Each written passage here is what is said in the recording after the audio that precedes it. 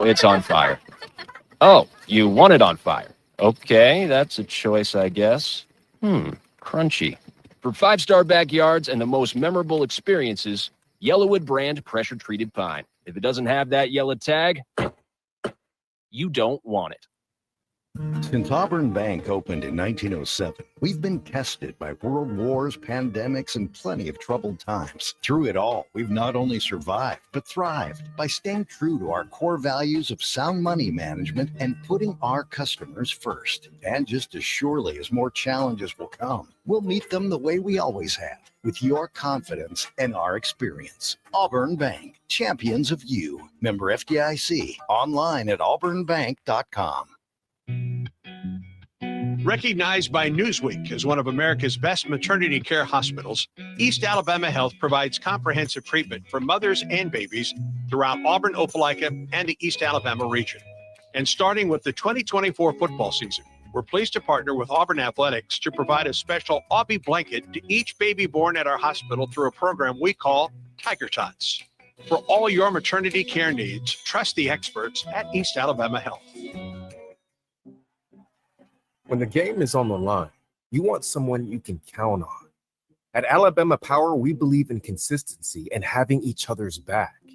It's our game plan to safely deliver the electricity you depend on. We give 100% to achieve 99.9% reliability. Learn how we power a better Alabama at alabamapower.com/reliable. Alabama Power is a proud supporter of the Auburn Tigers.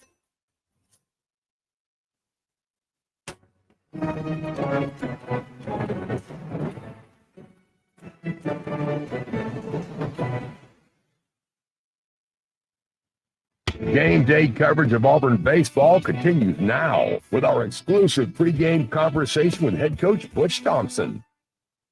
Right back into the SEC. Boy, what a year this has been for the Southeastern. You really don't know what's coming on an SEC weekend. Yeah, I call it the box of chocolates, right? But it's great. That's how competitive it is. And we talked about last year, it felt like a lot of people felt like that was the best the league's ever been.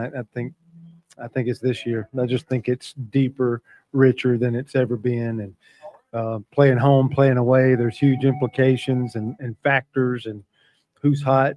Teams that started slow are making a run, and everybody's capable because you have great rosters.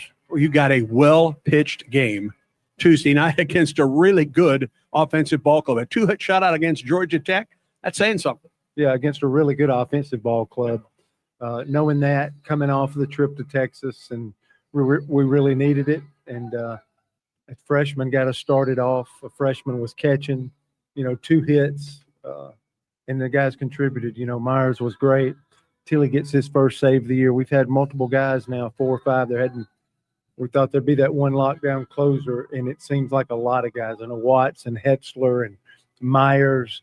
Now Tilly finishes a ball game. Hopefully that makes a difference. And the experience that some of these guys on the pitching staff have gotten the last month, hopefully that makes a difference for us this last month. But the guys have threw great and working really hard to get going. There's the rigors of a Major League Baseball team, a college baseball team. Hitting's one of the hardest things you can do in all of sports. And so there's some highs and lows, and to be able to keep grinding, figure out till we get back swinging the bats like we know we're capable of, for those pitchers to stand up like that against the top 25 team was exceptional. You brought in Carson Myers against nothing but right-handers in that ball game. What is the difference in his first year at Auburn and this year to have that kind of confidence in him with a game on the line to bring him in against nothing but right-handers? Yeah, doing it over and over. And I think he's comfortable in this league now. Had to figure out how to maybe he could just pitch to lefties. Now this year he can pitch to lefties and righties. So it's more he can come into a certain type of the game instead of face a certain segment of hitters. And I think that's good. I think he's got the fastball that he can pitch into right-handers now. And as you're calling the game, you can see a lot of those at-bats finish, especially the other night against Georgia Tech, was a hard fastball in or an elevated fastball up. So his ability, and that was a very right-handed lineup. We wanted those guys in the ball game to try to bounce back and get a win.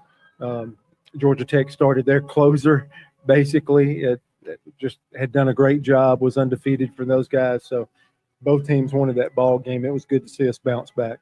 It's one thing to be the Friday night starter. It's another thing to pitch like a Friday night starter, and that's what you've gotten all season long from Samuel Dutton. Yeah, I think he's sub-3, one of the best. I think it's the best starting pitcher's ERA in the league, and been very consistent. And it's been multiple pitches and landing his stuff. He's been pitching at a very, very high level, and hope he's got 4 more in him, and I hope he's got 1 in him tonight. But just been a consistent performer. Everybody in the league knows that Samuel Dutton's been a guy in this league for a while, and see him add a couple of pitches and see the consistent run that he's had. I think he's respected throughout the league. Take a look at this state team, and it's 6-12 in the SEC, and then you look at the pitching and the ERA. That doesn't match up. This ball club can pitch. Yeah, we're fighting to really try to come up with a lineup because left-handedness is a strength, and we're swinging the bats well. But I don't want to go too far with the lefties because of Pico Cone and the left-handed breaking ball. It's going to be like Anderson for LSU. It's going to be like Spencer that we faced at Texas, and we had a good run where we just really did a good job against left-handed starting pitching. But this is a big one. They got 2 right-handers after tonight. But and this Mississippi State team, they almost scored double digits in each and every game in the series last weekend against Florida. So they're swinging the bats well. Really, in SEC conference play, they've had a higher average than their opponents, more doubles, more home runs. I think their challenge has been, we got to put the ball in play. We got to do a good job of doing that. They've made 4 times more errors than their opponents in conference play, and they've allowed people to have that extra 90 feet from a defensive standpoint, and giving up 25 stolen bases to them gaining 5, I think. So there's a couple of things where you have a ton of respect for them. One is the starter they have going tonight. He athletically and in a lot of numbers matches Sammy from that standpoint. So us playing defense, us looking around when we get on base, not to force anything, but look for ways to really try to get around these bases tonight and getting our offense going again. If we can just settle in, and I'm watching in this ball game here. If anybody's with me watching, we got to get on the fastball and the borderline breaking ball. We have to stop our barrel. We have to evaluate pitches. If we can't lay off that borderline left on left or to the back foot, that breaking ball that says strike, but then it's a ball. If we can't lay off that, that's how he gets going and how he extends his outings to 6 or 7 innings. If we can be on the fastball when he presents it, and if we can take the borderline breaking ball, we can get right back to playing great offense tonight. All the best tonight, War Eagle. War Eagle. Hi, it's me, your USPS Ground Advantage shipment. Just left the warehouse and hitting the road. I know. Just got the notification. Great. Smooth sailing so far. I'm almost there. Yes, I know. I get all the updates. Made it. Safe and sound. I know. Well, did you know I was with USPS the whole time? Oh, yeah. I know. Keep your business in the know with USPS Ground Advantage service. Visit USPS.com/in-the-know. Children's of Alabama is excited to partner with Auburn baseball because at Auburn, it's about making a difference on and off the field. The team is thrilled to introduce Hits and Sits, where all proceeds will benefit Children's of Alabama. Step up to the plate and sponsor a home game. You can sign up by visiting bc5foundation.org. Choose a game and a strikeout or a hit. It will be echoed beyond Plainsman Park into the lives of families at Children's of Alabama. Sign up today at bc5foundation.org. War Eagle. Strike out ants, termites, and other pests with a call to Cook's Pest Control. Cook's proven pest control methods and superior termite control system keep your home safe and are backed by a 110% satisfaction guarantee. As the weather gets warmer, your spring cleaning isn't done until you call the official pest control partner of the Auburn Tigers, Cook's Pest Control. Looky, looky, looky, here comes Cookie, Cook's Pest Control. O'Reilly. Check engine, ABS, or maintenance light on? Take the guesswork out of your warning lights with O'Reilly Veriscan. The service is free and provides a report with solutions verified by ASE certified master technicians. And if you need help, we could recommend a shop for you. Ask for O'Reilly Veriscan today. O'Reilly Auto Parts. The starting lineups are presented by Yellowwood brand pressure-treated pine. If it doesn't have that yellow tag, you don't want it. Before we get into the lineups, we'll remind you that the start of tonight's game is delayed due to the impending line of storms that's coming through, and the officials here are going to reassess in about 20 minutes, and as soon as we have information, we will pass that along to you. We will have bonus content for you along the network coming up after our next timeout. Let's go ahead and set the lineups, though, for you. First, for Mississippi State, the Bulldogs are 24-17 on the season. Chris Lemonis's Bulldogs are 6-12 in conference play. Garrick Fry is the left fielder. He is the leadoff hitter. The shortstop, Sawyer Reeves, bats second. Batting and playing third, it is their home run hitter, Ace Reese. The DH is the cleanup man. That's Noah Sullivan. Hunter Hines, the first baseman, bats fifth. And Reed Stallman in right field bats sixth. The center fielder is Bryce Chance. He'll bat seventh. Hitting eighth and playing second base, it's Gatlin Sanders. And Joe Powell does the catching and hits ninth. Again, for the visitors from Starkville, it is Fry, Reeves, Reese, Sullivan, Hines, Stallman, Chance, Sanders, and Powell. Now for your Auburn Tigers, Butch Thompson's club, 28 wins, 13 losses, 9-9 in SEC play, and rated third in the RPI with the number one strength of schedule in America. The DH is Chris Rembert. He's at the top of the order. He's followed by Bristol Carter playing left field and batting second. Hitting third in right field, it's the top hitter in conference play, Ike Irish. Cade Ballou in center field gets the call as the cleanup man. Hitting fifth and playing second base is Eric Snow. Cooper McMurray, the first baseman, bats sixth. Hitting seventh, it's the shortstop, Derek Fabian. Hitting eighth and catching is Chase Fralick. And rounding out the order for Auburn, the third baseman, Eric Guevara. Again, for the Tigers, it is Rembert, Carter, Irish, Ballou, Snow, McMurray, Fabian, Fralick, and Guevara. We'll take our final pregame timeout, and on the other side, we will have bonus content for you. We'll go back 3 years to the last complete game, well, before this year, before Sam Dutton threw a 7-inning complete game effort for the Tigers.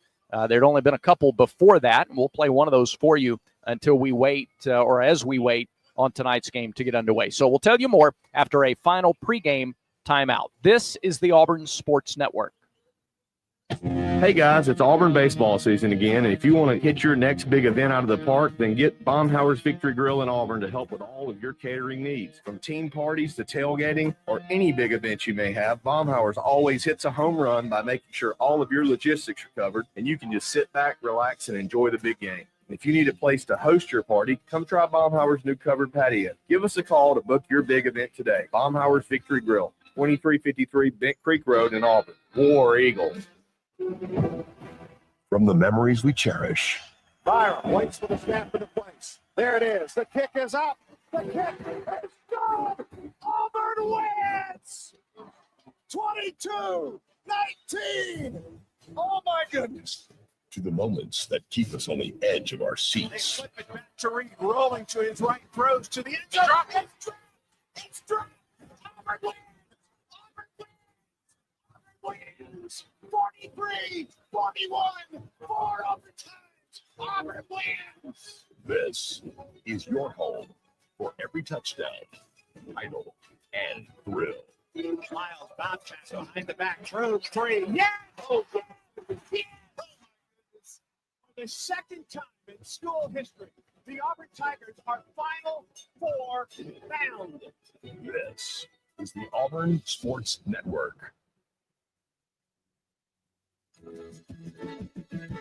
Don't stop planning for your future. Don't stop investing in your kids' education. Don't stop dreaming of that new home. And don't stop growing your business. Whatever you're passionate or dreaming about, don't stop. Because when you have a bank you can trust, you have the confidence to take on tomorrow.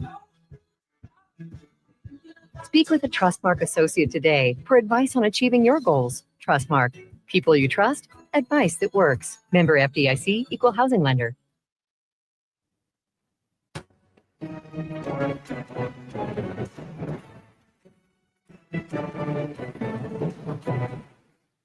We welcome you back to Plainsman Park. We're waiting for the start of the series between Auburn and Mississippi State, along with Brad Law. I'm Andy Bertram. Let's pause 10 seconds for station identification on the Auburn Sports Network.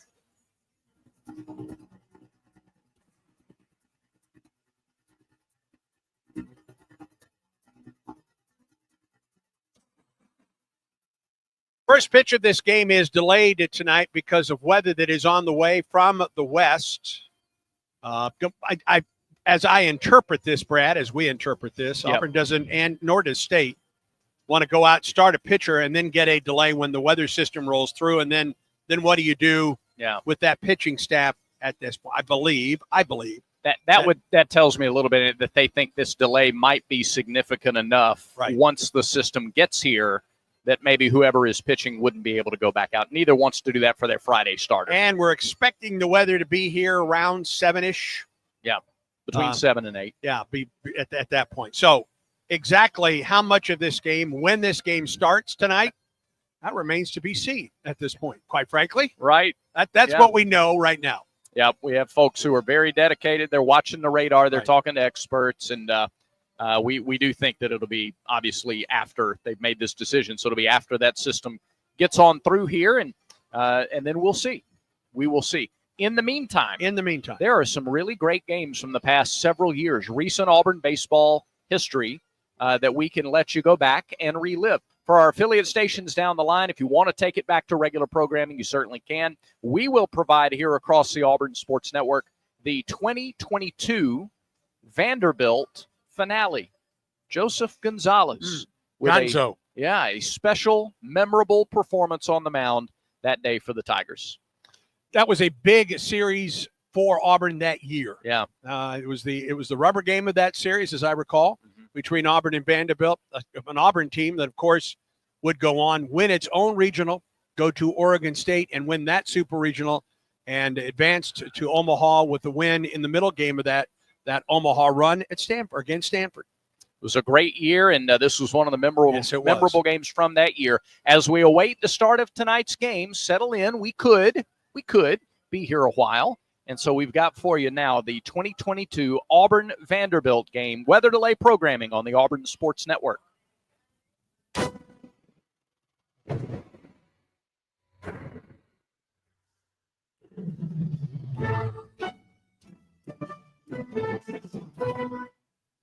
First pitch from Andrew Mitchell is lifted foul out of play to the right. It's 0-1. 79 degrees, winds out of the north, 12 miles per hour, crystal clear conditions here today. Beautiful day for baseball. There's a fly ball down the line and right. There's Williams near the line to make the catch. There's one out in the inning. Austin Martin flies out to right to start things off. Good start for Andrew Mitchell. And we said Auburn defensively. Davis, Estes, Williams around the outfield. It is Benner at third, Holland at short, Jarvis at second, Anthony at first again today, and Brett Wright behind the plate. We'll give you the particulars on Andrew Mitchell as we move along here in the first inning. Vanderbilt, the all-gray tops and bottoms, black numerals for the Commodores today. First pitch to Philip Clark is a fastball inside. Clark 3 for 9 in the series. Left-handed hitting DH has led them in hitting this weekend. Had a home run Friday night against Casey Nye. Swing and a miss. Fastball under the hands at 92, and the count's even. Good sign for Andrew so far. Making his 10th appearance and 6th start of the year. He's pitched 24 2/3 innings. 1-1, breaking ball missed high, 2-1. Struck out 31 in those 24 innings, so more than a strikeout an inning. He has walked 15. Opponents hitting 237 against Andrew Mitchell with an ERA of 3.28. 2-1, swing and a miss. He reared back, got 93 on the fastball there. Counts even at 2-2. Auburn, the white tops and bottoms, blue numerals, orange trim, blue caps with the orange AU. Auburn winning the first 2 games of this series, going for their first sweep against Vanderbilt in 16 years. There's a looping foul ball and a catch in the top row by a fan who brought his glove. That's big time right there. Well, he gets the big ovation, too. Setting the umpires for you, veteran Marcus Patillo behind the plate. Thomas Walkowiak is at first. 2-2, hit on a hop to Jarvis. From the edge of the outfield grass, throws to Anthony 2-1. Andrew Mitchell's dealing here in the first inning. Seth Buckminster is your second base umpire. Fred Cannon down the line at third. And good sign so far from Andrew Mitchell. Yep. Auburn wants 3 to 4 innings out of Andrew Mitchell today. It's a Johnny Allstaff day as far as pitching staff is concerned as Auburn tries to get the sweep. Just go hard as long as you can. Pat DeMarco pops up the first pitch he sees. Back right will give it a look, but that one is onto the concourse. Nothing in 1 to DeMarco's, batting .299, 6 homers, 29 runs batted in. Vanderbilt going right, left, right, left, right, left, right, left, right in their lineup. 0-1. Fouled out of play to the right. Nothing in 2. Tim Corbin, a veteran coach in this league, and no one remembers him, even the Vandy announcers do not remember him ever starting 6 freshmen in a game. Wow. It's a very young, talented team. 0-2 missed high, ball and 2 strikes. By the way, you gave the weather forecast. Wind from the north, which is a little unusual. Yeah. It is blowing hard right at the right field corner. 1-2 outside, 2 balls, 2 strikes. Ethan Paul on deck, 2 outs and nobody on here. Just underway, top of the first inning. And the 2-2 for Mitchell. Curveball. Oh, my goodness. Ball 3. Well, the entire Auburn infield was trotting to the dugout. Yeah. Expecting a strike call on that one. Maybe a little high. Maybe. 3-2, foul back right at us. Count remains 3 balls and 2 strikes. Yesterday, we had an unusually high strike zone out of Fred Cannon. That pitch yesterday probably was a strike. That pitch yesterday was sure a strike. That was yesterday, though.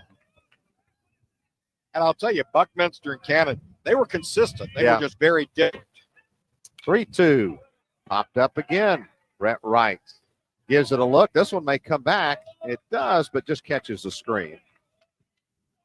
You can't give up on anything that gets up above the grandstand roof. Yeah. Because that wind is going to try to blow it back toward the infield and toward the first base side.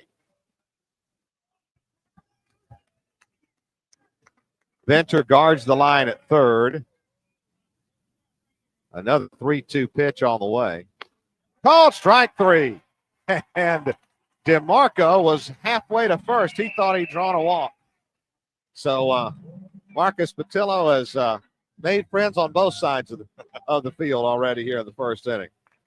3 up, 3 down for the Vanderbilt Commodores here in the first inning. We go to the bottom half. Vanderbilt nothing, Auburn coming to bat. Auburn coming to bat after a scoreless top of the first. A few more changes in the Vanderbilt defense. Austin Martin moves from the infield out to left field. Harrison Ray back in center. And Pat DeMarco in right. Garrett Blaylock again starting in third. A new player, freshman Jason Gonzalez at short. Ethan Paul's your second baseman. Julian Infante again at first. And Steven Scott moves in behind the plate from his outfield post. Pitcher for the Commodores. Be careful. Boy, that would be an insult. Mason Hickman. Hickman making his 9th start and his 12th appearance overall. Has 1 complete game. He's been an innings eater for him on Sunday. 52 1/3 innings, 22 earned runs. He struck out 48, walked just 14. So you're going to have to put it in play against him. Opponents are hitting 245, and his record, a solid 7-1, 3.78 ERA. He has been a real solid player for him. Here's Will Holland to lead things off and fouls the first pitch out of play to the right. And Rod, as we say this, the reasons for the shakeup, Alonzo Jones with a strained oblique from Friday night at center field, and also an injury to the shortstop Connor Kaiser, which has him out. Auburn, as far as we know, 100% here. Holland pops the 0-1 pitch straight up the chute. Scott makes the catch for out number 1, just to the outside of the left-handed hitter's batter's box. 1 out here in the first. 1 away for Stephen Williams. 2 for 8 in the series, batting .318 on the year. Swings and misses at the fastball away.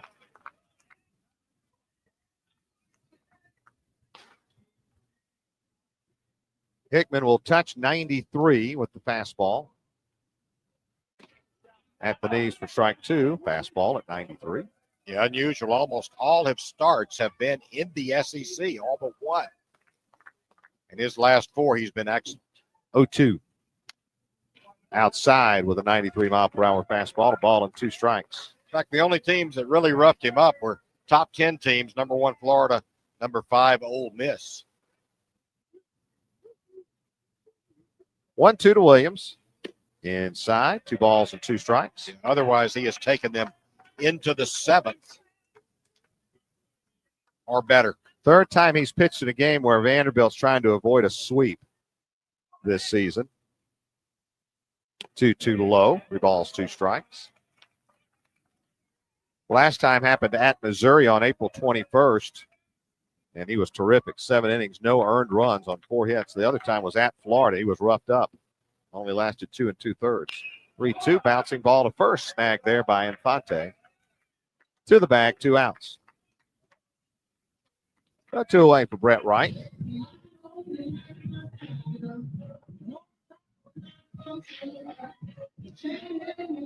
Wright comes in at 277. He's driven in 36. 9 home runs for Brett.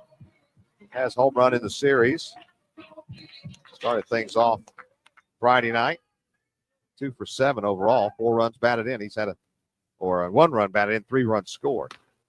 Checked his swing on a fastball high. Auburn has scored in the first inning of the last 3 games, and they are 16-1 when they score in the first. 1-0. Upstairs, 2-0. I say that because they scored with 2 out in the first on Friday night on a Brett Wright home run. Yep. Been a little tougher to get it out to left today with the way that wind is blowing, even with the short porch out there. 2-0, strike at the belt. And I'm not sure we have seen anything but fastball so far from Mason Hickman. I think he threw a change to Williams on the last pitch. That was it. 2-1 breaking ball, strike 2. You dared him. I dared him, didn't I? Has a slider and a change. Not a big difference in speed between the change and his fastball. Not as much as you see normally, but enough, about 8-9 miles per hour difference.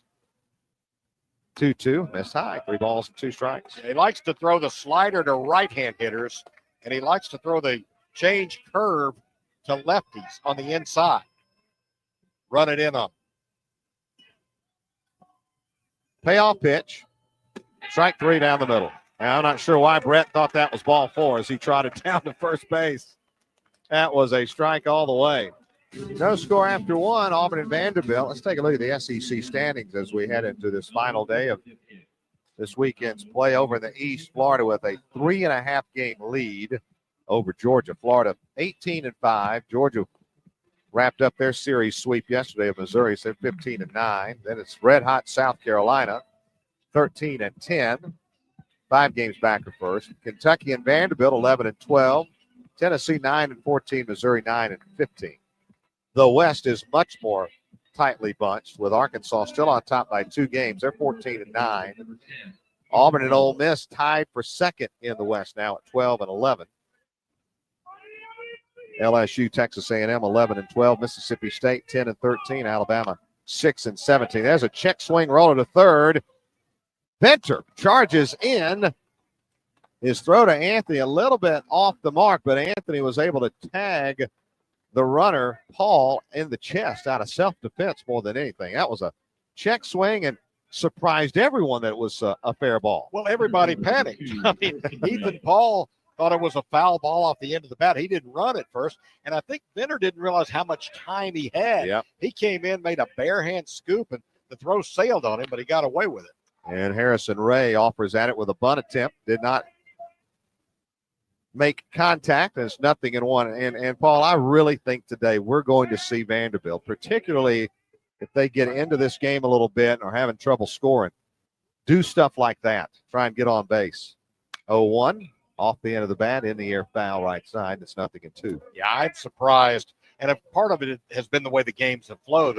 Against Mize on Friday night, they got behind and just couldn't get back in the game. Right. I mean, 4-0 was like 10-0 with Casey pitching. 0-2 bounced in there, ball and 2 strikes. But yesterday, when they got it back to 8-5, really surprised they didn't try to do some things to put pressure on the Auburn defense. I agree. They played it straight up, and Auburn pulled away at the end. Here's a 1-2 to Ray. Fouled back this way, out of play. Ray, 264 average, no homers, 11 runs batted in, made an unbelievable catch in center field late in the game yesterday. Out there for Alonzo Jones, who is out with an oblique injury. 1-2 to Ray. But outside, maybe high as well. 2-2. Not a bad pitch from Mitchell. Ray and then Steven Scott. Scott's on deck for Vanderbilt. No score, top of the second, one out. It's a 2-2. In the dirt, 3-2. Well, he's gone to the change twice since he had him 1-2, and he's missed pretty badly with both of them. We'll see if he comes back with something, with a hard pitch, either a slider or a fastball here. Ray's a good fastball hitter. He has shown that yesterday. 3-2. Popped up behind the plate. Bright shades his eyes. Should stay in play. And he makes the catch going backwards towards the diamond. Anthony was there just in case. That's a nice play by Brett Wright. And Paul, you mentioned it earlier. Anything straight up behind the plate, you better not overrun it, because it's going to be natural with the way the wind's blowing to overrun that ball. Well, and it's a white sky, too. Yeah. Anthony was playing back at first. He sprinted in over 100 feet trying to get there. He would love to have called Brett Wright off, because it was a difficult play, but Wright stayed with it. Anthony couldn't get there, and they got the out. Steven Scott takes a pitch on the corner, but called the ball, maybe a little bit low, 1-0. Scott, left-handed hitter, 213 average, 6 homers, 24 runs batted in. 1-0 fastball at the belt for a strike. So far, Andrew Mitchell's hard stuff has been very good. Yep. He has had trouble locating that changeup. 1-1. Fly ball to right. Hooking away from Williams, but he gets there to make the catch. Boy, that ball was held up by the wind. It was. And that allowed Stephen Williams to get there in an easy 1-2-3 inning for Andrew Mitchell here in the second. No scores. We added the bottom of the second. Both pitchers so far have been very, very sharp, very early in this one. Auburn going for the sweep. Vanderbilt trying to salvage a win in the series. Auburn winning Friday night 4-1, 11-5 yesterday. And then the Tigers after today will have a midweek home game, and a tough one at that, against South Alabama Tuesday night at 6. Before heading to Ole Miss for a Thursday, Friday, Saturday series. And Coach Butch Thompson, after the game last night with the media, hinted that Casey Mize may just stay on Friday nights the rest of the way. Yeah. Flip-flop the Thursday as it needed to be. Yeah. And you may see what you're seeing today on Thursday night with Andrew Mitchell or some combination thereof. We'll see. Here's Edouard Julian. First pitch, fastball swinging, 0-1. I'll tell you what, Rob, Mason Hickman, true freshman, 6'6", 230, Hendersonville, Tennessee. He is an impressive physical specimen out there. 0-1 to Edouard. Ooh, strike 2 called at the knees, we'll say. Good pitch by Hickman.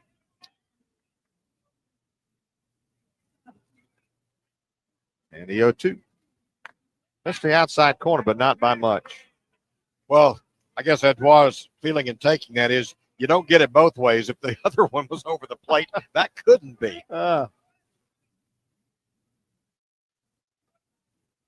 1-2 wind and pitch. Tapper foul at the plate. Edouard stays alive.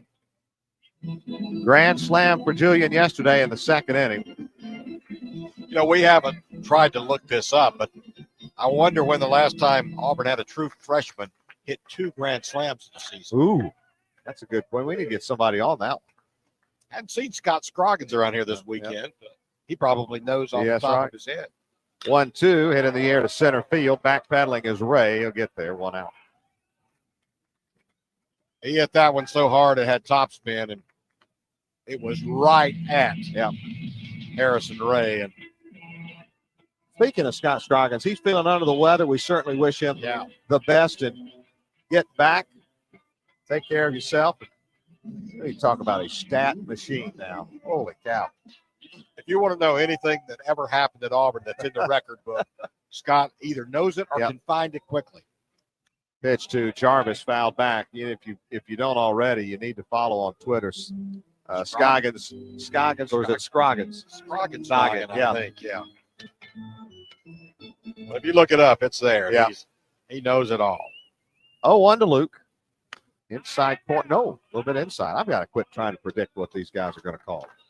I've only done this 26. Announce and not umpire today because you have no clue. I've been doing this 26 years, and you would think I'd figure that out by now. But no. My wife would tell you there are a lot of things that I haven't figured out. 1-1 all the way to the backstop. 2-1 the count. I'm a little stubborn on. 1 out, nobody on, no score, bottom of the second. You could be a coach. You're stubborn.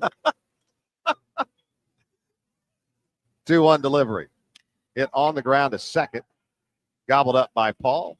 Over the first 2 outs. So 2 away for Jay Estes, who's had the best weekend, average-wise, of anyone on either side. He is 5 for 7 with 2 runs batted in, 2 runs scored, a double, and he has 3 stolen bases. And one of his hits yesterday, I think, just stunned Vanderbilt. A routine grounder to short, and he just beat it out on pure hustle. Bats with 2 outs and nobody on. Fastball low.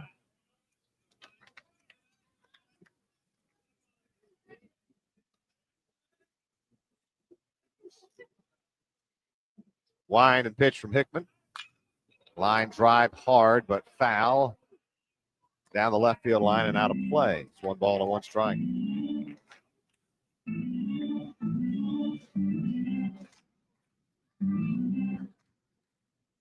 Another good crowd on hand. Not quite as big as yesterday, but another good Sunday crowd. 1-1 to Estes. Inside corner, strike 2.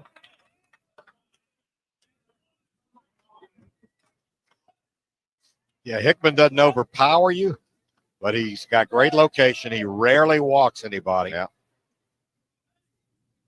1-2. Fastball back up the middle. That's a base hit. 2 out single for Estes. First base runner for either team, and that'll bring up Brendan Venter. Senior center fielder creeping up toward 300 again. Yep. Good time to get hot as we hit the stretch run. Venter 2 for 6 in the series as he slowly walks to the plate. Hit a home run yesterday in that 5-run fifth, which included the grand slam by Julian.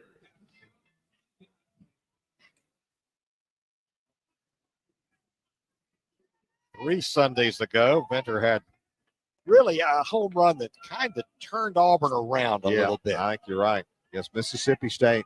Season kind of seesawing around, and Auburn's been red hot. In fact, we'll get you some numbers later. Estes takes off for second, throw down, and he's out. Close play. Thought he may have gotten around the tag. Second base umpire Seth Buckminster said he was out. We'll take a look at it before we go to break. No, he was, well, I don't know, Paul. That was close. It was close. Very close. And in fact, I think we're going to get our first review. Yes, we will get our first review, so we'll keep it here. First review of the weekend. Yeah, it's been very unusual, and this one's going to be a review. And I guess at this juncture, it's a coach-initiated review. Yeah. It looked as though he got his foot in there. If he didn't bounce off the bag, then he might have been safe. We'll see what they do. Television has gone to their break. So we'll see what happens when the umpires come out. They have gone back into the video room. Yep. Generally, it is the umpire involved, which will be Seth Buckminster, and the crew chief, which I guess in this case is I think it's Fred Cannon, but I'm not sure, to be honest with you, Paul. No, Fred Cannon is the senior member of the crew. I know that. And I don't know how they select crew chiefs. They can flip a coin for us. The video replay room is behind the first base dugout. And I wish we don't have replay now because TV went to break before they indicated the review was going to occur. I think Marcus Patillo must be the crew chief because he has gone back there with Seth Buckman. So they we shall continue see. to The throw beat Estes to the bag, but it skipped and the glove was up. And the glove was up, and I think Estes, I think he may have gotten around the tag. It's just a matter of whether or not they have enough evidence. Well, they got a great look, and it is so in the gray area. Yeah. When you look at it from that angle, he's in. I think they'll probably call him out, just judging from the angle. Well, they didn't tag him when the glove went down. They kind of tagged him on the side. Yeah. But it is a gray area.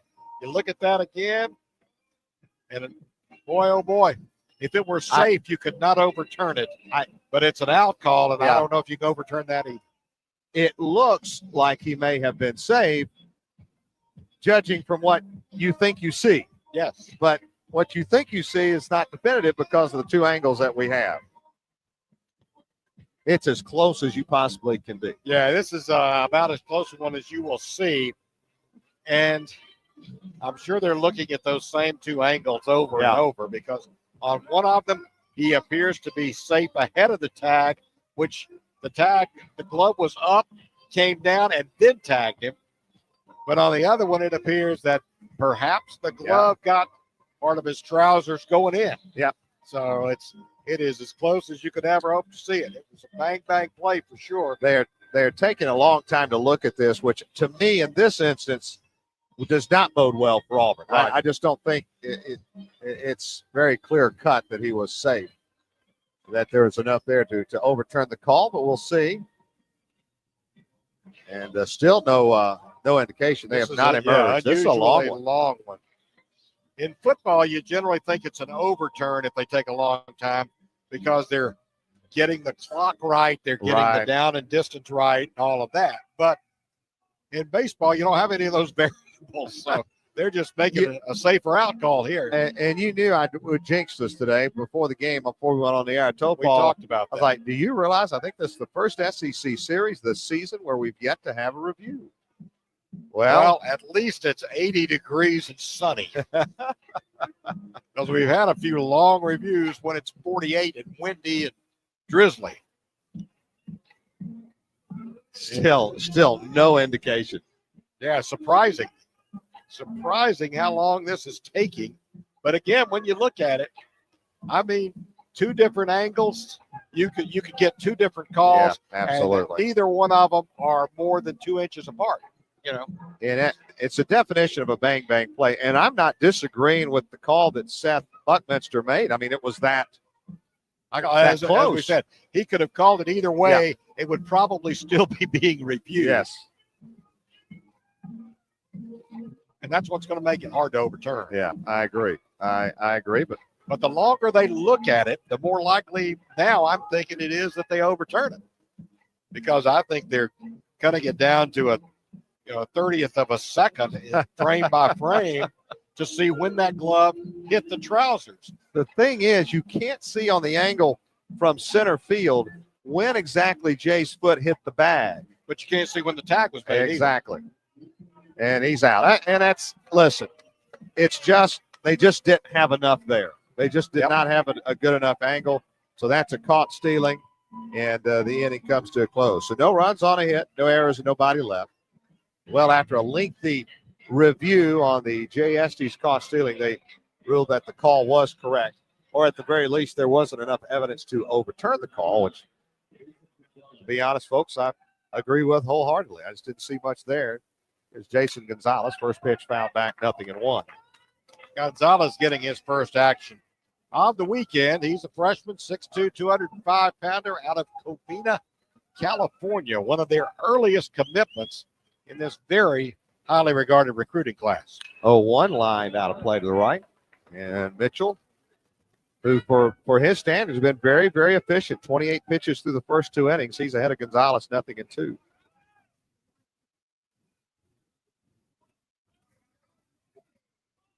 Pitch home. Missed high, ball and 2.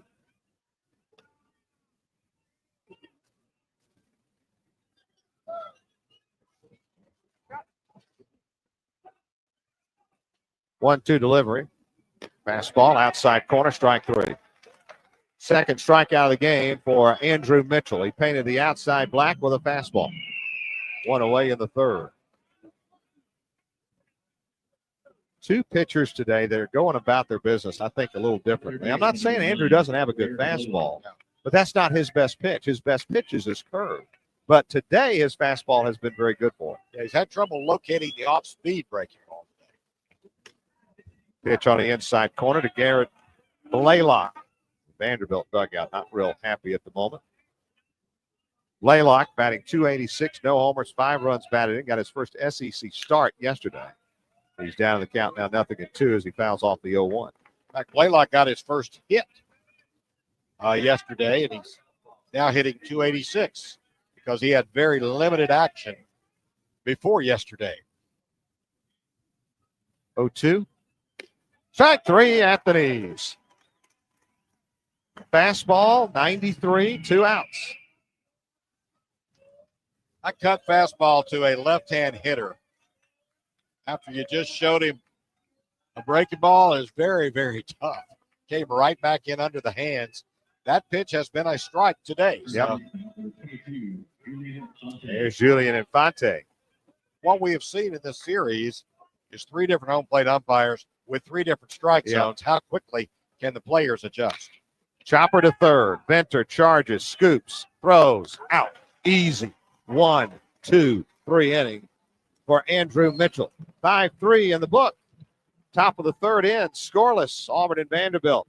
And at the bottom of the third, no score. Auburn with the only hit so far early in this one, a JST single. Brendan Venter, Connor Davis, Josh Anthony. Bottom third of the Auburn order against Mason Hickman. He and Andrew Mitchell to this point have gone toe-to-toe, pitch for pitch. Both at 28 through the first 2 innings. Andrew Mitchell needed just 8 pitches to retire Vanderbilt in order in the third. Now, that's the first time around for Mitchell. And this is, I think, when we get back to the top of the fourth, is when you start to watch Andrew a little more closely. Second time through the order. In fact, between half innings there, Calvin Coker headed down to the Auburn bullpen. Yeah, the Auburn bullpen fully populated now. And, of course, it's a Sunday game. This has not resembled a Sunday SEC game typically, but it's a Sunday game, and what you're trying to do is really keep the game in control and hope your offense can win it.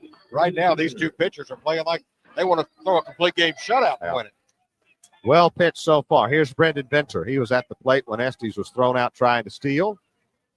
Swings at the first pitch and lines it down the left field line. That's a fair ball. It hits the line. Venter around first. He will go into second, beat first, and that's a double. I think the third base umpire called that a ground rule double anyway. He was waving both arms out as safe, because the ball bounced and actually hit to the left of the padding out there, which is where the bleachers started, kicked back into play. But it's a double either way, and it was a well-hit ball by Brendan Venter. Well, he's really swinging it well. That's his 3rd hit of the weekend. And he's at second base with nobody out. Connor Davis, the batter.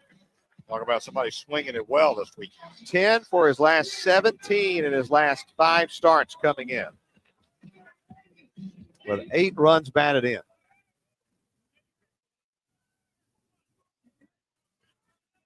He's only hitting .333 this weekend, but I don't think he played Friday, did he? Actually make that 10. Yeah, he did play. Yeah. 10 runs batted in. Davis swings to the first pitch and flies it out to center field. Harrison Ray broke in. Now breaks back and makes an over-the-shoulder catch on the track, and that's deep enough to get Venter to third. Boy, that ball really took off. I thought they had jammed Connor Davis just a little bit. Ray kept going back, and all of a sudden the wind starts blowing, and Ray's making an over-the-shoulder catch on the track, and Venter alertly tagging up and going to third. So 1 out, Venter at third for Josh Anthony. Auburn trying to score first here. The bottom of the third. Infield will come in for the Commodores. Well, you don't see that in the third inning of a Sunday game very often. Hickman at the belt. Pitch to Anthony. Breaking ball out in the dirt. Nice stop by Scott. Saved a run. 1-0 to Josh, who's hitting .265. 3 home runs. He's driven in 26. 2 for 6 against Commodore pitching in the series. Josh has been going to right field much more effectively the last 3 or 4 weeks. 1-0. Curveball low. 2-0 the count. They appeal to first. He clearly held up.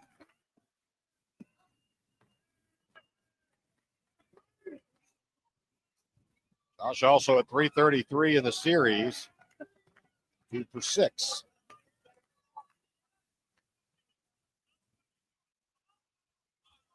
And the 2-0 to Anthony. Fastball low, 3-0. Well, obviously they have first base open, but you have the top of the order next. Yeah.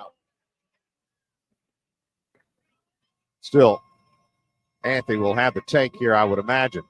Well, those flags are standing straight out toward right center field. Pitch. There's tie. First and third now. It sets up a double play possibility. But Auburn now with first and third and 1 out. Well, they're going to back up the middle of the infield and bunch them.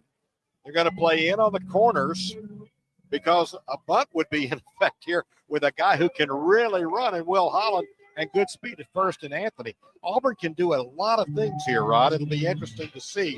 And we're going to have a timeout call because Vandy realizes Auburn can do a lot of things here. Scott Brown, the pitching coach, assistant head coach comes out, or associate head coach comes out, brings the entire infield into the mound. South Carolina going for the sweep against Ole Miss. And the Gamecocks lead 5-3 in the top of the 7th. Tennessee and Kentucky, rubber game of that series. Volunteers lead the Wildcats 3-1, bottom of the 5th. Florida and Texas A&M, College Station. A&M trying to avoid a sweep. They lead 4-3 in the bottom of the 5th. Later on, Arkansas at LSU, rubber game of that series. Rubber game of the series in Tuscaloosa is the late game today at 3 Central, Mississippi State and Alabama.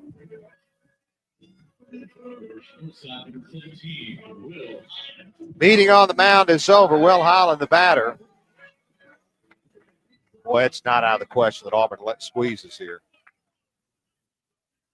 Third baseman even with the bag. That's Blaylock. Hickman pitches. Holland takes it low. That's close. It was a good running fastball, but it did drop low. There is stirring already in the Vanderbilt bullpen. Nobody throwing, but a lot of movement, good movement going on down there.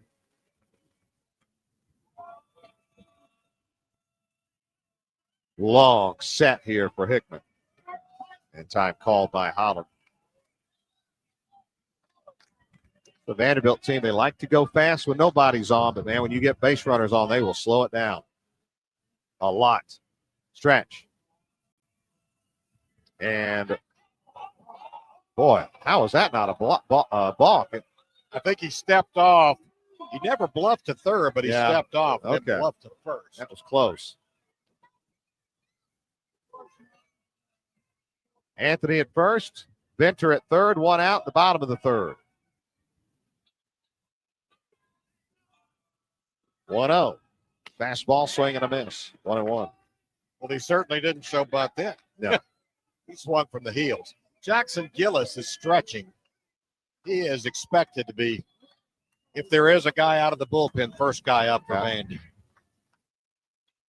Auburn with their first scoring threat of the day. First and third, 1 out here in the bottom of the 3rd inning. A 1-1 count to Holland. Hickman ready. And another bluff. Steps off first.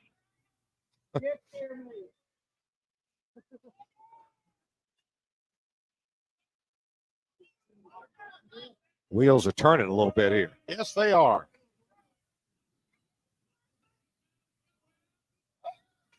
And a 1-1 pitch. On the way. Breaking ball, chopped foul. It's 1 and 2 strikes.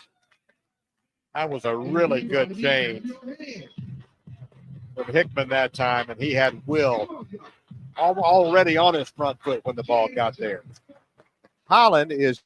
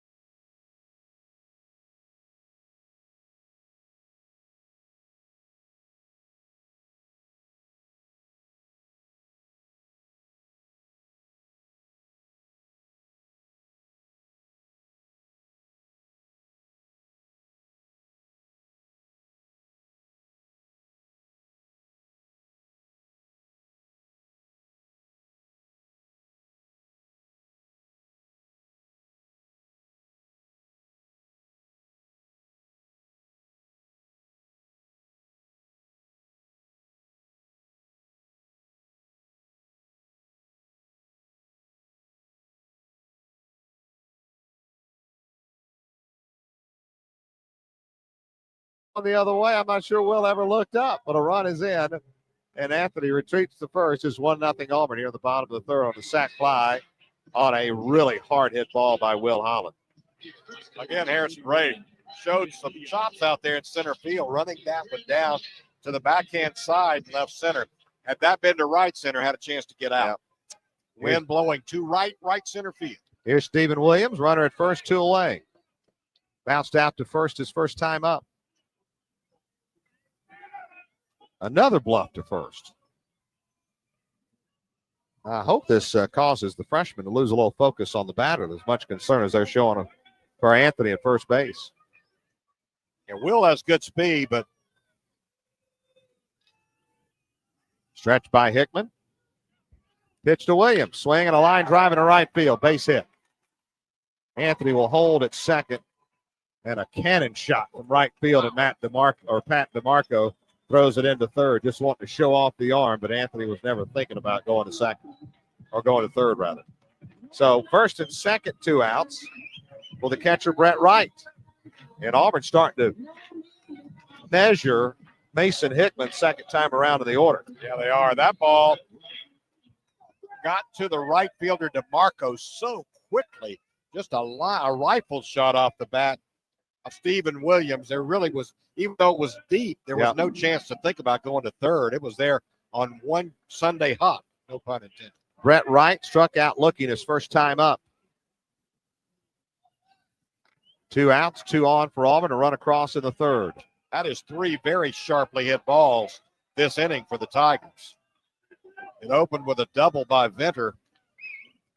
A sac fly to center field. Actually 4. 2 deep fly balls to center field, and then that shot by Stephen Williams for a base hit. Stretch and pitch. Curveball popped up out of play to the right. Mason Hickman is sort of fortunate. He has not had worse situations here than he has. 0-1 to right.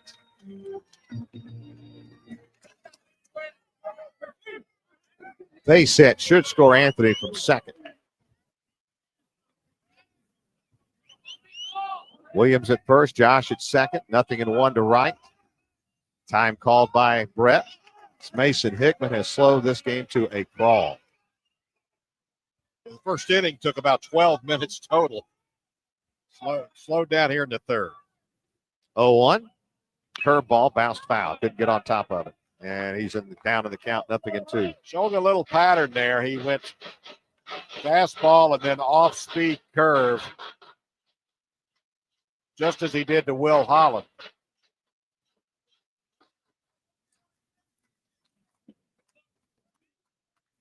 So 0-2 to right now. Stretch. And pitch. Fastball, foul tip into the mitt, inning over. Run across for Auburn on 2 hits. No errors and 2 left. We played 3, Auburn 1, Vanderbilt nothing. 1-0 Auburn. We head to the top half of the 4th inning. Tigers strike first. And as you go to the 4th inning, Andrew Mitchell's been very, very good, but this will be his second time through the order. And that's when the coaches will keep a real close eye, and Auburn's going to have a quick trigger today on any guy that is out there. And we'll see how Andrew fares here second time around against the Vanderbilt Commodores. We'll take you through the middle 3. Here's Paul Ellen. First time through the order, Mitchell, 36 pitches, 26 of them strikes. Auburn has staked him to a 1-0 lead on the sac fly by Will Holland. So here we go at the top of the 4th inning, top of the order. To face Andrew Mitchell, Austin Martin leads off. He flied to right, softly to right, his first time up. Wide, and the pitch is a strike. Good fastball. Belt high right down the middle by the Auburn lefty. Auburn plays Martin straight away. Pitch swing, foul tip, strike 2. Martin, a .333 hitter. Today in left field. He's played shortstop and third base as well in the series. And the off-speed pitch again bounces up from Andrew Mitchell. He has had no command of his change, but his fastball slider have been very good to him the first time through the order. 1-2, misses low. again with the change. And the count evens up at 2 balls and 2 strikes. Mitchell to the wind, working quickly to 2. Bounce to third. Benter waits. He'll have to hurry. Throws. He got him. Half a step as Benter got caught between hops that time. Had to wait to take it on a hop. And when he did, he showed off the impressive arm, gunning down the speedy Austin Martin 5-3 for out number 1 here in the top of the 4th inning. Philip Clark steps up. Clark, freshman designated hitter, 0 for 1, bounced to second his first time up. First pitch from the lefty, swing and a miss, strike 1. Mitchell up there with a 92-mile-an-hour fastball again, above the belt. Working quickly. Pitch fouled out of play. And again, he came right back with the fastball. He's got him in a hole. 0-2. Philip Clark, along with Martin, the only 2 players with multiple hits for Vandy this weekend. Clark 3 for 10. Pitch fouled out of play into the screen up the left side. He has thrown him 3 straight fastballs. Left-hand hitter is Clark. Really good-looking player. Pitch, check, swing, and call the ball. Held there by Brett Wright. But the call ain't going to change. 1-2. On the way, the 1-2. Missed low this time. Count evens up, 2 balls and 2 strikes.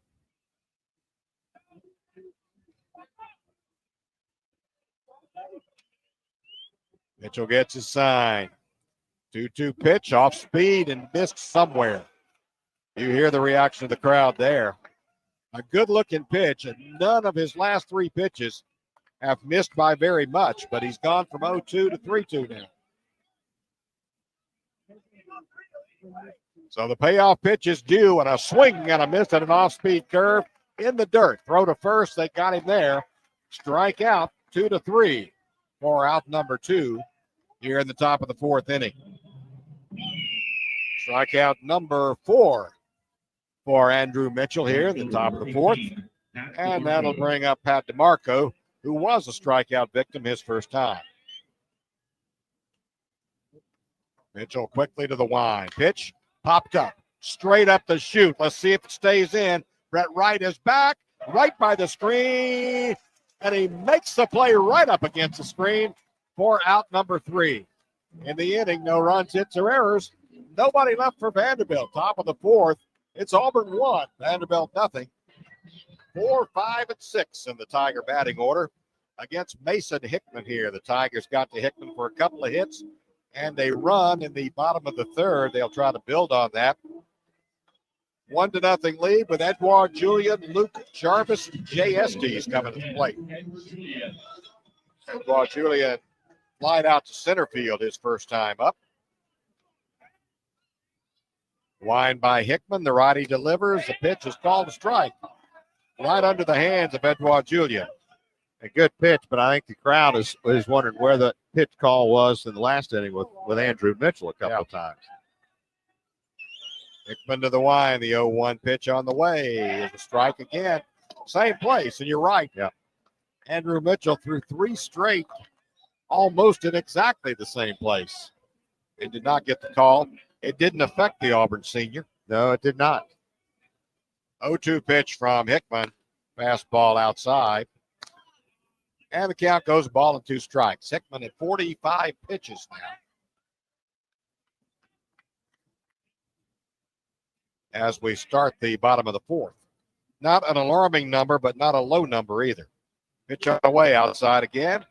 And the count evens up now on the Auburn cleanup man, the freshman, Edouard Julian. His parents in attendance the last 2 series. And they've gotten to see their son shine. Oh, my goodness. Has he been good? 2-2 on the way. Foul back at the screen. Now remains 2 balls and 2 strikes. A shoe-in to be a freshman All-American. I would think so. He is far and away the leading freshman RBI man. Well, he's tied. He's tied for the SEC lead coming overall into today. Yeah. 50 RBIs for the young man. hitting .284, 11 home runs, and now Hickman takes a little bit too long. They play him deep, pulled around just slightly to the right side. Both the shortstop and second baseman are on the outfield grass. 2-2, popped straight up. The wind may keep it in play. Down the left field line. Left fielder on the run. It's a fair ball, and he catches that ball 10 feet fair as Austin Martin stayed with the ball that started out flirting with the grandstand and wound up 10 feet fair. Smart baseball play right there by Austin Martin. He knew which way the wind was blowing, and he knew there was a shot that one would stay in. And did it ever? Not only did it stay in, it came back probably 20 feet. Yep. So 1 out for Auburn here in the bottom of the fourth. Here's Luke Jarvis. First pitch to Jarvis, off speed pitching. A really good looking pitch, called a ball. Auburn softball wrapping up the regular season today at Chattanooga. Tigers lead 6-0 in the top of the fourth. 1-0 is a swing and a miss.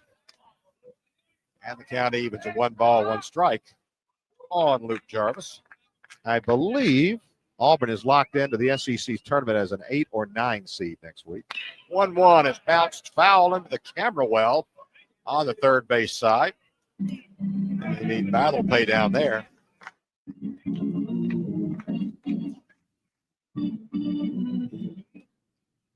Right hand hitting Jarvis against a right-hander Hickman.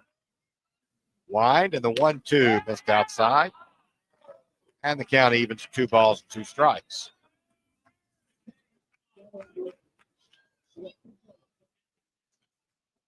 Wind just kind of billowing around towards center field. Flag standing straight out. 2-2 on the way. Fastball low. And I'll tell you, neither Hickman nor Andrew Mitchell have been, by any stretch of the imagination, wild. No, not to this point. They have been around the strike zone on most of their pitches. But we're due a payoff pitch now to Jarvis. There it is, and it's bounced foul. As a result, especially in this inning, Auburn starting to get the pitch count up on Mason Hickman. He has been good for extended innings and about 100 pitches, 90 to 100 pitches in SEC play. He's at 54 right now. Pitch on the way, bounced foul at the plate again. A good at bat by Julian and a good at bat by Jarvis here. And that time Luke was just swinging for his life. He was kind of out in front of a slow breaking ball coming up there, right off the end of the bat. New baseball for Hickman. And another payoff pitch on the way, bounced to short. Shortstop backhands, comes up throwing and got him close at first base. Good play by Jason Gonzalez as he threw that off his backhand and had no time to waste. And just by a fraction of a step was Jarvis out at first base. Gonzalez, not a natural shortstop, getting the start there today. Made a nice shortstop play. Showed off pretty good arm. 2 down for Auburn here in the fourth inning. Auburn leads it 1-0. Tigers going for the sweep over the Commodores this weekend. Here's Jay Estes. Hickman to the wind, and the pitch to the Auburn center fielder. Line center field, but there is Ray to grab that line drive for out number 3. So nothing across for Auburn here in the bottom of the fourth inning. 3 up, 3 down. We played 4. It's Auburn 1, Vanderbilt nothing. 1-0. Auburn leads it as we go to the top of the fifth inning. Game moving right along here at Blazeman Park in Auburn, Alabama. The Auburn Tigers trying to get a series sweep over Vanderbilt for the first time since 2002.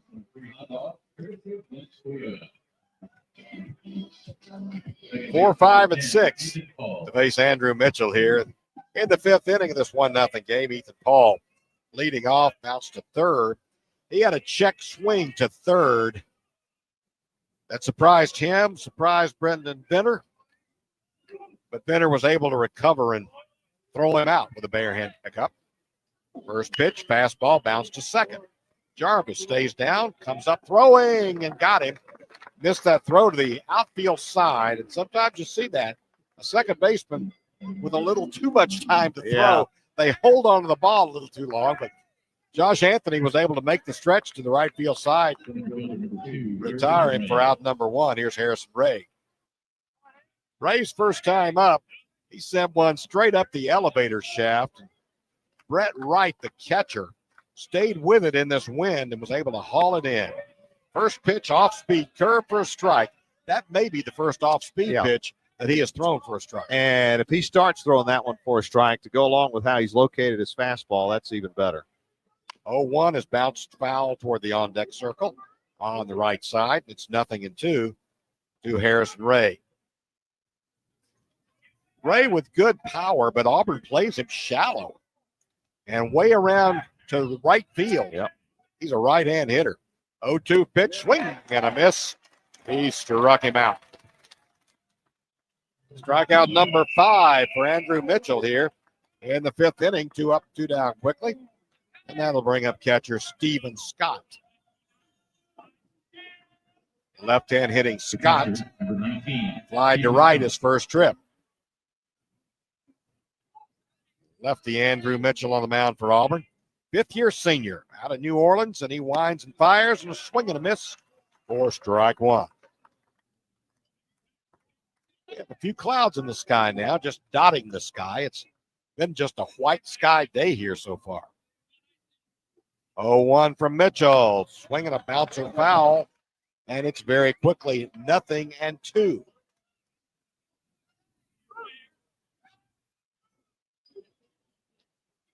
Lefty Scott steps out just for a moment. Now he's ready to go. Mitchell, new baseball, 0-2 pitch. On the way, line towards second, knocked down by Jarvis, and he can't make the throw. Jarvis with a great play to knock that one down.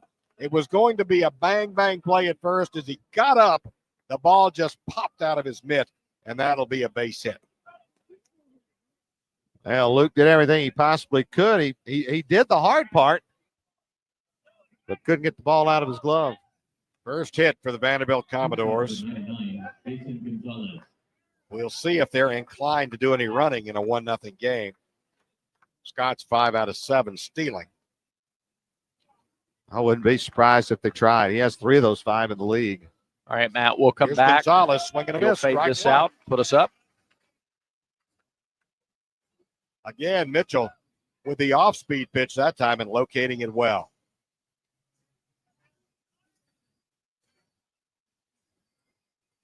First time he's been in a stretch today.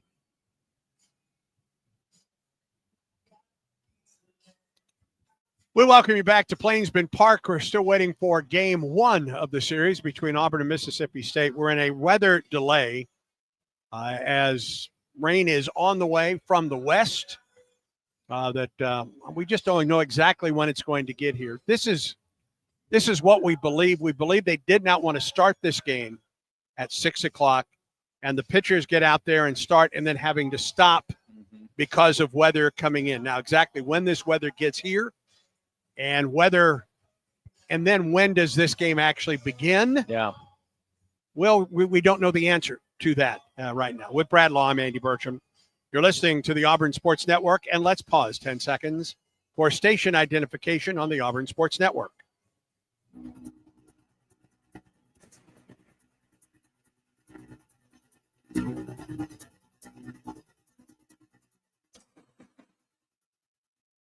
We are expecting an update from the powers that be here. We in the next few moments, as a matter of fact, perhaps to give us an update on a possible time that we expect the weather to come through, and then what time this game starts. Game 1 between Auburn and Mississippi State. The Tigers 9-9 on the season in the SEC. Mississippi State is 6-12. Also, already big news in Auburn athletics today as Auburn men's golf wins the stroke portion of the SEC Golf Championship on Sea Island, Georgia.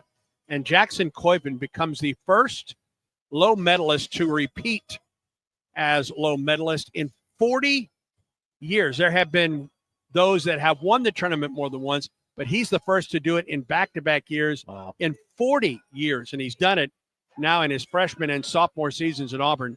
Auburn will play Texas in the first round of match play tomorrow. That's a Texas program. Auburn, number 2 in the country. Texas is number 3 in the country, but Texas finished as the 8th team in stroke play. So it'll be number 1 Auburn against number 8 Texas tomorrow morning. The winner moves on and plays in the semifinals tomorrow afternoon, and then the championship round of match play is on Sunday. A reminder to you that there is a lot of action on this Auburn campus. Auburn softball is playing right now. The Tigers in the bottom of the 6th trail South Carolina 6-2 over at Jane Beam Warfield. That's a game that started an hour before this game was scheduled to begin. So that's why that game may get through all of it before this weather comes through at this point. In addition to both baseball and softball on campus, Auburn Track and Field will host its only home meet of the season. It's the Tiger Track Classic over the Hutzel-Rosen track tomorrow. The first field events begin, I believe, at 10:30 tomorrow morning. Admission is free. So you can take in some outstanding track and field in the Tiger Track Classic. And besides softball and baseball and track and field, and then Auburn men's golf, I think that's all of the action this weekend for Auburn athletics. Next week, the postseason begins for both men's and women's tennis. The women will host. We truly believe that the women will host out at the Yarborough Tennis Center. The men likely on the road, but all of that you can follow at auburntigers.com. Bradford. In the meantime, we have been listening to bonus coverage of the 2018 season. 2018 Auburn Vanderbilt in the series finale. And we will take you back to that programming now. But to reiterate the message, just to kind of come back on here at the top of the hour, officials are reassessing soon what the plan will be. The weather has not come through yet, but it is on its way. And we do believe that weather is still imminent. And they didn't want to start the game and have to pause it an hour and 15 minutes in. Neither team wanted to do that with their Friday night starter going. So we are still awaiting the start time of this game. Officials continue to monitor continually. And as we have more news, we will bring it to you. In the meantime, you can follow Auburn baseball on the various social media channels. They will have updates as they have information there as well. And we will send you back now to our bonus programming, our weather delay programming. More in progress. 2018 Auburn versus Vanderbilt. Well, Andrew, all year long when he's had base runners on, has come close to balking on many occasions. He just doesn't come set.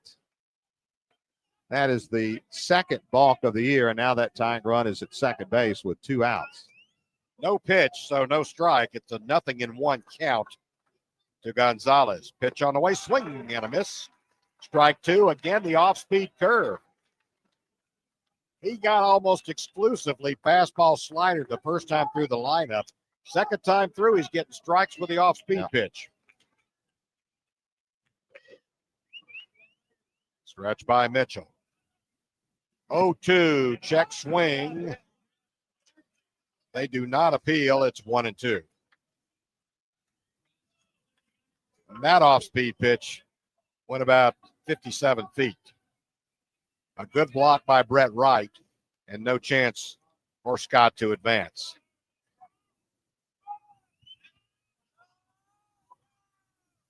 Stretch by Mitchell. 1-2 on the way. Overthrew the breaking ball that time, way up high. And the count evens 2-2.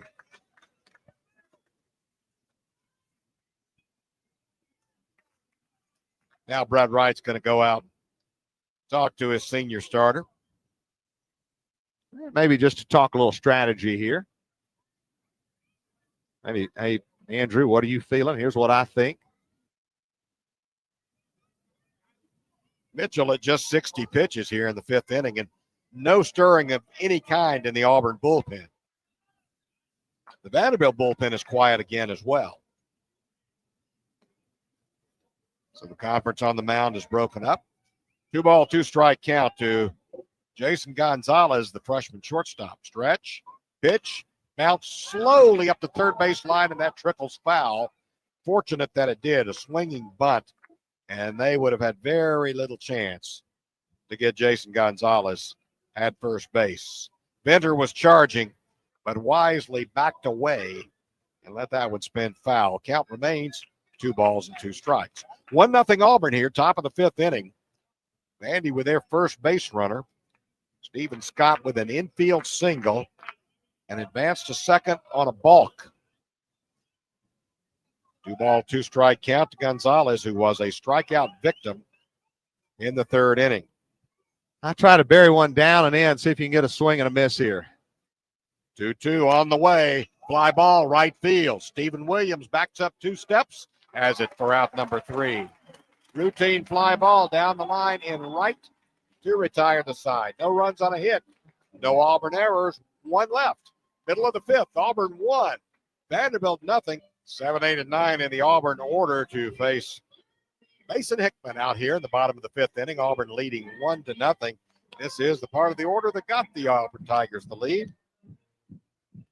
Brendan Venter doubled and has scored the only run of the game so far. He did that leading off the third inning. Score eventually on a sacrifice fly by Will Holland. So Auburn leading 1-0. Here's Venter to lead things off against Hickman, who has been very good. Hickman right now at 57 pitches through 4 innings. Struck out 2, walked 1. He makes the ball in play. Anything but your typical Sunday game so far in the SEC. I hope I didn't jinx us by saying that. Wind blowing out to center field, but the pitchers have been in control through 4.5. So here's a right-hand hitting Venter stepping in against the right-handed freshman, the big guy, 6'6", Mason Hickman. The wind and the pitch on the way is low for ball 1. As we mentioned, Hickman has been in the 90 to 105 pitch area, so unfazed right now at around 60. Pitch is driven. Left field. Did he get enough? It's back. It's deep. It's gone. It's gone. Brendan Venter turned on the ball and drove it over the wall in right number 9 for the big Auburn third baseman as he turned and drove it right over the wall and straight away left field. Auburn leads it 2-0. Oh, that looked like you taking a 7-iron and dropping it within inches of the cup, that swing. I don't think anyone's ever seen that, but in my mind, it might look like that. Just the perfect arc to get out of here. Yes. There was no doubt about the distance. It was just a matter of it was going to get over that 30-foot wall.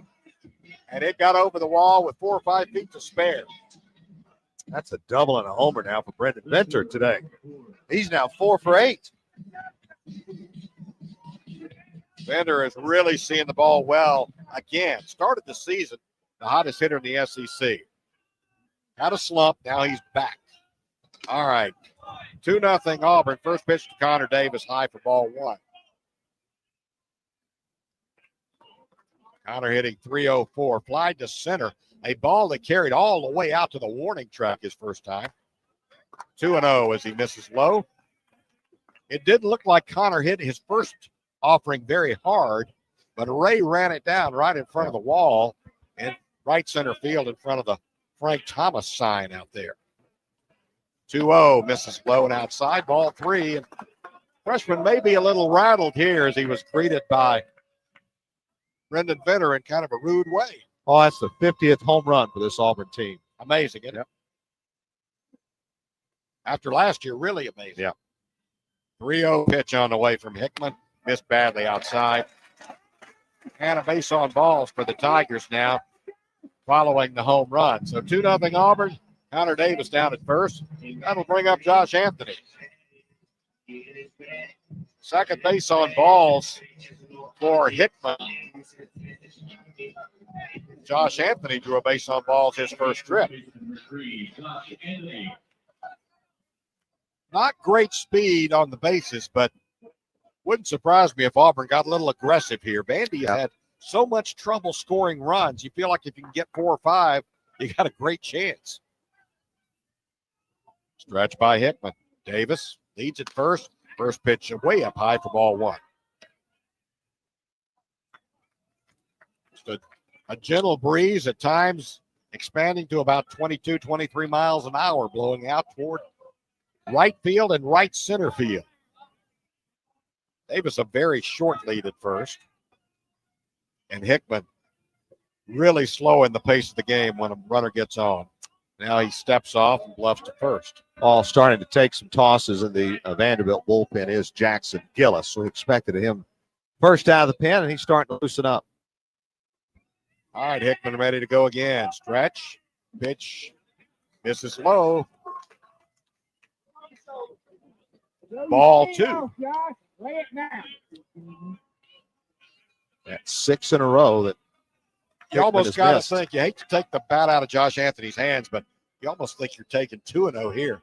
You want him to show he can throw a strike. Well, top of the order up next. I think you may be right. That one misses high, ball 3, and now catcher Steven Scott goes out. He's missed with 7 straight since the Bender bomb.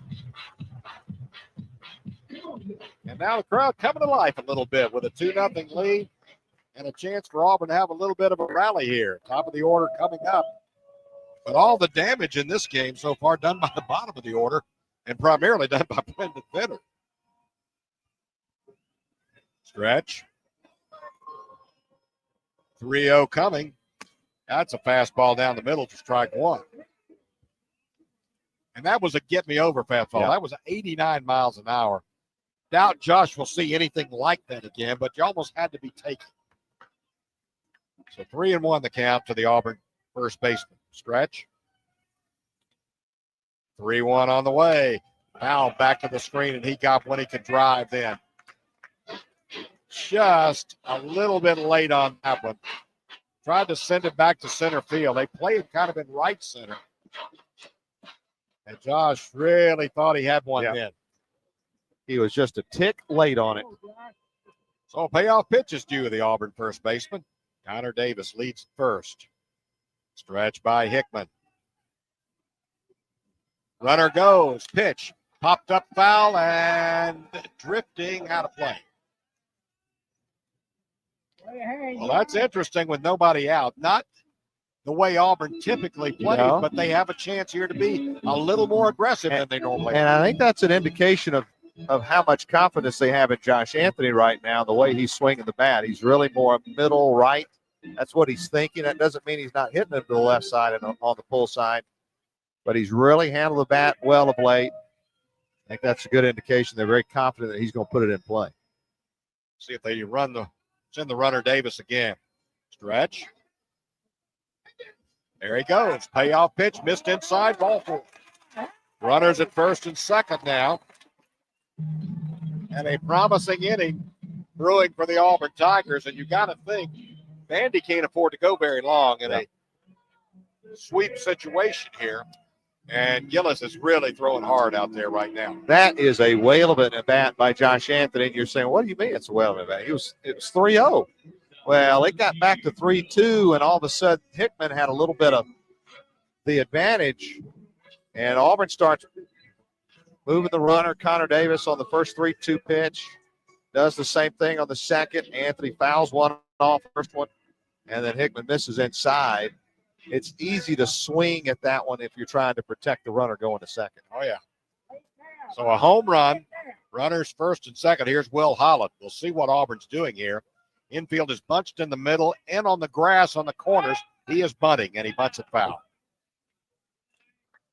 He bunts. He wants to make Blaylock handle it at third base and let the runners get in there behind him. 0-1 on Holland. He has an RBI on a long sacrifice fly back in the third inning, driving home Brendan Bender, who has scored the only 2 runs in the game. Auburn leads 2-0. All right, 0-1. Holland steps back in. Again, left side of the infield really open with the infield bunched. 0-1 pitch on the way. He bunts it, and it's foul right at the plate in the circle. Will upset with himself. Pitcher was charging. Third baseman was charging. They were trying to keep Infante back at first just in case there was an opportunity for a force and a double play, which would be unlikely with Holland running. Yeah. But now it's 0-2, and Holland is really staring at his third base coach, Gabe Gross. So nobody out. A run in on the home run by Brendan Bender. Runners at first and second. Connor Davis and Josh Anthony both walked. But now an 0-2 count to Will Holland. So he's got to be in protection mode here. Stretch Hickman to the plate, way outside, ball one. It's a good eye by Will. And he's sitting there. He's a little frustrated with himself, unable to get the bunt down. That is a tough pitch not to swing at when you're maybe not as focused, but Will stayed locked in, and pitch was outside. Easy pitch to swing and miss on. With a lefty on deck and Stephen Williams, you got to think this is a must get for Hickman. Stretch. 1-2 pitch on the way. In the dirt. Gets away, but the runners can't go. They got Anthony picked off and didn't see it. Well, Anthony wasn't quite halfway down, but he was about a third of the way down, and Steven Scott opting to just hang on to it. At second, Connor Davis was kind of blocked by the umpire and the catcher as to how far that ball rolled. Right. So he didn't break for third right away. Anthony from first base could see it. Mm-hmm. So he broke. But fortunately, Scott did not see Anthony, and he had time to get back. The count, after all that, evened up at 2-2. Auburn gets some good at-bats in this inning. Stretching the 2-2 pitch. Foul back. Boy, Holland got a rip at that one. Right now, Auburn's seeing the ball well. Third time through the order for the Tigers against Mason Hickman. Who is now around 70, coming up 75 pitches coming up here.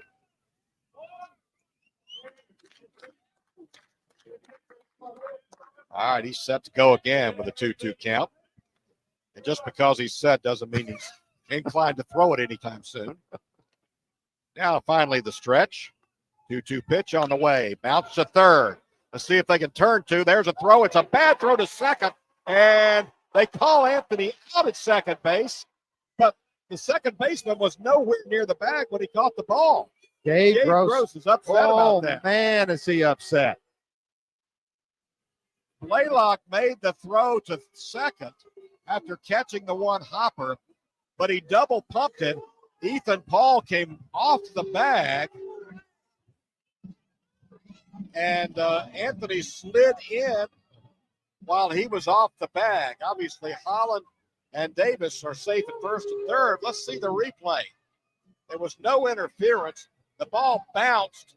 He caught it in his breadbasket coming off the bag. He's safe. If they review this, he'll be safe.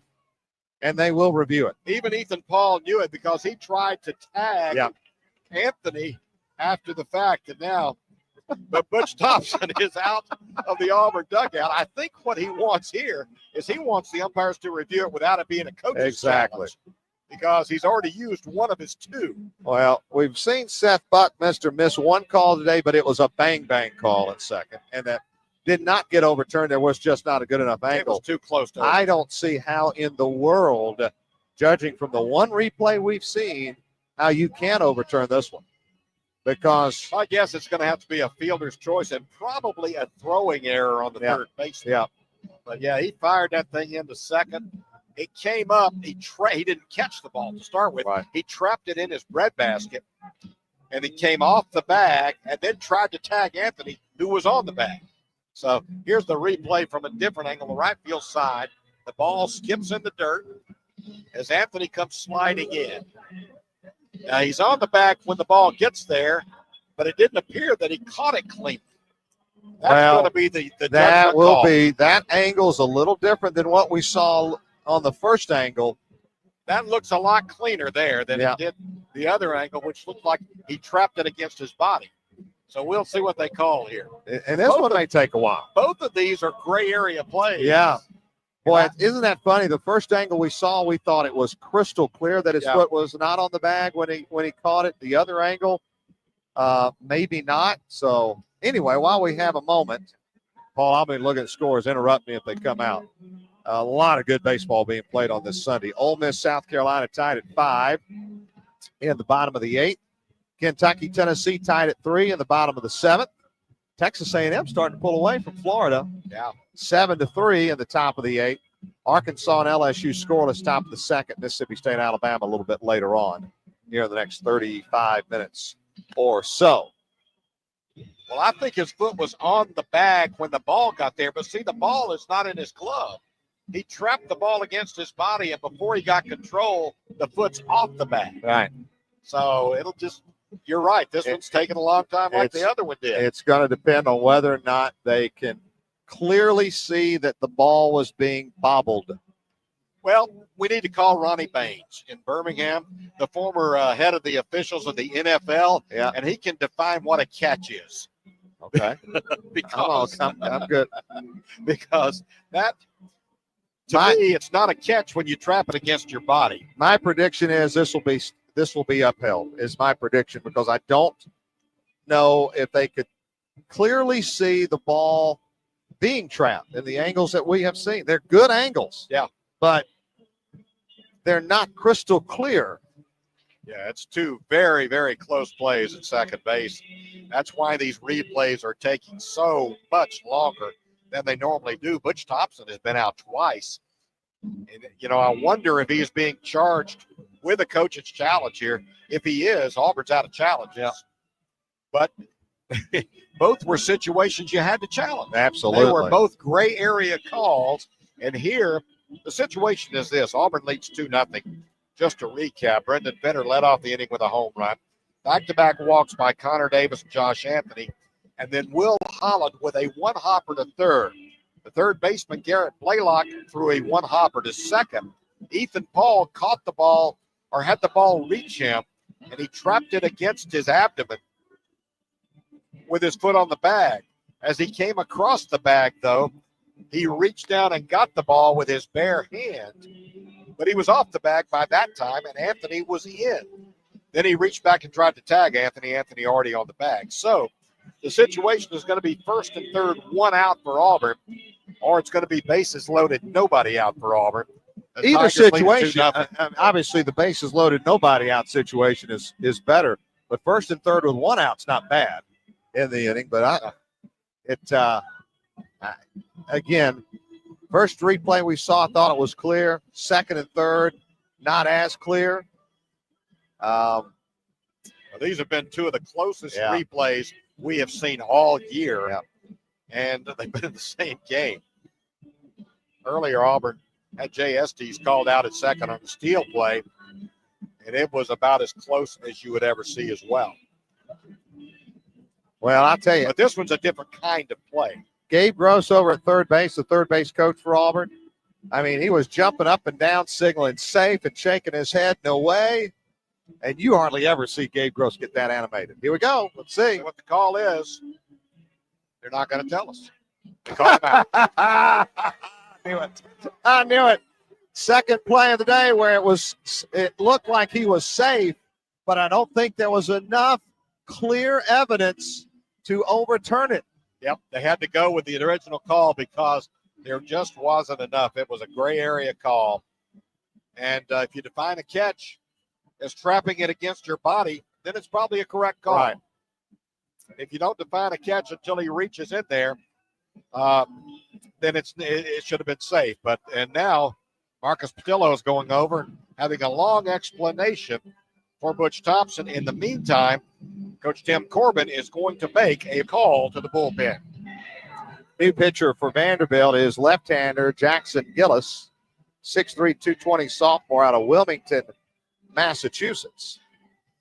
Two of the next three batters for Auburn, by the way, are left-handed hitters, and that explains that. Let's see, on the season, he's making his 13th appearance. He's 3-0 with a 3.57 ERA. He does have one save, 22 2/3 innings pitched. 9 runs on 17 hits, 13 walks, 33 strikeouts. 207 the average overall. Now in SEC play, his numbers are even better. He's 1-0 with an even 2 earned run average. 8th appearance with a save. 9 innings, 2 runs on 6 hits. He's walked only 3 and struck out 14. And opposition hitting 182 against Jackson Gillis. So the call at second upheld, and I think mainly based on just not enough clear visual evidence that ball wasn't caught, or rather that ball was being bobbled at the time that Ethan Paul was on second. So first and third, 1 out, a run already across here in the inning for Auburn. Still a great opportunity for the Tigers to have a big inning, but they'll have to do it against Gillis, who is one of the best guys out of the bullpen for for Vanderbilt. He'll throw upwards of 95. He's 91, 93 mainly. He has a slider and a changeup. A lot like Hickman, just from the other side. And he likes to throw that fastball away.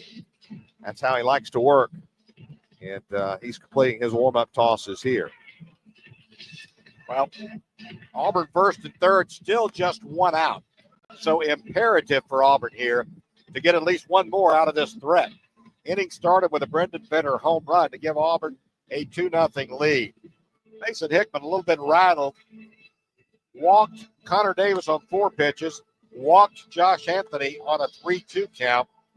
And then went to 2-2 on Will Holland. Holland tried to bunt him over, could not.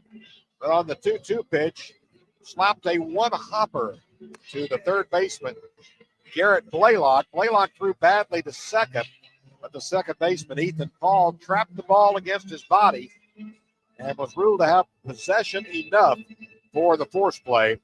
And that's where we stand. First and third, one out. A run in. It's 2-0 Auburn.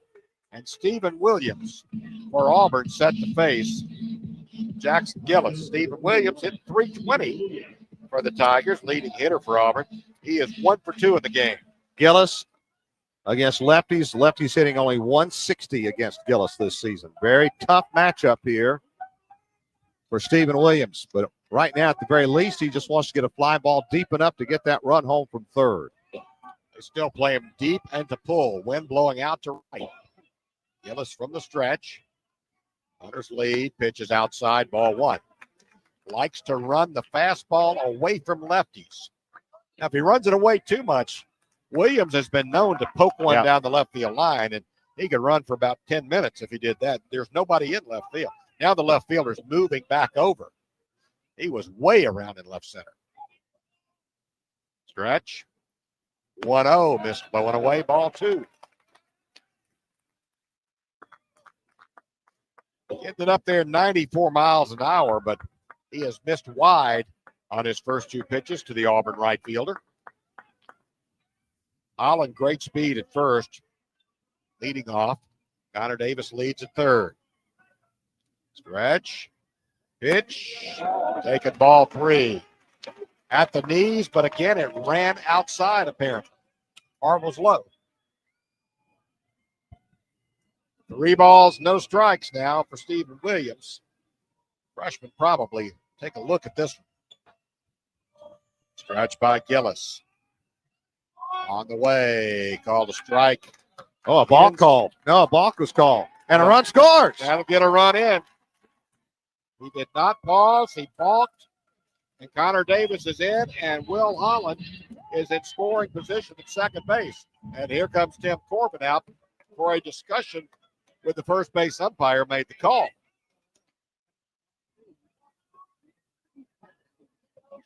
I think Thomas Walkowiak made that call at first. I think you're right. And that would be logical with a lefty out there. While looking at the replay, Paul, I don't know if it was a matter of him not coming set, but he came down, stopped, and kept going down. Would that be a balk as well? Well, you've got to give a count. You got to pause for a count. Yeah. Tim Corbin is very unhappy with the call regardless. Jackson Gillis, his second balk of the year. And now a runner in scoring position at second. And Marcus Patillo says, okay, Tim, you've had your say. Yeah. Go sit down. So we're ready to go again. 3-0 the count to Stephen Williams, but now a man in scoring position. No double play opportunity. And a run is in. It's 3-0 Auburn. Stretch. Still just one out here. Long stretch by Gillis. Pitch. Called a strike. Same place as the balk pitch. So it's still 3-1. And you could have bet that Stephen Williams was going to make him throw a strike, especially after being rattled on a balk. Holland a short lead at second because the shortstop Gonzalez is in behind him. 3-1 pitch fouled out of play on the left side. and will be due a payoff pitch to the Auburn right fielder.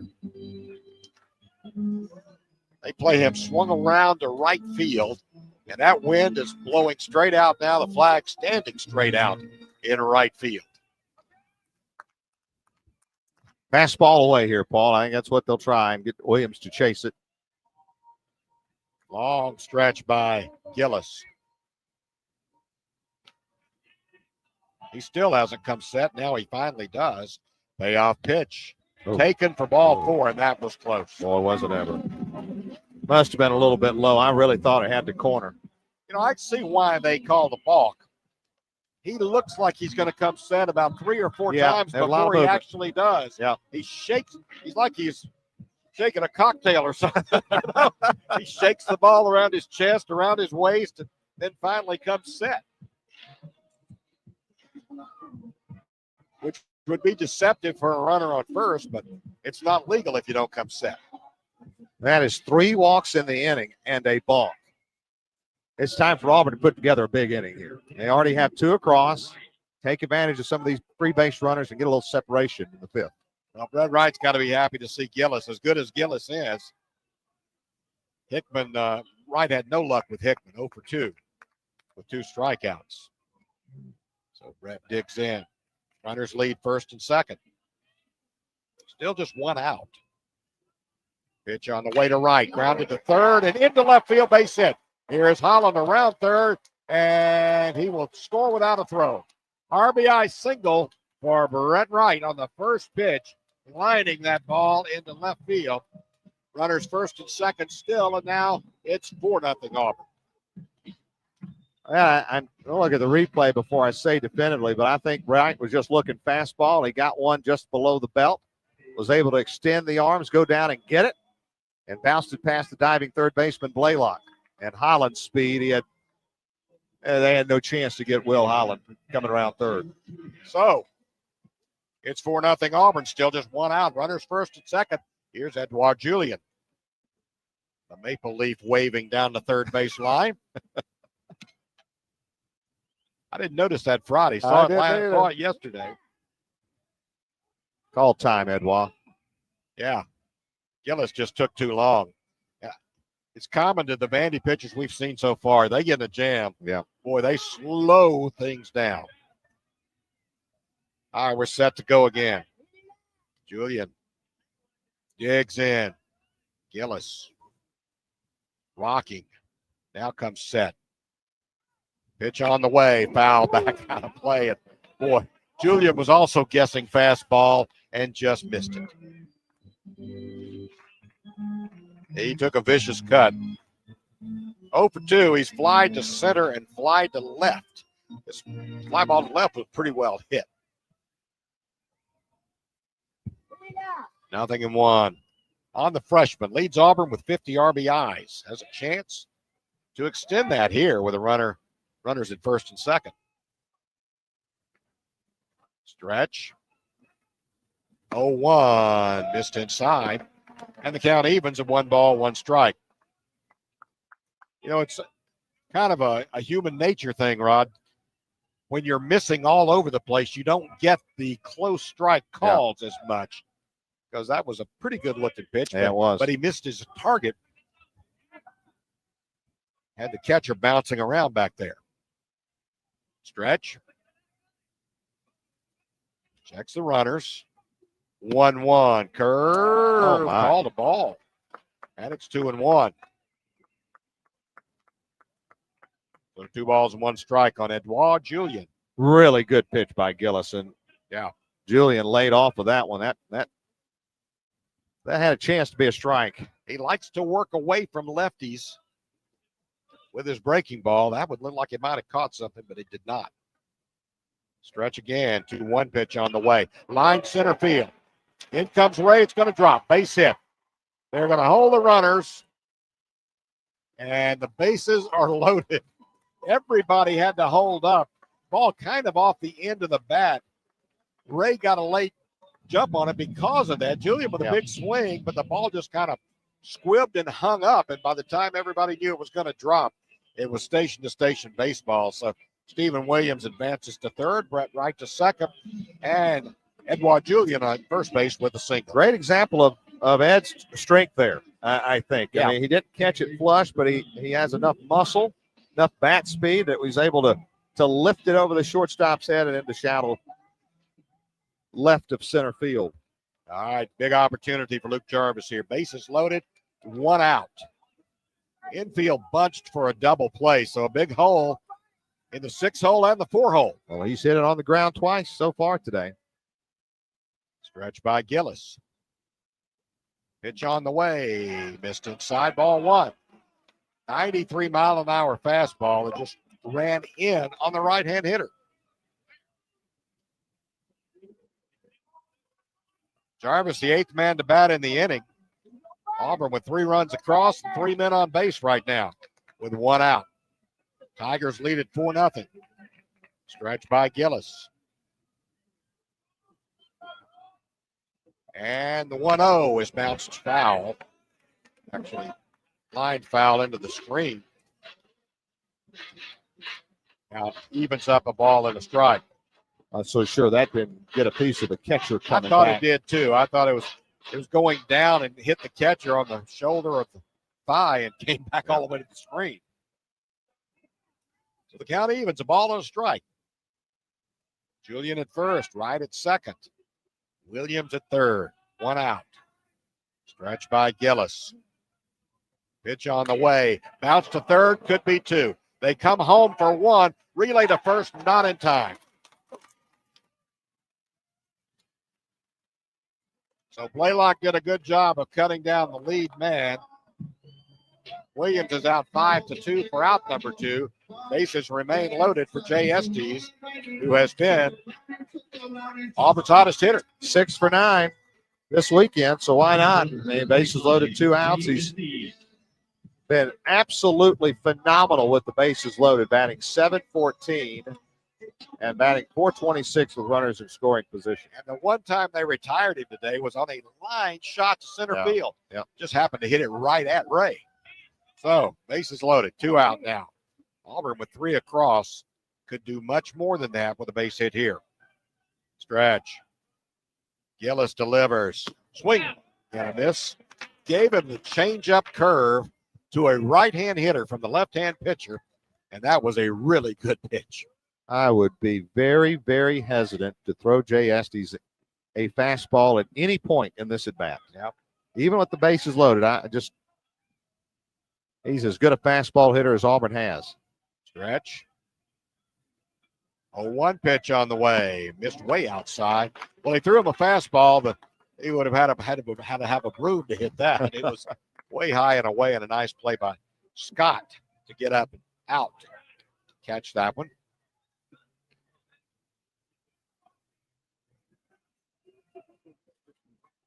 Four runs across for Auburn, 4-0. Stretch. 1-1. Swing and a miss again at the off-speed curve. And the count, 1 ball, 2 strikes on Jay Estes. If you're Auburn, you'd really want to take advantage of this kind of opportunity.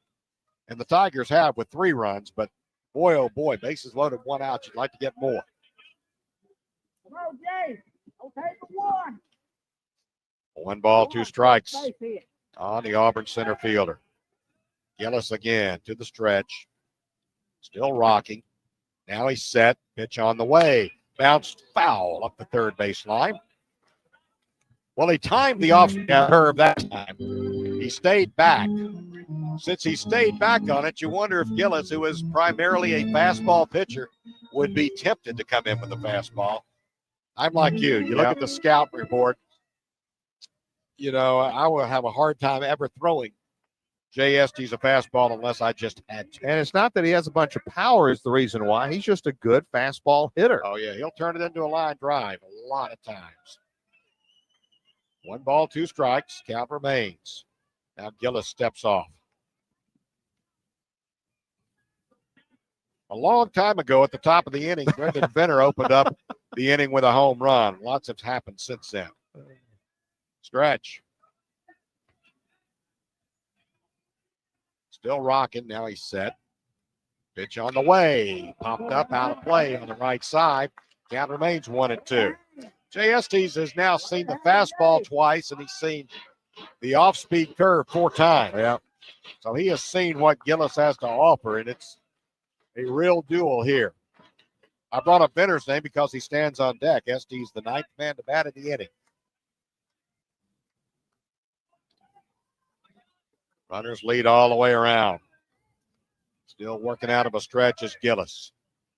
He's rocking. Now he sets. 1-2. Bounce foul back to the screen again. He saw the fastball again there. Again, put a good swing on it, just fouled it back. Auburn with a run in the third after a Venter double and a Holland sac fly. Venter is homered in this inning. Connor Davis scored after walking, and Will Holland scored as well on a single by Brett Wright. All right, stretch again. 1-2 pitch. Bounce to third. Blaylock gloves, comes up with it, tries to throw it. He's safe. He's safe. A run is in, and Auburn leads at 5-0. Jay Estes just beat it out, the infield hit. Blaylock did everything he could possibly do, backhanding that ball inside the line. Paul, the only question I have here for Blaylock is why didn't he just come home? He had Brett Wright, the catcher, running. Yeah. And there's a force at every base. The bases are loaded. I'm sure with 2 outs, you quit thinking about coming home. Yeah. You think about either tag the bag or throw it to first. But with Estes running, he had very little chance to get Jay Estes. It's 5-0 Auburn now. Here is Brendan Venter, who led off the inning with a home run. Base is still loaded. Good speed out there for Auburn now. And Estes now 7 for 10 in the series. Scratch, pitch on the way up high, ball 1. Venter is 2 for 2. He has rattled the wall with a double and knocked it over the wall. Pretty good day so far for the third baseman. Average back up over 300 at 304.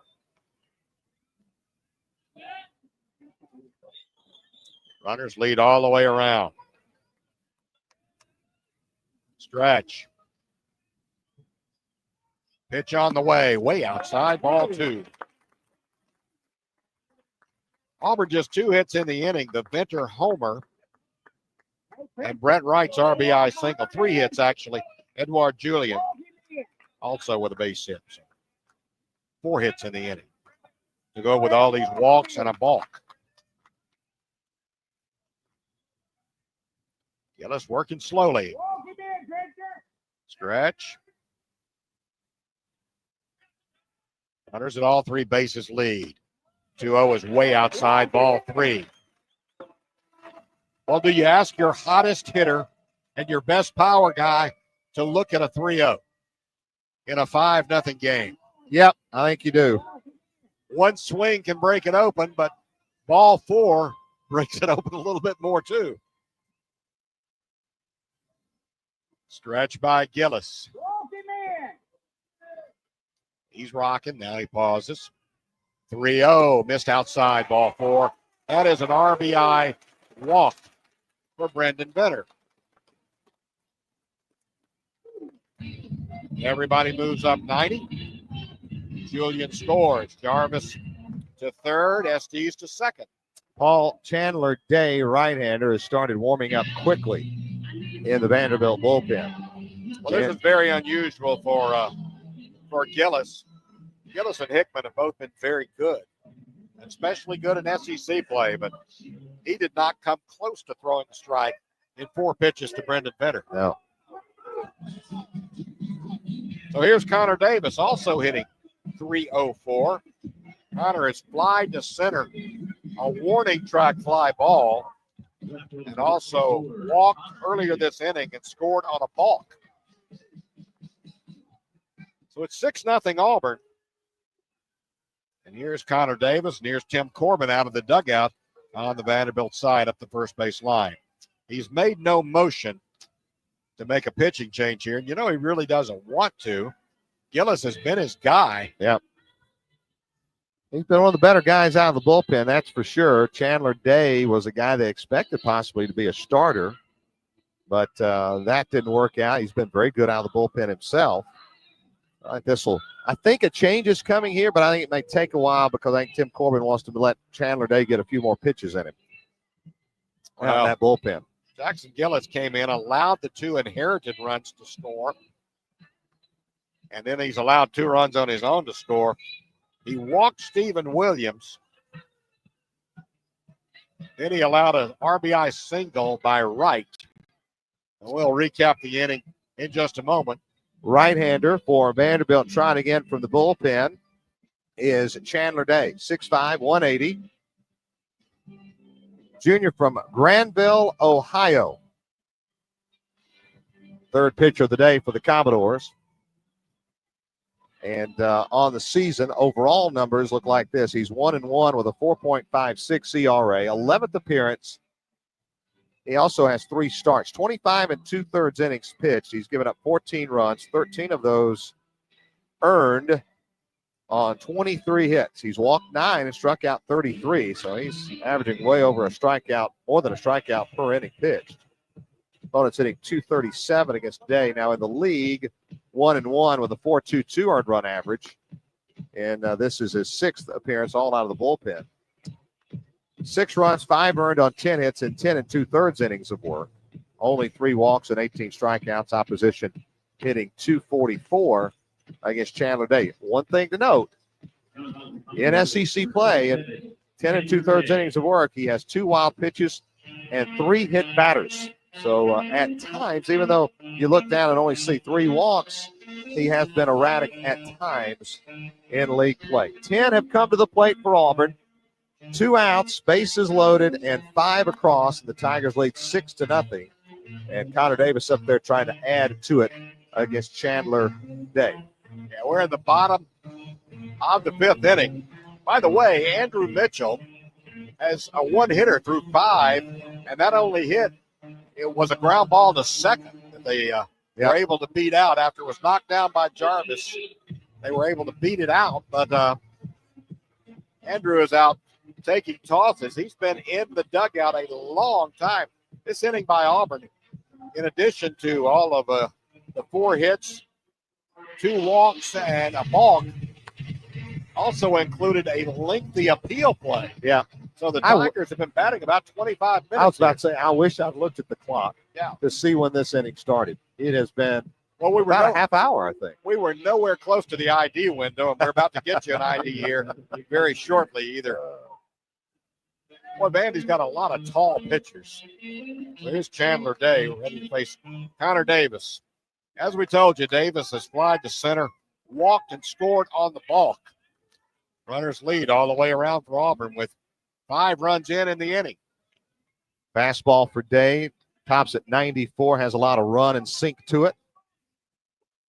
Connor's been one of the hottest hitters in the Auburn lineup. Pitch is lined into left field, base hit. 1 run is in. Another runner coming around, throw to the plate, and he is going to be in sliding. Throw back to third, and going all the way from first to third is Edouard Julian. Or is that Estes? That's Venter. Venter. Holy cow. I didn't know he was that fast. Venter, who walked, went all the way to third on the throw. And Auburn plates 2 on the single. It is 8-0. Solid job of hitting by Connor Davis to drive in 2. Blaylock came within an eyelash of making a spectacular diving catch on the low line drive, but it was hit so sharply it kicked off the end of his glove and into left field for the base hit. And it might have helped Auburn by doing that because it slowed it down a little bit and gave a little extra time for Estes to come around and score. With his speed, he just scored anyway. So here's Anthony with runners at first and third. Josh does not have a plate appearance today. He's got a plate appearance. He has no at-bats. He's walked twice. Stretch. Pitch on the way. Misses outside. Stretch by Day. The 1-0 is low, and it's 2-0.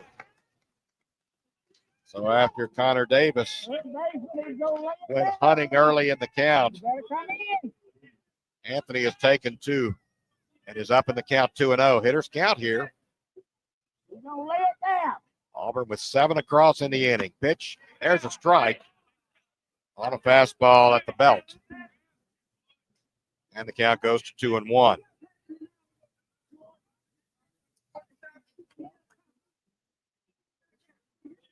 12th man to bat in the inning is Anthony with runners at first and third. Stretch by Day. Pitch on the way. Line right field. Right fielder comes charging in and makes the play. DeMarco on the hard hit line drive by Anthony. Retires the Auburn first baseman. But Auburn with a big inning as the Tigers played 7 runs on 5 hits. There were no errors. There was a balk that figured in the scoring. And there were 2 men left on base. So we played 5 now. Auburn 8. Vanderbilt nothing. A 7-run 5th inning for the Auburn Tigers, the 7th time this season that Auburn's had a big inning of 7 or more runs. Of course, they scored 11 at Alabama not on Sunday, but in the 3rd game of that series. Texas A&M salvages a game at home against Florida. They win 7-3. And how about the Tennessee Volunteers? They win 2 of 3 from Kentucky, taking the rubber game of the series today 5-3. So Tennessee 10-14. Kentucky falls to 11-13. All right, here's Garrett Blaylock, takes ball 1 inside from Andrew Mitchell. You know, it's kind of getting interesting for those last couple of spots in the SEC tournament. Oh, there's no doubt. There's a strike, and the count evens at 1-1. Andrew Mitchell had to sit in the dugout for the better part of a half hour, at least a half hour, while Auburn had that big inning. 1-1 pitch, swing and a miss, and the count goes 1-2. I think Auburn on this Sunday game, and we do have activity in the Auburn bullpen. Looks like the Cobra may be up out there. Calvin Coker starting to throw. 1-2. High in the air to right field. The wind is blowing, but not enough wind to blow this one out. Stephen Williams tracks it down for out number 1. You talk about the last few spots in the tournament. Right now, Alabama's out at 6-17, but I'll be honest with you, if they get a win today over Mississippi State, they're still out, but that closes the gap. And we may have a timeout called here, and we do. So we'll get back to that in a minute, Rod. Yeah. Andrew Mitchell has gotten his out here in the 6th inning. And I'll tell you, Steve Smith, the Auburn pitching coach, Butch Thompson, are more than happy with what they got out of the senior lefty today. And now Coach Steve Smith comes out of the Auburn dugout.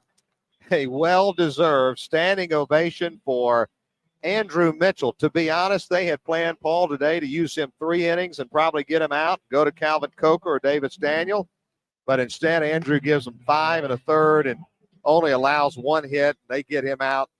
Just an unbelievable performance. And once I give you Calvin Coker's numbers, we'll explain why they went ahead and took him out. There's some logic there, even though he's only allowed 1 hit. The new pitcher's Calvin Coker, senior right-hander, 6'3", 174 out of Kyle, Texas. Calvin Coker trying to get back on track. He is on the season 3-1 with a 4.62 ERA, 23rd appearance, 6 saves, 48 2/3 innings, 47 hits, 27 runs, 19 walks, 47 strikeouts. Opponents hitting .254 against Coker. In the SEC, the numbers go up. 0-1 on the win-loss record. 7.23 ERA, 12th appearance in league play. Has 3 saves, 18 2/3 innings. 17 runs on 24 hits allowed, 10 walks, 17 strikeouts, and opposition hitting .312 against Calvin Coker. So, all right. So if you're sitting there going, what in the world is going on? Why would you take Andrew Mitchell? He gets a fly out to start the 6th inning. He's cruising along. Well, all indications are, and remember, next weekend series at Ole Miss is Thursday, Friday, Saturday. The last 2 series are Thursday and Saturday. All indications are Auburn wants to keep Casey Mize on Friday nights to give him that full rest, which I think is brilliant. I think it's the right move as you head into the postseason. That means you want to try and flip not Tanner Burns to Thursday, but your Sunday rotation to Thursday. And so Andrew Mitchell, you don't necessarily want to overtax him today on a Sunday and come back on Thursday on short rest. All right, here's Coker set to work to Julian Infante. First pitch is in the dirt, ball 1. The other reason here is Coker needs work. Yep. He is a sinker ball guy, a sinker ball slider, comes sidearm and 3/4. And the more he pitches, the better he gets. And he's been kind of the odd man out lately. There's a pitch bounce foul, and the count evens. Out of ball and a strike as Infante was doing a little guessing there and got out in front of the breaking ball. If the SEC tournament were to be held today, Alabama would be out at 6-17, Missouri 9-15, but then it's really tight. Mississippi State 10-13, Tennessee 10-14. Pitch is low, ball 2, and it's 2-1. Kentucky now 11-13. Got Vanderbilt sitting there at 11-12. If Auburn can finish this off, they would be 11-13. A lot of action going down at the bottom. 2-1 is way outside, ball 3. Now, having brought in the veteran Coker, the last thing you want to do in an 8-0 game is walk anybody. Yeah. So he needs the work, but it's imperative that he throw strikes. They play Infante dead red. They think he's going to pull the ball. Pitch is a strike on the outside half. So they play him left and they pitch him right. But they get the strike, and it's a payoff pitch due to the Vanderbilt first baseman. Well, I'd give him something similar. Just let him put it in play.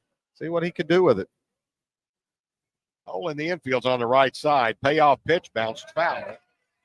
And the count remains 3 balls and 2 strikes. Auburn got 1 in the third. A Brendan Venter double eventually resulted in that run. And then 7 in the 5th inning.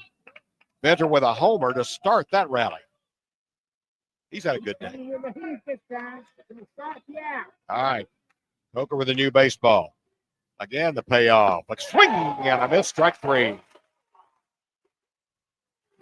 He kind of ran the sinker right under the hands of Julian Infante, and Infante could do nothing with it. It got in so tight on his hands, he couldn't turn on it. And you wonder, Calvin's not thrown in a while. It took him about 3 or 4 pitches to hone in the radar a little bit there. Get back in the rhythm. Got to get that mortar zoned in there. So 2 out now, and we go back to the top of the order. Here's Austin Martin, 0 for 2. First pitch to Martin, missed outside with a pass ball. All right, Matt. And you ready? 1-0 to the Vanderbilt left fielder. And we welcome you back to Plainsman Park, where it's raining hard right now, and there is lightning in the area. As a matter of fact, the softball game is also in a weather delay at this point. We understand that the powers that be are going to be meeting in the next 15 or so minutes, hoping for a start for this game 1 of the series between Auburn and Mississippi State, perhaps around 9 o'clock. But let's pause first for station identification on the Auburn Sports Network.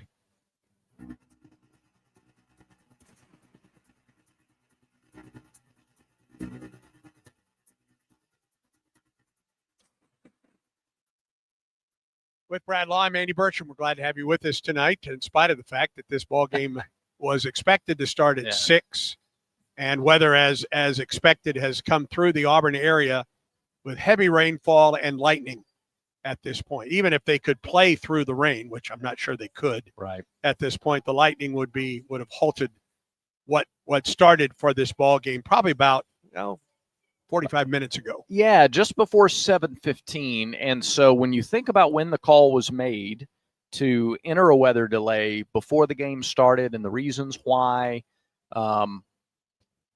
would you have wanted to pull your starter after an hour and 13 minutes? I think no, you wouldn't have. I believe that is the ultimate reason that this game was not started in game 1. Game 2 of this series is scheduled for tomorrow night at 6, and then Sunday, the final game of the series at 2.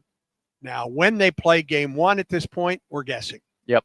It will not be before 9 o'clock, we don't believe. Right. At this point, let's say that the rain would halt and the lightning is through the area. It will take a while to get the tarp off the field and get the field ready for play. So not before 9 o'clock will this game start. I'm hoping that at that point we start at 9 o'clock. It's going to be a late night here at the ballpark, but it'll be a 6 o'clock game tomorrow. But really, that's all that we can tell you at this time. We know that weather is an issue in some other places around the SEC as well. The start of the Texas A&M game is still being delayed in Austin. we know that Tennessee and LSU just got underway a little while ago in Baton Rouge. They're scoreless in that game on the Yellowwood scoreboard. They're in the bottom of the fourth in Oxford. Ole Miss and Vanderbilt are tied at 1. They're in the top of the fourth in Tuscaloosa, where Missouri trails Alabama 2-0. They are in the bottom of the seventh in Gainesville, where Florida leads Arkansas 6-4. Florida team picking up some momentum. Yes, it is. Georgia beat Oklahoma 10-9 in Athens earlier today to even that series at a game apiece. And so, again, Baton Rouge, Austin, and here on the Plains, all being affected by weather tonight. And those games either still delayed or just getting underway in the case of LSU and Tennessee. So it is raining here. It continues to rain pretty steadily. The tarp is just totally soaked, and there's another flash of lightning here at the ballpark. And every time we have a strike or a flash of lightning within 10 miles of the ballpark, they reset the clock to 30 minutes, and we go from there. So, again, to reiterate, this game will not start before 9 o'clock if it does, in fact, start tonight. So if we have baseball, it will still be a little while before we have And we'll baseball. be bringing it to you. Yeah, we'll bring it to you. We'll bring you everything we know as we know it and can share it with you here across the Auburn Sports Network. And there's another one. And what's interesting, if you watch, if you go to the Auburn Tigers YouTube channel, of course, you can hear our bonus programming that way. We have turned our webcam to the field, and so you can see the rain falling, and you can see the lightning in the background as well, if you care to take a look at that. So that's on the Auburn Tigers YouTube channel as we await what we hope is the start of this game at some point, but not before 9 o'clock. All right. Anything else for the good people? No. War Okay. Eagle. War Eagle. So we're going to take you back now and give you more of 2018 Auburn versus Vanderbilt, the series finale here at Plainsman Park. The late Rod Bramlett and Paul Ellen on the call, taking us back 7 years to 2018. Once again, we resume Auburn and Vanderbilt here on the Auburn Sports Network. To his left, throws, got him. Easy inning for the Auburn Tigers. 3 up, 3 down for Vanderbilt here in the top of the 6th inning. No runs, hits, or errors. Nobody left. Middle of the 6th, Auburn 8. Vanderbilt nothing. Well, 1, 2, and 3 up for the Auburn Tigers to face Chandler Day here. As we go to the bottom of the 6th inning, Auburn leading 8-0 here as the Tigers try to go for the sweep at home there in Plainsman Park. They have not swept the Vanderbilt Commodores in a series since 2002. 16 years since Auburn's gotten the sweep over Vandy. Now, they haven't played every year in that period, but nonetheless, that's a long time in conference play. Top of the order against Day, it'll be Will Holland. Holland's been safe on a fielder's choice, eventually scored. He's driven in a run with a sacrifice fly, and he's fouled out to the catcher. So 0 for 1 with a run scored is Holland. And an RBI. Productive day for the leadoff man. Righty against righty here as Day set to go to work. First pitch on the way is a fast strike. And it's 0-1. 93 from Day on the fastball. Holland, the average back up to 292. And whoa, he hit the bull. Breaking ball hung on to a little bit too long to Chandler Day, and it comes all the way back to the screen. Now it evens a 1-1 over the head of Will Holland. 1 ball, 1 strike to the Auburn leadoff man. Day to the wind, pitch in the dirt. Everybody dodging around home plate. Stuart Scott managed to knock it down and count 2-1. Holland's RBI was number 36. That is a good number of RBIs for your leadoff man. 2-1 pitch on the way, outside, ball 3. Vanderbilt has been generous with bases on balls relative today. They're not a staff. certainly the guys they run out there are not prone to walks. 3-1 is bounced foul up the third baseline. And the count goes full on the Auburn shortstop. Gave you a couple of finals in the league. Almost every game. Every game is underway now, actually. You look at Ole Miss at South Carolina. They're at the bottom of the 10th. Ole Miss leads 6-5 at South Carolina with first and second and one out in Columbia. South Carolina trying to come from behind and get the sweep. Payoff pitch to Holland is a fly ball right field. Right fielder DeMarco on the track, reaches up and makes the catch for out number one. DeMarco all the way over in the corner and on the track.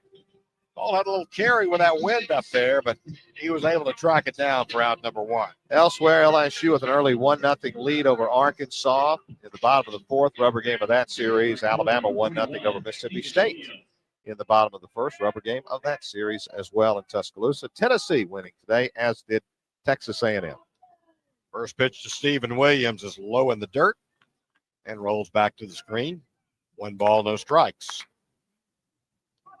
Stephen today has walked, bounced to first and singled. There's a bouncer foul up the first base line, and the count evens 1-1. So he is 1 for 2, batting .320, leading Auburn hitters.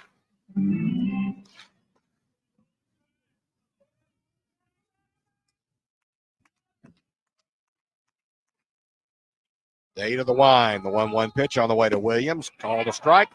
Inside corner under the hands. Good pitch by Chandler Day. Still action going in the Vanderbilt bullpen, but kind of just soft tossing out there. 1-2 missed outside. The count evens at 2-2 on the Auburn right fielder.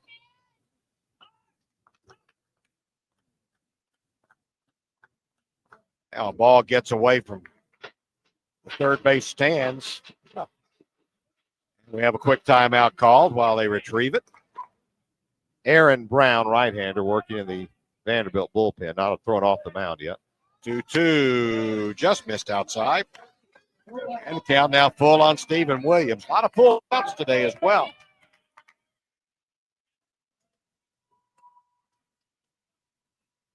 Day to the wine. Payoff pitch on the way. Up high, ball 4. You know, Stephen Williams, that's one thing he has done this year for a freshman. He has been pretty patient. That is his 28th, make that the 29th walk. Yeah, he has accepted. Well, most of the time you get a freshman power hitter, they're not going to wait around. His on-base percentage coming into this game was .420, which is right there in the top 2 or 3. Or a bunch, 3 or 4 guys kind of around that mark, but he's been on base 3 or 4 times today, so that number has gone way up. Very good hitter, very patient hitter. Runner at first for Brett Wright. Catcher digs in 1 for 3 with an RBI. There's a liner, center field. Ray going back, and makes the play just short of the track in center field. Hit it right on the button and right at the center fielder, Harrison Ray. And Ray was able to back up a step short of the track and track that liner down for Brett Wright. So 2 down now with a man at first. That'll bring up Edouard Julian. Julian has flied out twice and singled and scored.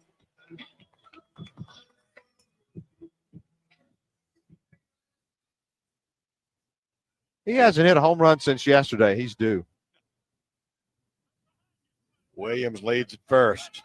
Pitch to Julian, swing and a miss. Well, it's not for lack of trying. Tried to lay back on the off-speed curve. He gave it the big uppercut, but it got kind of in under his hands for strike 1. It's 8-0 Auburn. Stretch. And Day steps off and bluffs to Stephen Williams. Boy, this freshman combo, watching them continue to develop, could do something really special the next couple of years. Throw to first, and Williams is back. Unlikely Auburn would be doing a lot of running here up 8-0. But you never know. Yeah. And you can't let up in the SEC, and especially on Sunday. Stretch by Day. Pitch misses with a fastball. Count evens 1-1. Boy, Day gets it up there in a hurry. That was a 94 on the gun. They play Edouard Julien all the way over in the canyon in left field. There's nobody actually in left field. Pitch, swing and a miss, strike two. Again, the off-speed pitch. He's not happy with himself then. He was guessing fastball. And this will come with time. Yeah. But when he learns to be a hitter, he's pretty good now as a freshman. With raw power, but as he learns more and more how to become a hitter to all fields, oh my goodness. Well, Coach Gross thinks he's going to get stronger too. Yep. He's pretty strong now. Pitch on the way, swing and a miss. He struck him out. So nothing across for Auburn here. In the bottom of the sixth inning, no runs, no hits, no errors, a walk and one left. We played 6. It's Auburn 8, Vanderbilt nothing. It'll be 2, 3, and 4 for Vanderbilt. To face Auburn's Calvin Coker here with the Tigers leading 8-0 as we go to the 7th inning. And to take you home here with Auburn leading 8-0, here is Rod Bramlett. All right, thank you very much, Paul. Nice work at the middle innings, by the way. It's a final in Columbia. Ole Miss salvages a win. South Carolina left the bases loaded in the bottom of the 10th, but Ole Miss wins 6-5. So the Rebels 13-11. South Carolina 13-11. First pitch from Calvin Coker to the plate here, and Philip Clark is ball outside, 1-0.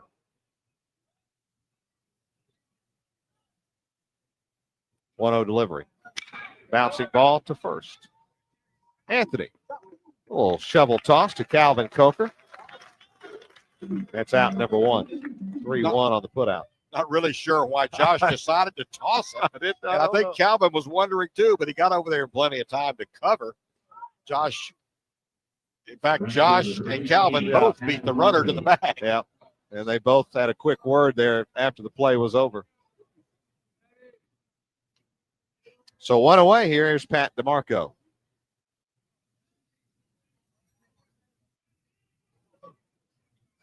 First pitch from Coker. Line to right. Stephen Williams right there. 2 away.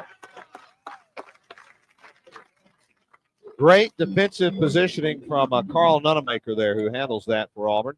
Absolutely, with Coker on the mound, who's not overpowering, throws a lot of breaking balls. The temptation would have been to play DeMarco to pull. He had Williams in and shaded toward the line. He only had to move about 3 steps. Otherwise, that's either a base hit or he has to go a long way to track down a line drive. Yep. So 2 away quickly in the 7th. Here's Ethan Paul. It's from Coker. Drops in a little bit low, I guess. 1-0. Paul is grounded out to third, grounded out to second.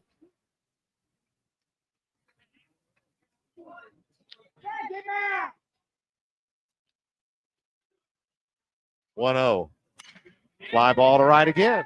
Williams has to charge, but gets there. And that's an easy 1-2-3 inning.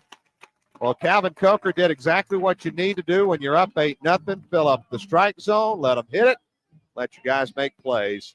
That's exactly what happened. That's 7 in a row retired by Auburn pitching as we head to the bottom of the 7th. 8-0. Tigers on top of Vanderbilt. Well, the Auburn pitching today has been one of the big stories as Andrew Mitchell and Calvin Coker have combined to one-hit Vanderbilt through 7 innings. Auburn scored a run in the bottom half of the 3rd inning.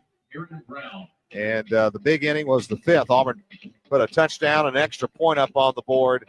They sent 12 to the plate, including a Brendan Venter home run in that inning, his 2nd home run of the weekend. Auburn scored 7 runs in that inning, and they lead Vanderbilt 8-0, going for the first sweep against Vandy since 2002. And, Paul, we have a new pitcher. We do indeed. Vanderbilt's going to Aaron Brown, 6'4" right-hander, freshman out of Mount Juliet, Tennessee. Aaron Brown coming in, and he's been a regular in their bullpen rotation. This will be his 11th appearance, and he's pitched only 12 2/3 innings in 11 appearances. He has given up just 6 runs, 12 strikeouts, 7 walks. Opponents are hitting .255 against him, ERA 4.26, and a 1-0 record. Aaron Brown in conference play, making his 4th appearance. Conference opponents have lit him up. Just 2 2/3 innings, 4 earned runs, 2 strikeouts, 3 walks. Opponents hitting .333 against him. No record, no decisions. and an ERA of over 13. So he has not been as happy with his conference work as he has in non-conference. Luke Jarvis leads it off here in the bottom of the seventh. Auburn with 8 runs and on 8 hits. Brown misses out in the dirt, ball 1. We gave you that Ole Miss score earlier, and if Auburn can hang on here, those two teams will be tied for second in the West going into next weekend's big series over in Oxford. 1-0 misses outside, 2-0. And they are tied as well with South Carolina in the overall standings at 13-11, tied for that all-important, first the 2-0 to Jarvis, fouled back to the screen, 2-1, that all-important 4th spot at the SEC tournament. Top 4 teams, the 2 division winners, and then the next 2 with the best conference records are automatically into the double elimination round, which doesn't begin until Wednesday. You don't have to play Tuesday in a single elimination. Auburn's put themselves in great position to battle for that. 2-1 is called a strike, 2-2, but they have to take care of business today to get into that 3-way tie for that 4th spot heading into the final 2 weekends. Jarvis, Estes, and Venter here on the 7th pitch. Right down the middle, strike 3. 1 out here in the inning. I think Jarvis was guessing then. He's upset with himself because Brown, the book on him is he throws a lot of pitches, but not with a lot of movement. Fastball is kind of flat. He likes to throw his changeup to left-handers, but not to right-handers. And he's what they call a get-me-over curveball that he likes to throw when men are on base. But really, he's struggled in conference play. Pitch. Fastball inside corner. Generous strike called. 0-1 to Estes, who's now, with his 2 hits today, 7 for 10 in the series. What a great weekend. He's driven in 3, has 3 stolen bases. It's that one back up the middle and underneath the glove of Ethan Paul. He had a long way to go, ranging to his right. 3rd hit of the game for Estes, and that's back-to-back 3-hit games for Jay. Yeah, he had no chance to throw Jay Estes out. Even if he backhands that ball, he would have been on the short center field grass, and there's just no way you throw out anybody with Estes speed from there. Well, the combination of Estes and Venter has been pretty good this weekend. Brendan now 4 for 8 in the series with 2 home runs and 3 runs batted in. And he's at the plate here with a runner at first and 1 out at the bottom of the 7th. Auburn leading 8-0.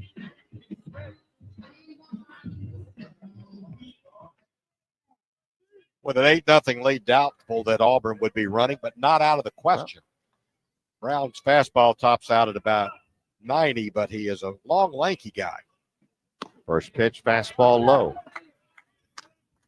Double and a run scored for Venter in the 3rd. Solo homer in the 5th. And a bases loaded walk in the same 5th inning. Throw over. Estes flops back in with the right hand. The 2 RBIs in the inning for Brendan Venter in 2 different at-bats, 2 different ways.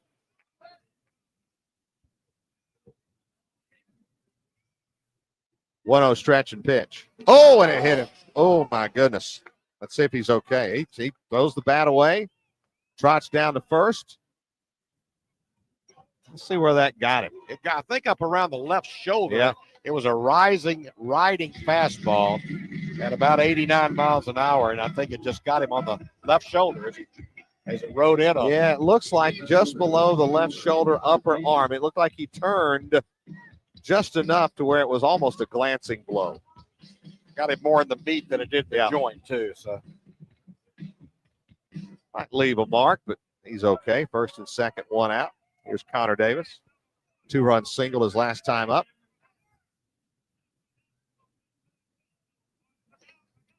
Pitch from Brown. Fastball high. And Paul, I'm not sure we've talked enough about this Auburn lineup right now. 1 through 9. There's not, at this moment, there's not a hole in that lineup. No, everybody is seeing the ball. It's like somebody flipped a switch about 3 weeks ago. Yeah. It was that Sunday against Mississippi State, really. Since that time, they've really seen the ball. 1-0 swing and a miss. Throws in, the catcher Scott throws in behind Venter, but he's back standing. It was like that 3-run blast by Brendan Venter that sort of turned that Yeah. game around. And since then, up and down the lineup, everybody's been hitting line drives and not taking bad swings. A lot of good at bats in there, too. Estes at second, Benner at first. A ball and a strike to Connor Davis. 1 for 2 with 2 runs batted in and a run scored today. Pitch home. Fastball, a little late. Fouled it back. 1-2.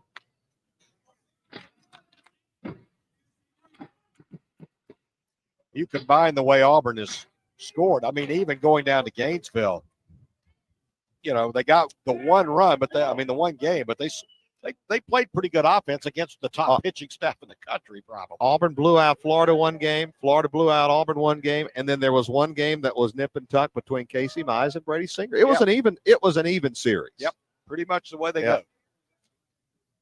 1-2. A little bit low. Good eye. But if you start to get pitching, you know what you're getting from Mize. You generally are starting to feel like you know what you're getting from Tanner Burns and Cody Greenhill. If you start to get pitching from the rest of the staff, the SEC staff, right? This is the team. They're already red hot. It's a team that could really do something. Runners lead, first and second, stretching 2-2 to Davis. Swing and a drive out in the deep left center field. That ball is over the scoreboard.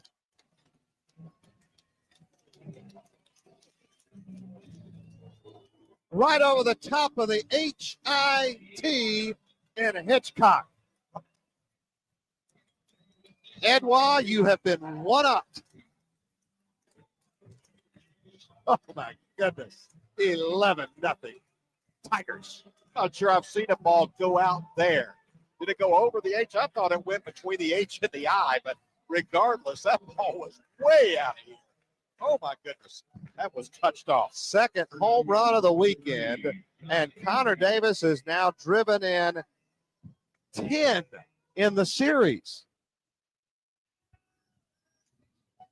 Is that, am I right? Yeah, he touched that one off.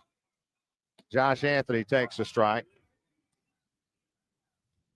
Boy, oh boy, did that ball take off. One of the longest home runs I've seen in this ballpark. And Anthony gives it a ride out to deep right center field and reaching up right in front of the VCOM sign to make the catch is Pat DeMarco for out number 2. Boy, Anthony is doing everything right. Yep. And right now he's hitting, he's hit 2 really hard balls, and DeMarco has tracked them both down.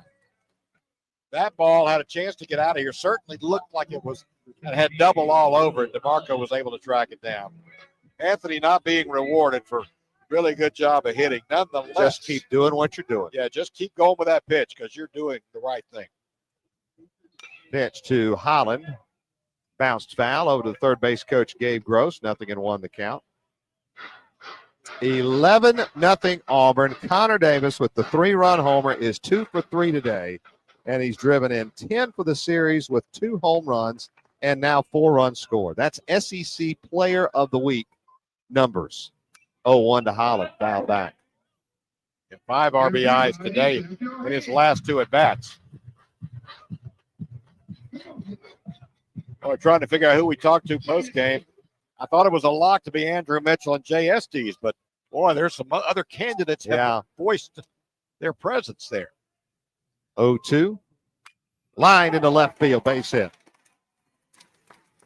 Mistake pitch on 0-2, and Holland lines it into left with a single, his first hit of the day. Well, I think you definitely talked to Andrew Mitchell, and he set the tone.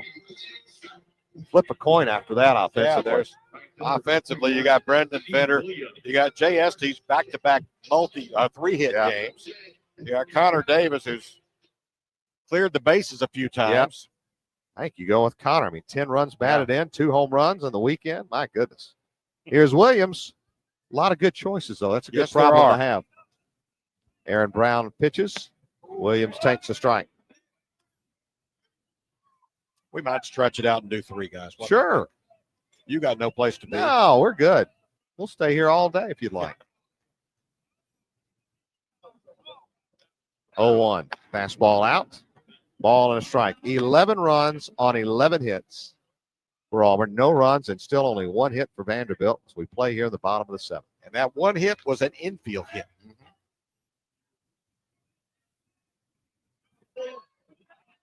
Aaron Brown at the belt. And the 1-1 to Williams. Swing, and he hits it in the air to right center field. Back near the wall, reaching up, banging into the wall, and making the catch is Harrison Ray. I don't think it had home run distance, but a terrific play in center field by Harrison Ray. My goodness. Some hard hit balls in the 7th result in 3 runs. A 3-run homer by Connor Davis. 3 runs on 3 hits. No errors. 1 man left through 7. Auburn 11, Vanderbilt nothing. We head to the top of the 8th. 11-0 Auburn.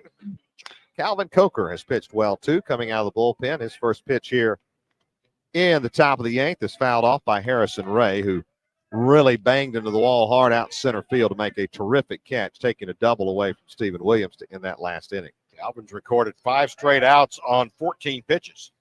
Swing and a miss on the 0-1, 0-2.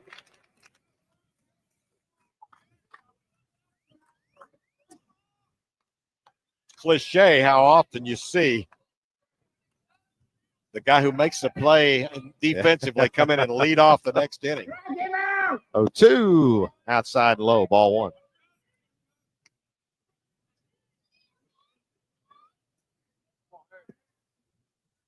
Ray, Scott, and Gonzalez, the scheduled batters here in the top of the 8th. 1-2. Swing and a miss of that nasty frisbee. Oh, it gets away from right. Throw to first, and that's an out. But I think did the bat or the batter hit the ball? No, the batter kicked the ball, I think, in front of home plate. Wasn't intentional. I think he would have been out either way, yeah. That's a strikeout for Ray, or for a Coker against Ray. 1 out. Number 19. The frisbee had a little dive to it right there, and then got a swing and a miss from Ray. And that's 6 outs on 18 pitches. Boy, that's a pretty good ratio. Yeah, it's this has been good to watch. First pitch, a little bit low to Steven Scott, who's 1 for 2. He has Vandy's only hit. If you're just tuning in, it didn't even get out of the infield. 1-0, a little low, 2-0.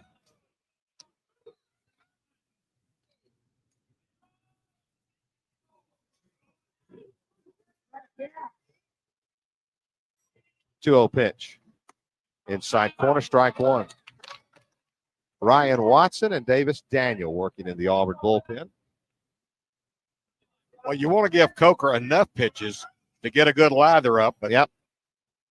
2-1 swing and a miss, 2-2. You have South Alabama coming here Tuesday night. Obviously, I think Jack Owen would be your starter, but you might give Calvin an inning or 2 of that game. Absolutely. And then you still got him ready for Thursday. You could give Greenhill an inning or 2 in that game. Or maybe an inning. Yeah. Maybe. He'll be begging for it if need be. He'd pitch every day if he could. 2-2, swing and a miss. 2 outs. This looks like the old Calvin Coker. Yeah, that ball got there at about waist high, and when Brett Wright caught it, it was about ankle high. The bottom kind of fell out of that one. Here's Jason Gonzalez, 0 for 2, a strikeout, a fly out to right. Wouldn't be surprised if you started seeing some substitutions for Auburn. Some pitch hitting in that bottom of the 8th inning. There's a pitch that just missed inside to Gonzalez.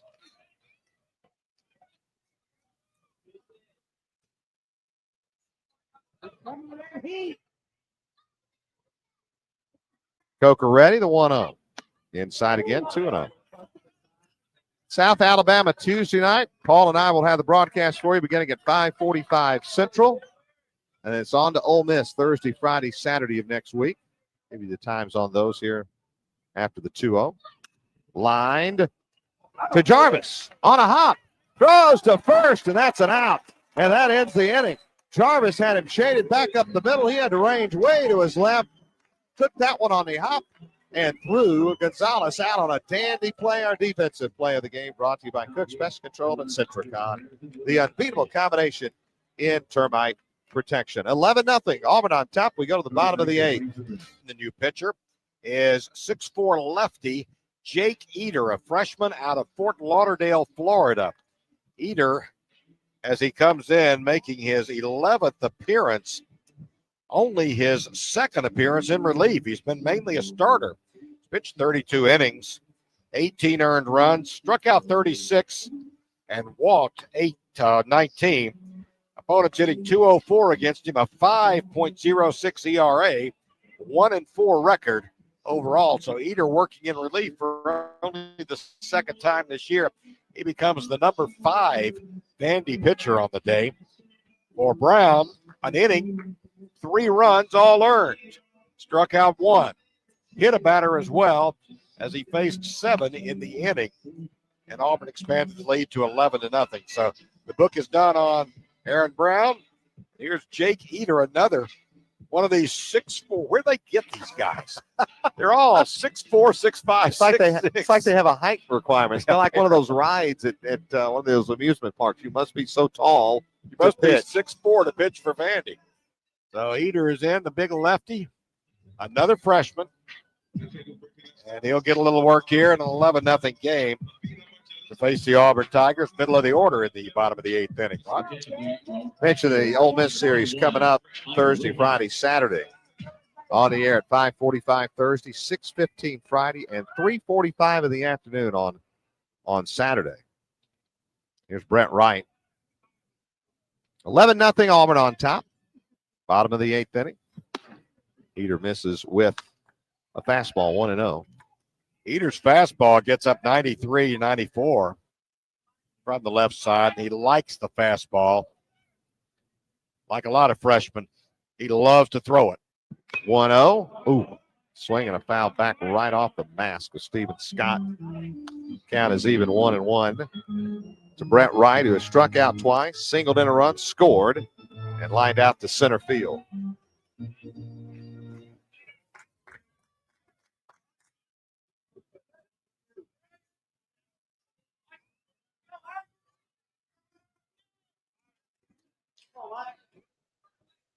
One. Oh, this is Connor Davis, not Brent Wright. My mistake. Or rather, Mike Rojas and not Connor Davis. Or Brent Wright. Or Tim Hudson or Gabe Gross. And Rojas lines it softly in the left center field. Get your mind right, Rod. Not surprised we're going to see it. And we're going to see some pinch hitters here. So Rojas with a pinch hit. And now another pinch hitter is going to be, looks like Judd Ward stepping in to bat for Edouard Julien.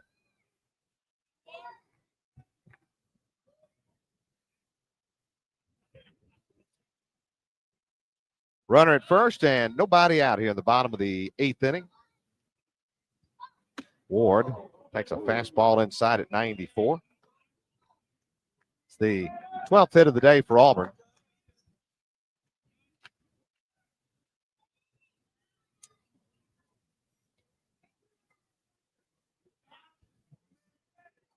One-0 stretch by Eder and the pitch. High into the backstop, and Rojas will trot down to second base. That'll be a wild pitch. I'm not sure how Stephen Scott even got a glove on it. It ticked off the glove, and he is out immediately to talk to Eder. You know, if you're 18 years old and you're 6'4" and you can throw at 94 miles an hour, that's what you're going to do, by golly. Yeah. So far, that's all he has done. But it's hard to survive in the SEC without 1 or 2 secondary pitches. Coming into the day, Auburn pitching had held Vanderbilt to a batting average of 197 in the series. Now that has not gone up. I was about to do a little math. Oh, that's with my fancy calculator. They are 1 for 25 today. Pitch to Ward, foul back, got it on the hands. 2-1. 151.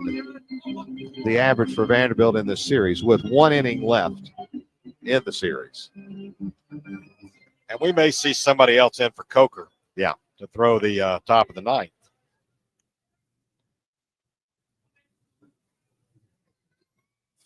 Two-one. High ball 3. A check of the Yellowwood scoreboard. I already told you Ole Miss salvaged the game against South Carolina. LSU leads Arkansas 5-1 in the bottom of the sixth. LSU going for the series win there. 3-1. Check swing, ball 4. Up and in, first and second, nobody out. If LSU were to win that game, and a long way to go, then Auburn and Ole Miss would be 1 game out of first going into their series next weekend. 1 game behind Arkansas. Of course, Auburn does not have the tiebreak with Arkansas, so it'd effectively be a two-game difference. But still, that's how things have tightened up in the West. Still 6 to play. Yeah. And in fact, you could be looking at the end of the day. Pitch to Jarvis, lined up into the seats right side. Look out.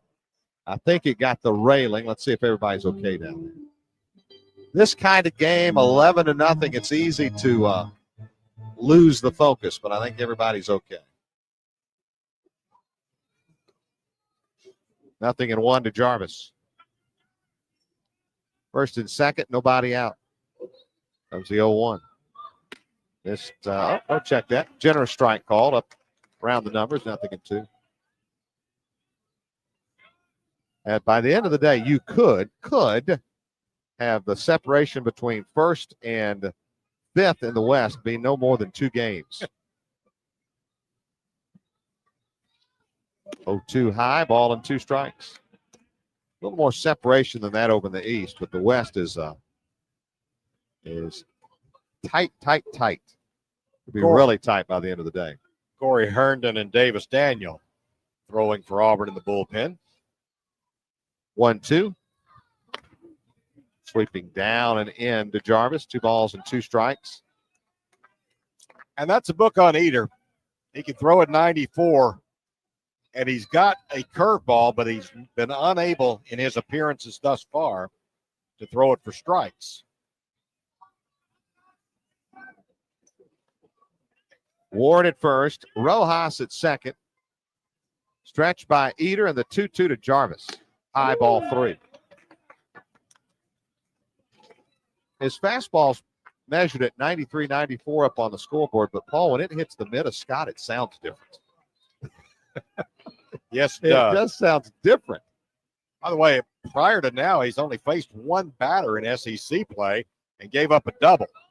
Comes the 3-2, and there's ball 4, and the bases are loaded with nobody out here in the 8th. So Eder has yet to retire an SEC batter in 2 appearances this year. There's Dylan Ingram.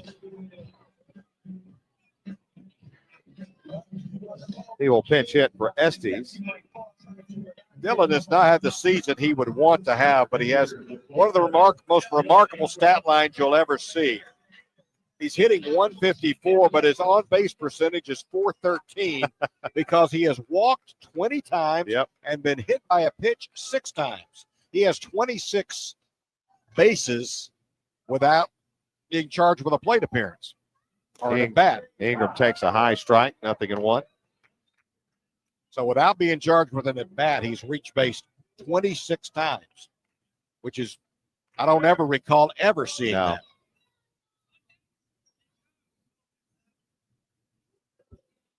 Runner at every base. 0-1 pitch. There's Ty. 1 ball and 1 strike to Ingram. Doesn't play a lot, doesn't get to play much this season, but still on the team leaders.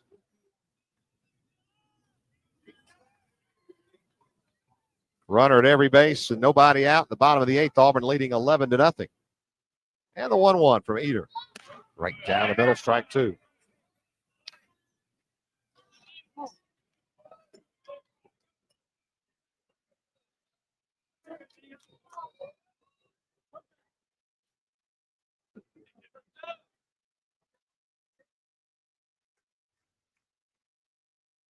One-two count. Pitch on the way.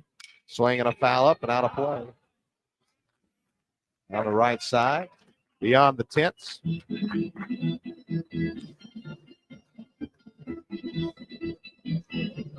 Cranking the organ up. I don't think we've had the Braves organist here this year. Did we have once early? Once early on. All right. I know they had him over at softball a few times. 1-2 to Dillon. Swinging a line drive off the right side, foul out of play towards Donahue drive. Dylan Ingram is such a streak hitter with such great power. Boy, you'd like to get him going down the stretch. When he got going last year, there was a space of about 12 or 15 games where you just felt like he was capable of hitting it to the wall or over every time. 1-2 on the way. Swing and a miss, one out.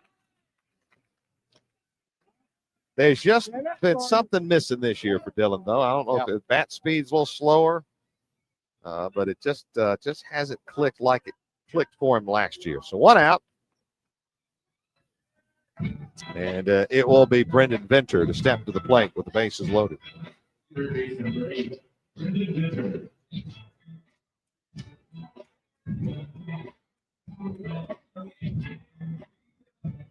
Jeremy Johnson has grabbed the bat. He'll hit for Connor Davis. Jeremy over in the on-deck circle now. Venter takes a fastball for strike one. It's a fun time of year to be a college baseball player. The finals are over. Yeah. Especially if your team is playing well. All you have to worry about is baseball. That's right. No more 20-hour rule or anything right now.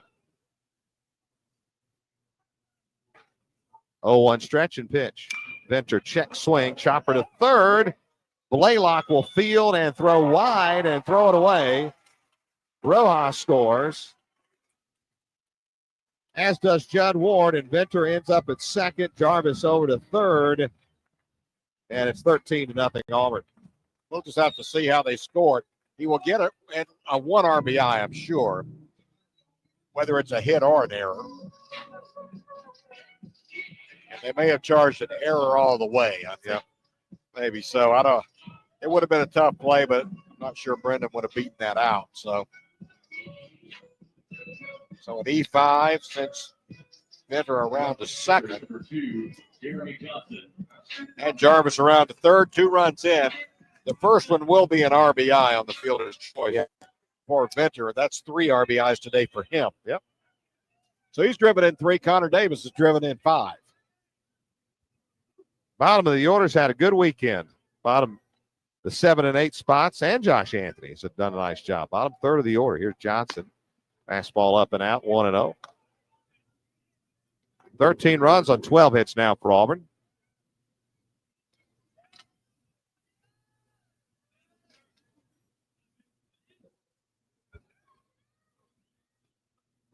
Second and third, 1 out. And the pitch misses again, 2-0.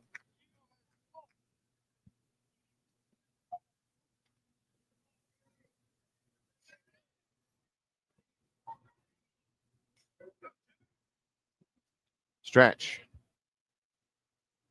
And pitch from Eder. High ball 3. Jeremy playing in his 22nd game. He has 10 starts this season, 233 average. No home runs, 9 runs batted in. A chance to get on base. 3-0 count, 1 out. And Eder delivers a 3-0. They turned him loose, and he lines it into right field. 1 run will score. Jeremy Johnson, the RBI single to right on a 3-0 pitch. You don't see Auburn turn him loose very often, but I think Gabe Gross wanted to give Jeremy a chance to drive in a run there. Well, I think you want to just give him a chance to swing, for sure. Jeremy hadn't had a lot of at-bats, especially down the stretch, and he made the most of it. Fastball, outer half, and he lined it into right field. It's 14-0 Auburn. 1 out, first and third here at the bottom of the 8th inning. No activity for Vanderbilt, so Jake Eder is going to finish this game for the Commodores, one way or another. Anthony stands in from the right side. He's hit it hard today. Couple of walks. Takes the fastball low. Bounces away from the catcher. 2 of the most hard-hit balls of the day for Anthony, and he's 0 for 2 with 2 walks. He lined them both at the right fielder, DeMarco. 1 right at him. and one where DeMarco made a nice backhand running catch on the track.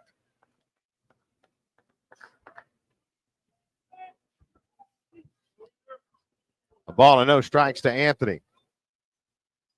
Stretch and pitch. Swing and a pop-up, middle of the diamond. Wind blows it to the right side of the diamond for the second baseman, Ethan Paul, who squeezes it for out number 2. We'll go back to the top of the order. Will Holland.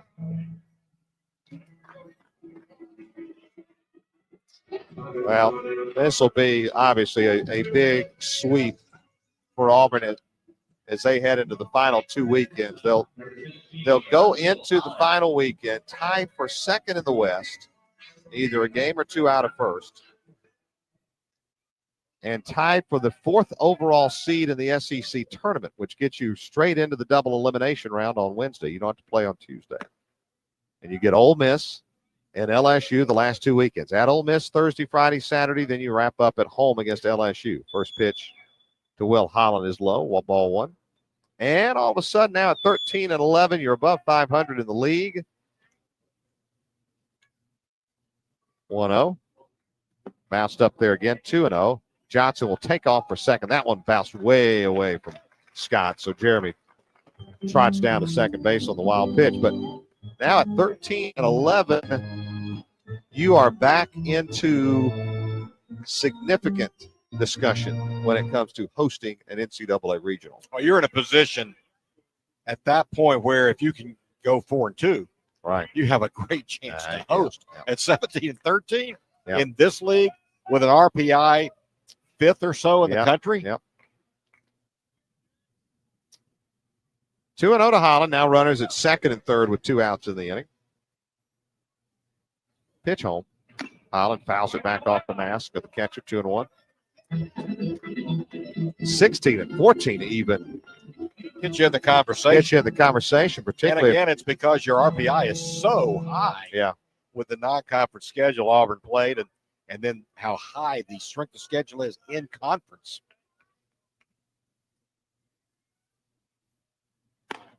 Pitch just missed. 3 balls and a strike. Auburn right now, and one of the live RPI websites is at 9. You're not going to drop below that today if you get this win. 3-1. High ball 4, and they're loaded. Second time today now that Auburn has batted around. They scored 7 in the 5th and sent 12 to the plate. They've sent 9 now to the plate as Stephen Williams comes back up here.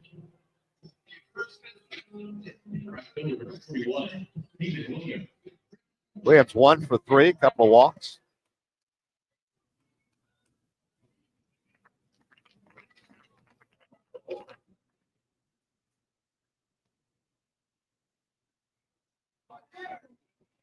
Pitch to Williams. Outside corner. 0-1.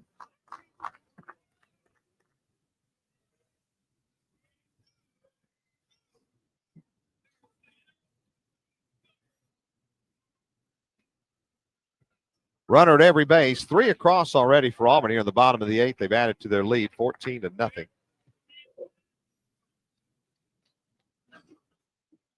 0-1 to Williams. Big cut. Fouled it back. 0-2.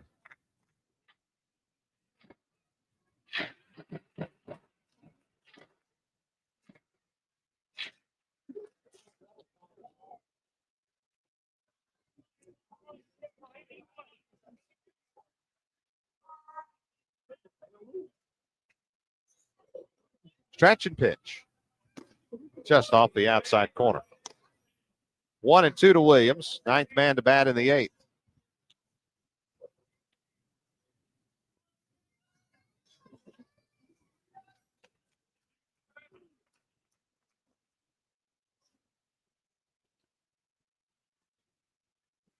One, two on the way. Williams swings and hits that one in the air to left center field. Not deep. Austin Martin in to make the catch for out number 3. 3 more across for Auburn on 1. 2 hits, 1 error, and 3 left on base. Tigers running away here to get the sweep. They lead 14-0 as we head to the top of the ninth. Now, Coach Butch Thompson is making the Verizon Wireless call to the bullpen. New Auburn pitcher is going to be sophomore right-hander Davis Daniel, 6'1", out of Montgomery, Alabama, St. James. Davis here to pick up the ninth inning for the Tigers, making his 13th appearance overall, just his fourth in relief. He's pitched 43 and a third innings for Auburn, giving up 26 earned runs, struck out 40, walked 23. Opponents hitting 300 against Davis Daniel. ERA of 5.4 with a 3-3 record overall for Davis coming in here. As the Tigers look to get an inning out of a guy they thought they might get 4 innings or so out of today. Defensive changes, Rod, for the Tigers. Judd Ward at center. Jeremy Johnson is in left. Mike Rojas behind the plate catching. So 3 defensive changes as well. And, of course, they changed the DH as well. So pretty much everybody on the roster getting a chance to contribute in this game. As we go to the bottom of the ninth inning, Auburn up 2 touchdowns. Blaylock, Infante, and Martin, the scheduled batters. Blaylock leads it off against Davis Daniel, who fires a strike in, 0-1. 96 on the fastball from Davis Daniel. Think he's ready to come in? He wants to make as quick a work as possible out of this. 0-1 is fouled back. 0-2. Big velocity drop there down to 94 on the nuts. So. His fastball is a good one. It hovers in that 94-95 range. 0-2. Looped foul out of play. Blaylock 0 for 2 today. A strikeout victim and a fly out to right. Struck out looking in the third. Flew out to right in the sixth.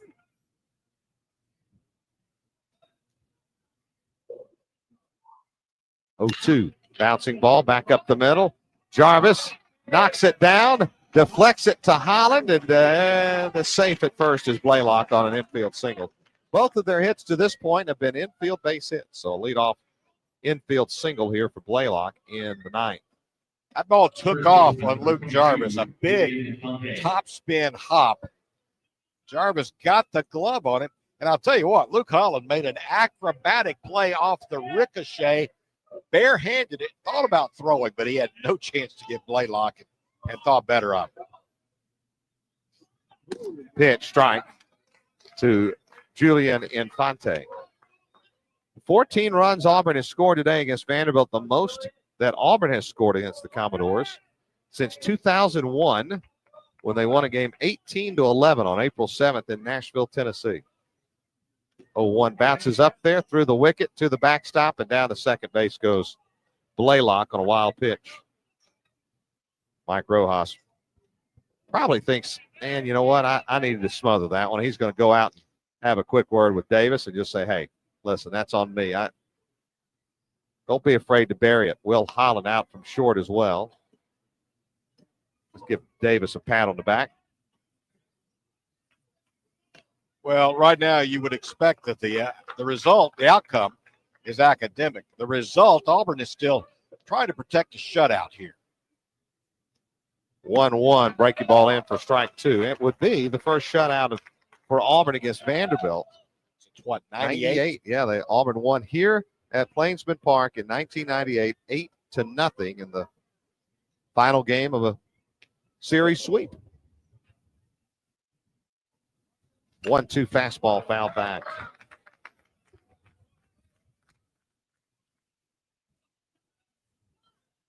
$14 runs, 13 hits for Auburn. Now no runs, 2 hits, and 1 error for Vanderbilt.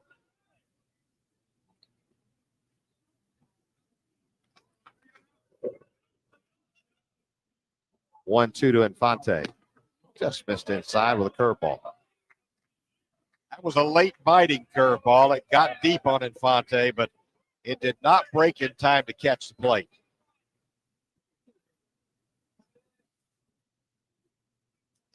Two-two stretch by Daniel in the pitch. Foul back.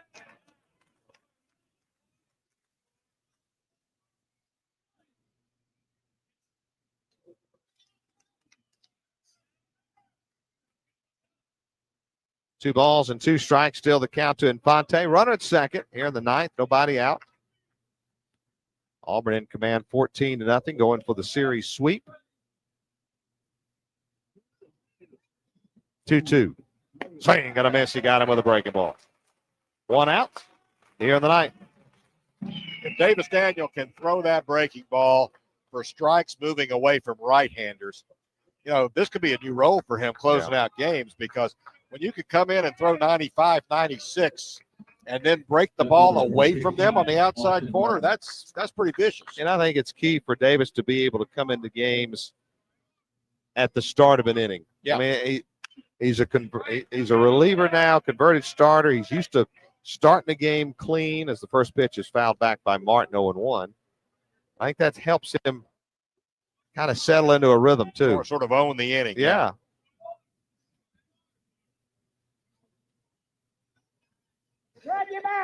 0-1. Just outside. One other thing that helps Davis Daniel, earlier this year, he started pitching exclusively from a stretch. So he doesn't throw from a full wind. Right. He was overthrowing from a wind, and they made the change. 1-1. High chopper. Holland charges. Short hop. Threels throws. Got him. Oh, what a beautiful play by Will Holland. He had the tweener hop, and he was able to fire out Martin at first by less than a half a step. One of the fastest players in the SEC. It's 2 outs. I don't think Brendan Venner's going to be on Blaylock's Christmas list, because he deked him going into third, and Blaylock went in with a head-first slide. Now, the reason you do that is because if it's a bang-bang play at first and the ball rolls away, he's not in a position to round the bag and come home. Yeah. But nonetheless, you won't make any friends doing that. Here's Philip Clark, 2 outs in the ninth. First pitch is inside, ball 1. It was a heads-up play, actually, by Venner to do that. 1-0 count. Pitch. Swing and a miss. Look at that Auburn bullpen. They're all waiting at the gate. They're ready to run. They're ready to come charging across the left field turf.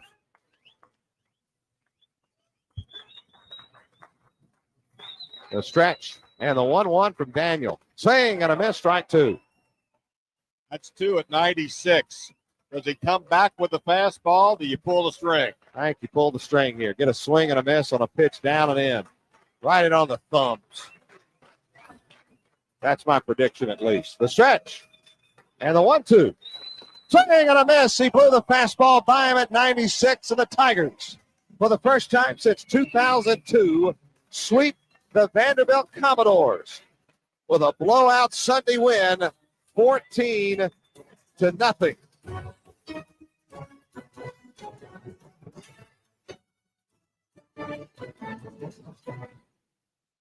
We welcome you back to Plainsman Park. The rain has stopped, so has the lightning, and we're about ready for Auburn baseball. The Tigers and Mississippi State in the first of 3.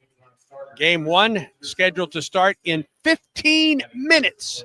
9:15 first pitch, Auburn and Mississippi State. Let's pause 10 seconds for station identification on the Auburn Sports Network.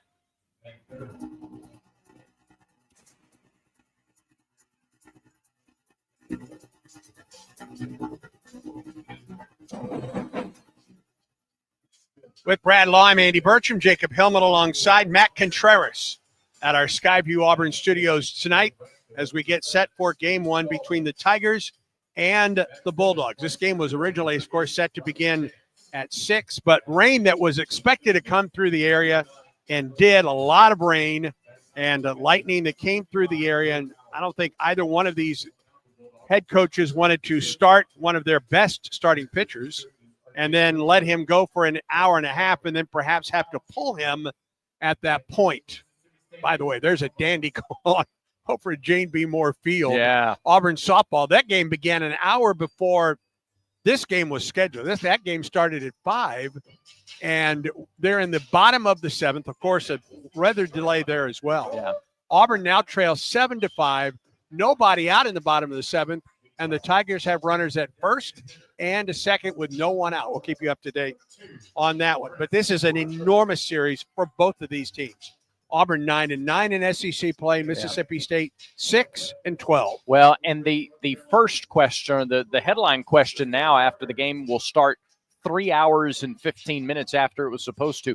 How do these two starting pitchers respond? Right.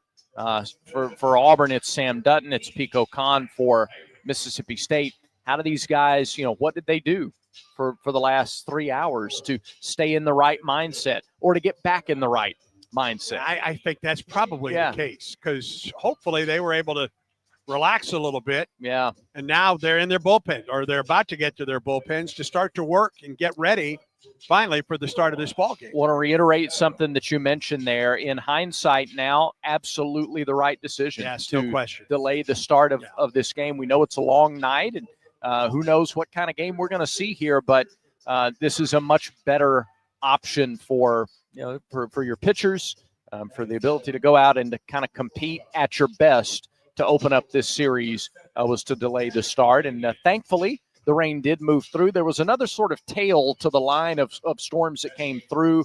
It has dissipated, and we feel pretty confident that the rain has passed and that we will play this game now in its entirety. This is what we're going to do until 9:15. You're going to rehear. If you haven't heard already, you will hear it for the first time. Our pregame, the Butch Thompson pregame report that was, for all honesty, was taped at 3 o'clock this afternoon. But it is about this game, these starters tonight. Khan for Mississippi State and Dutton for Auburn. We will go through the lineups one more time, and then we'll get ready for baseball. Auburn and Mississippi State. Yep, that's it. So it's sort of a truncated pregame and a replay of our pregame from earlier as we get you ready for Auburn and Mississippi State, and we'll get it going again with our pregame conversation with Coach Butch Thompson. Game day coverage of Auburn baseball continues now with our exclusive pregame conversation with head coach Butch Thompson. Right back into the SEC. Boy, what a year this has been for the Southeastern. You really don't know what's coming on an SEC weekend. Yeah, I call it the box of chocolates, right? But it's great. That's how competitive it is. And we talked about last year, it felt like a lot of people felt like that was the best the league's ever been. I think it's this year. I just think it's deeper, richer than it's ever been. And playing home, playing away, there's huge implications and factors and who's hot. Teams that started slow are making a run, and everybody's capable because you have great rosters. Well, you got a well-pitched game Tuesday night against a really good offensive ball club. A two-hit shutout against Georgia Tech. That's saying something. Yeah, against a really good offensive ball club. Knowing that, coming off the trip to Texas, and we really needed it. And a freshman got us started off. A freshman was catching, 2 hits, and the guys contributed. Myers was great. Tilly gets his first save of the year. We've had multiple guys now, 4 or 5. We thought there'd be that one lockdown closer, and it seems like a lot of guys. I know Watts and Hetzler and Myers. Now Tilly finishes a ball game. Hopefully that makes a difference. And the experience that some of these guys on the pitching staff have gotten the last month, hopefully that makes a difference for us this last month. But the guys have threw great and working really hard to get going. There's the rigors of a Major League Baseball team, a college baseball team. Hitting's one of the hardest things you can do in all of sports. And so there's some highs and lows, and to be able to keep grinding, figure out till we get back swinging the bats like we know we're capable of, for those pitchers to stand up like that against the top 25 team was exceptional. You brought in Carson Myers against nothing but right-handers in that ball game. What is the difference in his first year at Auburn and this year to have that kind of confidence in him with a game on the line to bring him in against nothing but right-handers? Yeah, doing it over and over. And I think he's comfortable in this league now. Had to figure out how to maybe he could just pitch to lefties. Now this year he can pitch to lefties and righties. So it's more he can come into a certain type of the game instead of face a certain segment of hitters. And I think that's good. I think he's got the fastball that he can pitch into right-handers now. And as you're calling the game, you can see a lot of those at-bats finish, especially the other night against Georgia Tech, was a hard fastball in or an elevated fastball up. So his ability, and that was a very right-handed lineup. We wanted those guys in the ball game to try to bounce back and get a win. Georgia Tech started their closer, basically. Just had done a great job, was undefeated for those guys. So both teams wanted that ball game. It was good to see us bounce back. It's one thing to be the Friday night starter. It's another thing to pitch like a Friday night starter, and that's what you've gotten all season long from Samuel Dutton.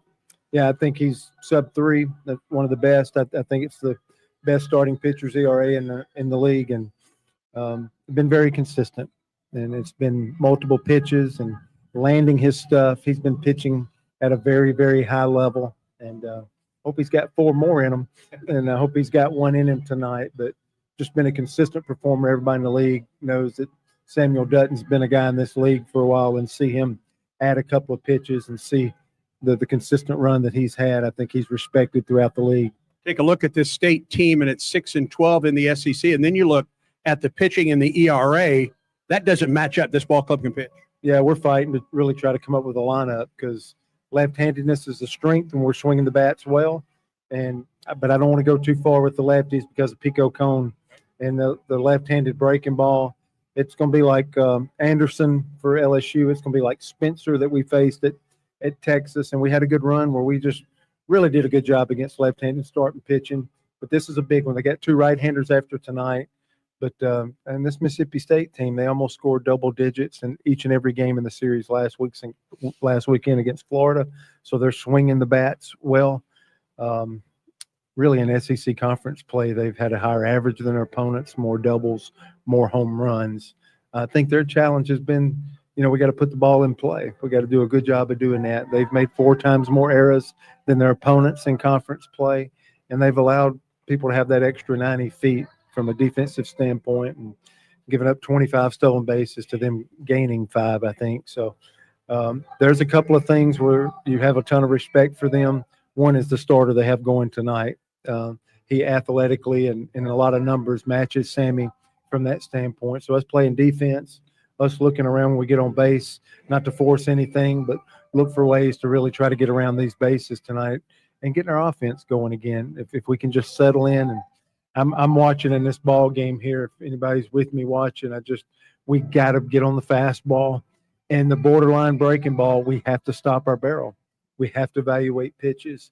If we can't lay off that borderline left on left or to the back foot, that breaking ball that says strike, but then it's a ball. If we can't lay off that, that's how he gets going and how he extends his outings to 6 or 7 innings. If we can be on the fastball when he presents it, and if we can take the borderline breaking ball, we can get right back to playing great offense tonight. All the best tonight, War Eagle. War Eagle. The starting lineups are presented by Yellowwood brand pressure-treated pine. If it doesn't have that yellow tag, you don't want it. For Mississippi State, the Bulldogs are 24-17 on the season. They are 6-12 in SEC play. Their head coach is Chris Lemonis, and here is his lineup. Left fielder Garrick Fry in the leadoff spot. Batting second, the shortstop Sawyer Reeves. And hitting third and playing third base, it's Ace Reese. Noah Sullivan is the cleanup hitter. He's the designated hitter for the Bulldogs. Hunter Hines at first base bats fifth, and Reed Stallman, the right fielder, hits sixth. Batting seventh, the center fielder, Bryce Chance. Hitting eighth at second base, Gatlin Sanders. And Joe Powell catches and hits ninth. Again, for the Bulldogs, it's Fry, Reeves, Reese, Sullivan, Hines, Stallman, Chance, Sanders, and Powell. Now for your Auburn Tigers, Butch Thompson's club, 28-13 overall, 9-9 in the SEC. It is Chris Rembert, the designated hitter, in the leadoff spot. Bristol Carter starts in left field tonight and bats second. Hitting third, it's the right fielder, Ike Irish. The cleanup man tonight is in center field. That's Cade Ballou. Batting fifth, the second baseman, Eric Snow. Hitting sixth at first base, it's Cooper McMurray. Batting seventh, the shortstop, Derek Fabian. Chase Fralick does the catching and hits eighth. And Eric Guevara plays third base and bats ninth. Again for the Tigers, Rembert, Carter, Irish, Ballou, Snow, McMurray, Fabian, Fralick, and Guevara. Those are your Yellowwood starting lineups, and we're getting set for first pitch here at Plainsman Park. Auburn just scored 6 runs in the bottom of the 7th after the weather delay and came back to beat South Carolina at Jane B. Moore Field 8-7. That'll look a lot like Auburn softball in February, sure and some of those come from behind wins. They're just quit. Their 20th come from behind win Incredible. this season, which leads Division I softball. That is incredible. Yeah. Wow. Yeah. So the post-weather delay was really good over across campus Sure for the orange and blue, and we'll see if it is the case here again. All right, let's get into it. Ready for play-by-play at Plainsman Park. Thought we had a billboard there, to be honest with you, so we'll just skip right over it. That's okay. Exclusive play-by-play coverage of Auburn baseball is brought to you by Alabama Power, proud supporter of the Auburn Tigers. Alabama Power, power for a better Alabama. And by Cook's Pest Control, keeping your home and business safe from pests and termites since 1928.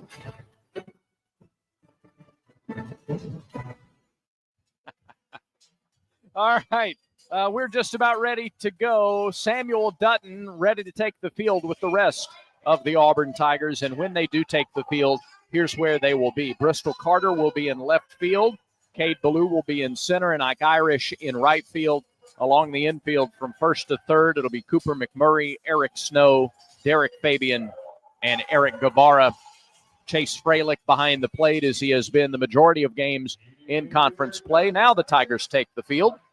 And the pitcher is Samuel Dutton, the Southside Alabama native, a transfer from LSU, and he has just been fantastic to open series this season for the Tigers. Samuel Dutton, 5'11", 199 pounds, senior right-hander, leads the SEC in earned run average, top 10 in innings and strikeouts. For the year, Samuel is 5-2 with a 2.43 earned run average. This will be his 11th start of the season. In the previous 10, he's gone 55 2/3 innings. He has given up 51 hits, 15 earned runs. He's walked just 12 and struck out 64. Teams are batting .249 against Samuel Dutton. He will face Fry, Reeves, and Reese for Mississippi State. In SEC play, Dutton is 3-1 with a 309 earned run average. 6 starts, 1 complete game, 35 innings, 29 hits, 12 earned runs, 7 walks, 36 punch-outs, and teams are batting .227 against Dutton in conference play. On the Yellowwood scoreboard, quickly, it is Florida, who beat Arkansas tonight 6-4 in Gainesville, game 1 of that series. Georgia evened its series with Oklahoma with a 10-9 win over the Sooners. Alabama leads Missouri 6-2, top of the 7th in Tuscaloosa as they try to win the series. Ole Miss leads Vanderbilt 5-1, bottom of the 7th in Oxford in that series opener. In the bottom of the 3rd in Austin, Texas leads Texas A&M 1-0. And Tennessee and LSU are yet to get underway in Baton Rouge. They've had weather there as well. Throw goes down to second, and we are finally ready to say, gentlemen, start your engines here on Tiger Daga Nights weekend here at Plainsman Park. And let's turn it over now to the voice of the Tigers, Andy Burcham, to get you going on a late Friday night. First pitch weather forecast brought to you by Blue Moon. Everything becomes brighter. Every sip of their Belgian-style wheat ale crafted with Valencia orange peel and coriander. Celebrate responsibly. 2025 Blue Moon Brewing Company, Golden, Colorado. 65 degrees now at game time. Wind out of the west-northwest at 9 miles an hour. Cloudy conditions. And the first pitch from Dutton misses low for ball 1. The umpires tonight, Jeremy Dupree behind the plate. Eddie Newsom at first. Michael Carroll at second.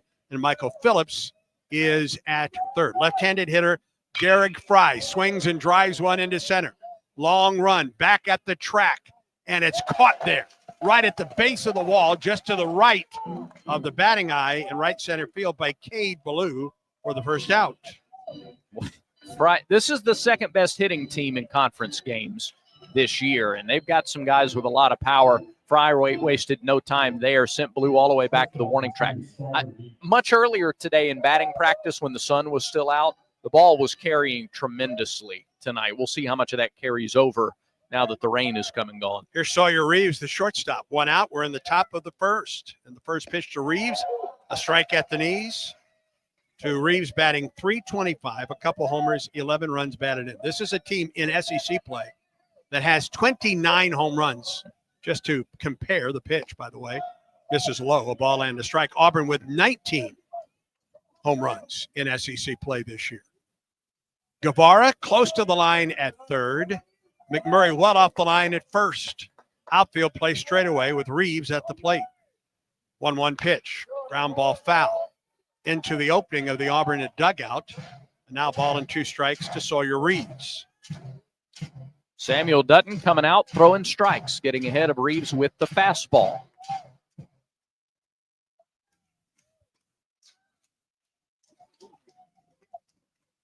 One ball and 2 strikes the count. Dutton shakes off the sign. Pitch clock is at 9 as he comes home. Line drive left side, curving, foul by about 5 feet off the monster, off the War Eagle wall out there. There's a fastball up and in at 93. It's not where Sam wanted the ball, and Reeves, I think, was looking fastball and jumped on one that he had to elevate to go get. Derek Fry led off the game as he hit one to the base of the wall in right center field, just to the right of the batter's eye, actually. Caught out there by Cade Ballou. Irish in right, Ballou in center, and Bristol Carter in left. Count remains a ball and 2 strikes to Sawyer Reeves. Winding the pitch. Ground ball, left side, foul, and past Guevara into the left field corner. Good change up there from Dutton at 71. He thought there with Reeves, he was looking fastball again. I could get him way out in front. He was out in front, but Reeves managed to get a little bit on it. All blues for the Tigers tonight. Top sand trousers. White lettering on the front and back. Orange numbers for the Tigers as now Auburn goes to a shift. The second baseman, Snow, right behind the second base bag. Again, the 1-2. It missed low. Auburn appeals to first, and he did not go. 2 balls and 2 strikes to Reeves. Now he's seen a couple of fastballs. He's seen the changeup. He's seen the slider.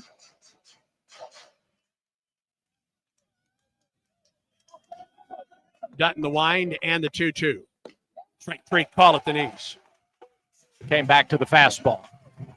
Kept it down in the strike zone. The K counter presented by Kia of Auburn, where you're always number 1, 2 outs.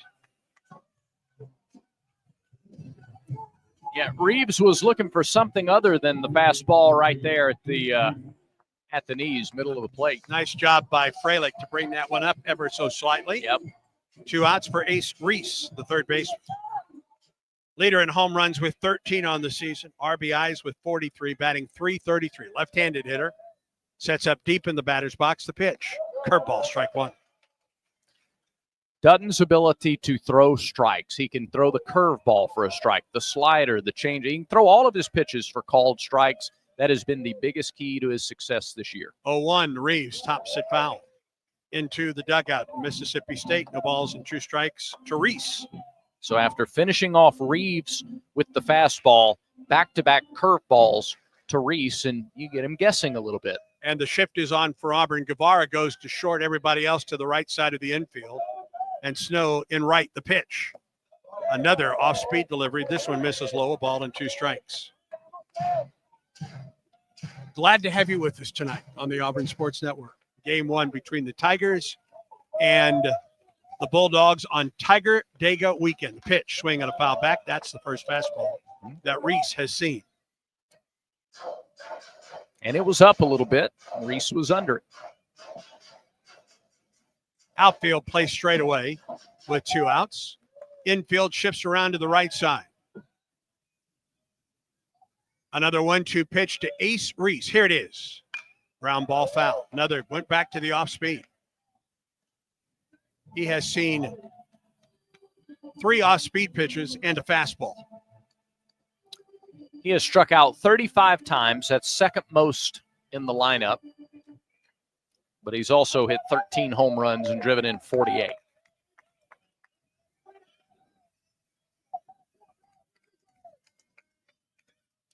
Another 1-2 pitch. Headed home. Looper left side, charging Guevara Fields. He throws. He has no chance to throw out Reese. He hit it far enough away from the shift that although Guevara got to the ball, he had no chance to throw out Reese at first. Yeah, that was in on the hands and had some side spin. So even as Eric charged, he had to read. Oh, boy, that was up and in on the hands. Even Guevara, with his very strong arm, was 4 steps late with the throw. Just nothing he could do there. And here's Noah Sullivan, the DH. Batting .345, 9 homers and 31 runs batted in. Right-handed hitter against the right-hander Samuel Dutton, the pitch. Sweeps outside for ball 1. Fry flied to deep center. Reeves struck out looking. An infield single for Reese. And now Sullivan with a ball and no strikes. 2 outs in the top of the first. Stretch and pitch. Jammed him, and he fouled it back here.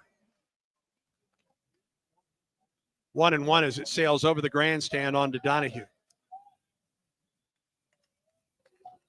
Game 2 tomorrow at 6 o'clock. Quite certain it's sometime in this broadcast. We'll say later today at 6. 1-1. Jammed him again, elevated fastball, and he fouled it back. He has been up with that fastball a little more this inning than I remember him being consistently this year. Reese at first, a stolen base in 1 attempt this season as he gets his lead. He's there with 2 down. 1-2 pitch to Sullivan.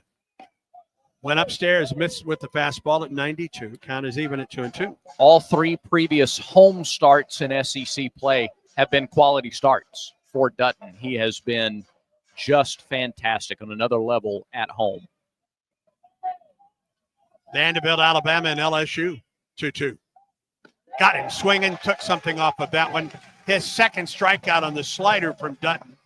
The K counter presented by Kia of Auburn, where you're always number 1. No runs ahead, no errors, and no one left for Mississippi State. Auburn comes to the plate, and this is the Auburn Sports Network. Football season is coming soon. The Tigers return Friday, August 29th at Baylor. Oh, he got blindsided by Calvert. Reed in trouble. Reed goes down. DeMarcus Riddick. This is your exclusive home for Auburn football, the Auburn Sports Network. For 48 straight years, Ford F-Series have been the best-selling trucks in America. We got here by engineering breakthrough technology, redefining built Ford tough, and never settling for second best. But what's really made Ford F-Series the #1 selling trucks in America is you. Ford F-Series, built Ford tough. Based on 1977 to 2024 calendar year total sales.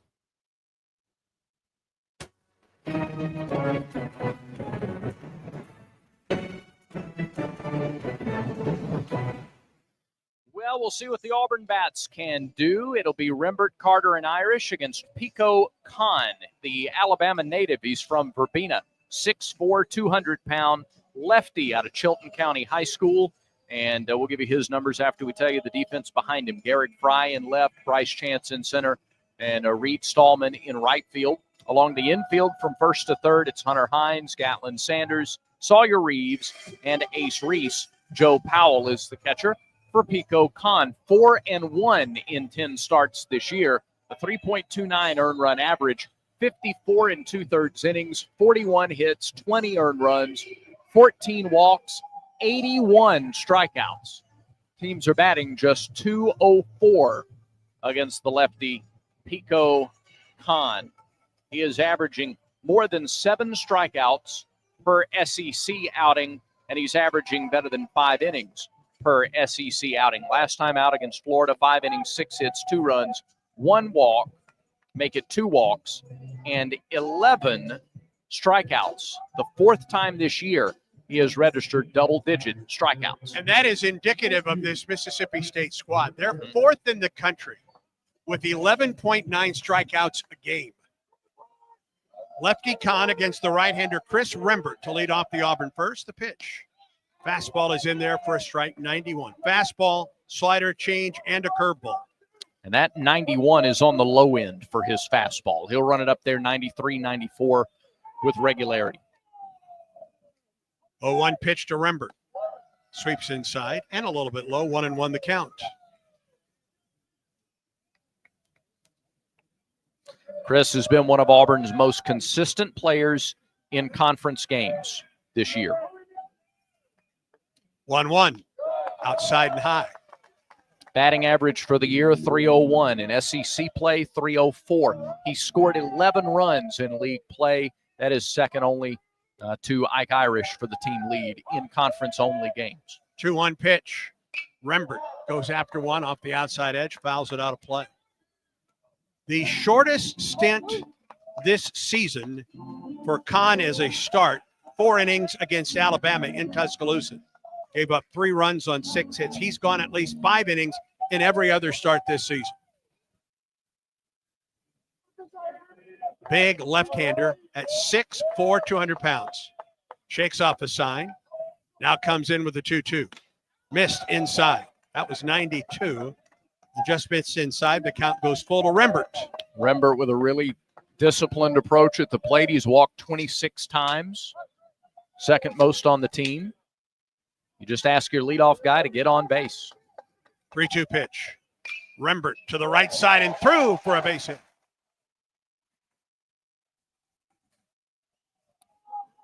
He got on base. It's a good start for Auburn. So Rembert aboard with the single, and it brings Bristol Carter to the plate. Another of Auburn's right-hand hitters tonight. And some options here. He can handle the bat well enough to bunt. He's got power. He can pull it. He can go the other way. Bristol batting .265, a couple homers, 10 runs batted in. Rembert at first, 4 of 7 stolen bases this year. Stretch and the pitch. He does show bunt. Bunts at right side. First baseman Fields looks to the second baseman covering, and they get Carter at first, and Rembert goes to second. It strains the defense. It forces them to think and react quickly. And the second baseman there, if he waits an extra beat before covering the bag, then Carter beats that out. As it is, he gets greeted by the dugout because he did his job. He sacrifices the man over. 1 down, and here's Ike Irish. Batting a team-leading .353, 11 homers and 36 runs batted in for Ike. Rembert down at second base, 1 out for Auburn. Stretch in the pitch, and Irish takes it inside for ball 1, off speed at 81.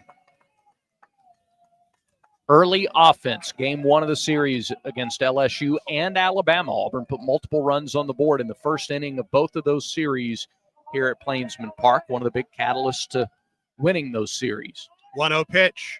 Irish flies one into left. Center fielder Chance moves to his right.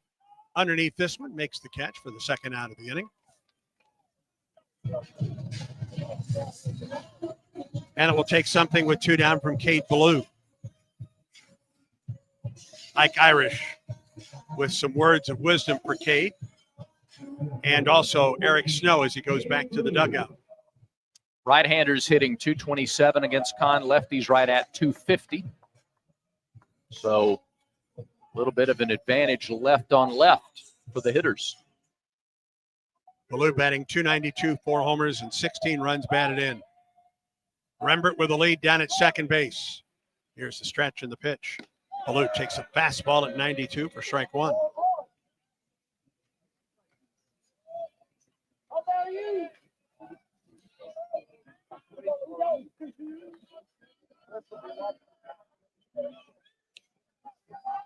Oh, and 1 to Ballou, the stretch and the pitch. Strike 2, outside corner.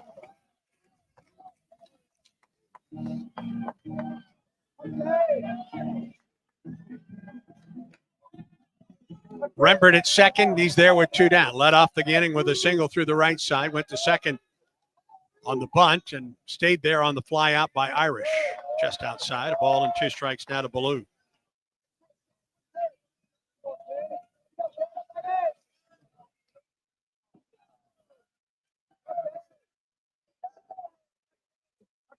Rembert with his lead at second base.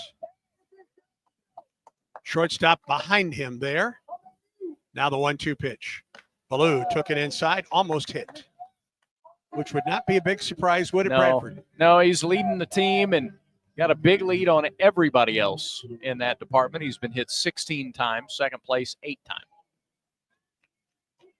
2 balls and 2 strikes to Ballou. 2-2 pitch. Got him swinging. Fastball off the outside edge. And Kahn works out of trouble. No runs on a hit. No errors. A man left. We're through 1. No score at Plainsman Park as Auburn baseball continues in a moment. When the game is on the line, you want someone you can count on. At Alabama Power, we believe in consistency and having each other's back. It's our game plan to safely deliver the electricity you depend on. We give 100% to achieve 99.9% reliability. Learn how we power a better Alabama at alabamapower.com/reliable. Alabama Power is a proud supporter of the Auburn Tigers. The tradition, the rivalry. Sirius XM is your destination for all things college sports, and we've got you covered.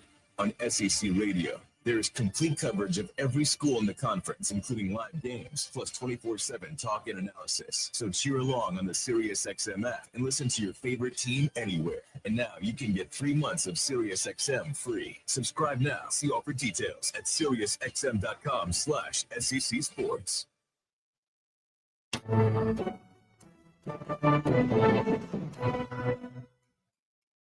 Hunter Hines, Reed Stallman, and Bryce Chance to face Samuel Dutton in the top of the second. 20 pitches for Dutton in the first. On the Yellowwood scoreboard tonight, Georgia beat Oklahoma 10-9. That series is now even at a game apiece in Athens. Florida takes game 1 against Arkansas, winning tonight 6-4. They're still not underway down in Baton Rouge between LSU and Tennessee. Bottom of the 7th in Tuscaloosa, Alabama 7, Missouri 3. Alabama came from behind to win game 1 last night. Ole Miss 5, Vanderbilt 1. That game is in the top of the 8th. Top of the 4th, Texas 1, Texas A&M nothing. No score here as we move to the top of the 2nd. They're going to start that LSU game at 9:50 tonight. Hunter Hines leads it off in the second. The pitch to him, curveball, strike 1. Hines with 8 homers, 29 runs batted in.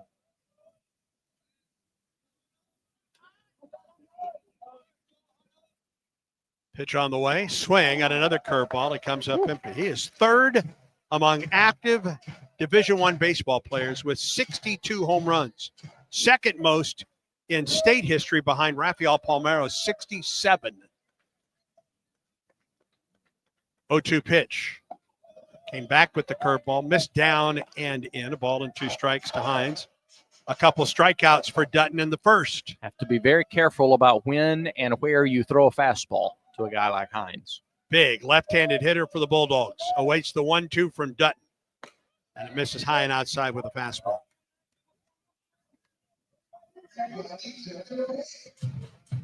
Got to hand it to the crowd that stuck around for this game. There's still a good number of people.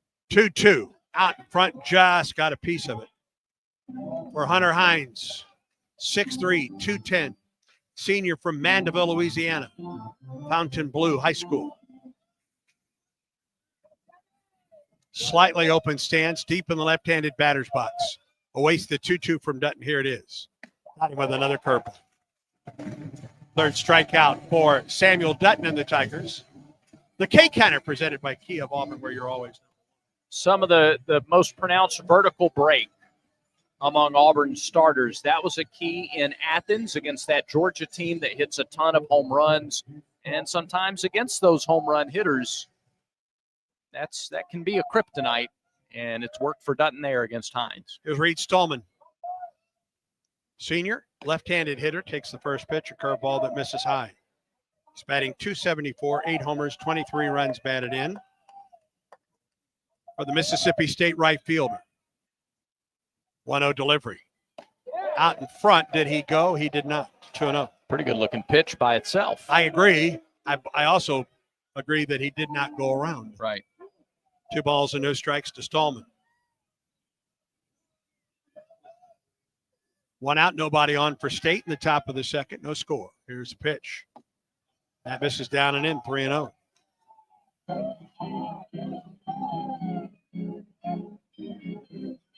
Modified shift for Auburn. Fabian, the shortstop for the Tigers, pretty close to the second base bag. 3-0 pitch. Strike. Slider in there for a strike, 3-1.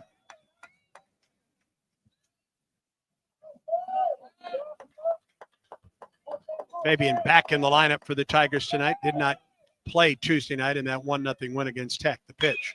Ground ball right side, foul.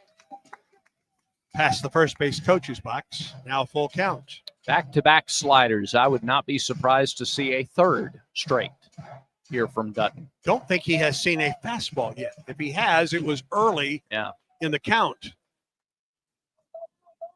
Now a full-blown shift for Auburn, the pitch. Ground ball right side, it's foul. Past McMurray and down into the right field corner. He did throw him the slider again there. Stallman did a good job to get the bat on it.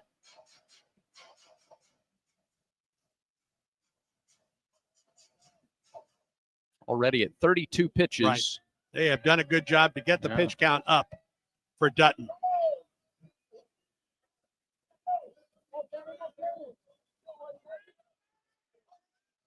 Now another 3-2. Fastball, strike 3 on the outside corner. There's the fastball, Brad. Yeah, lulled him to sleep with 3 straight sliders. And then just threw the fastball right by him on that outside corner for his 4th strikeout. 2 down, nobody on, and here's Bryce Chance, center fielder for the Bulldogs, batting .290 with 3 homers, 22 runs batted in.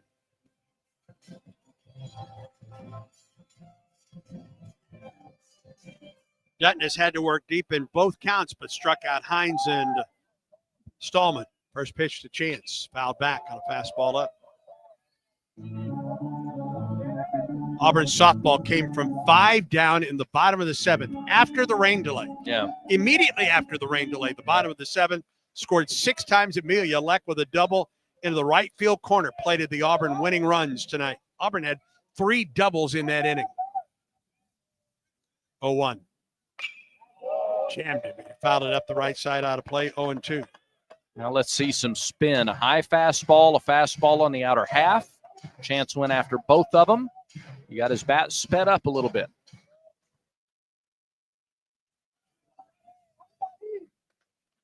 Dutton ahead of Chance, no balls and 2 strikes. Winds and fires. Got him on a slider on the outside corner. Ooh, Samuel Dutton just struck out the side in the second. 3 up, 3 down for the Bulldogs. No score. Auburn comes to the plate in the bottom of the second. And this is the Auburn Sports Network. Southeastern Industrial Contractors offers the path to a productive and successful career for hard workers of all ages, especially young people looking to jump straight into the workforce. Southeastern Industrial Contractors is now hiring for great-paying skilled trade positions. Managing partner Derek Harville is a proud Auburn University graduate with deep roots in the community. Give him a call at 334-209-6355 to learn more. Southeastern Industrial Contractors, 334-209-6355. For 70 years, Max Credit Union has been more than just a financial institution. We've been a part of your community, your milestones, your dreams. At Max, you're not just a customer. You're a member, a neighbor, a friend. So as we celebrate 70 years of trust, service, and financial growth, we want to say thank you. Thank you for choosing Max, and thank you for letting us be a part of your journey. Max Credit Union, 70 years strong and just getting started. Federally insured by NCUA.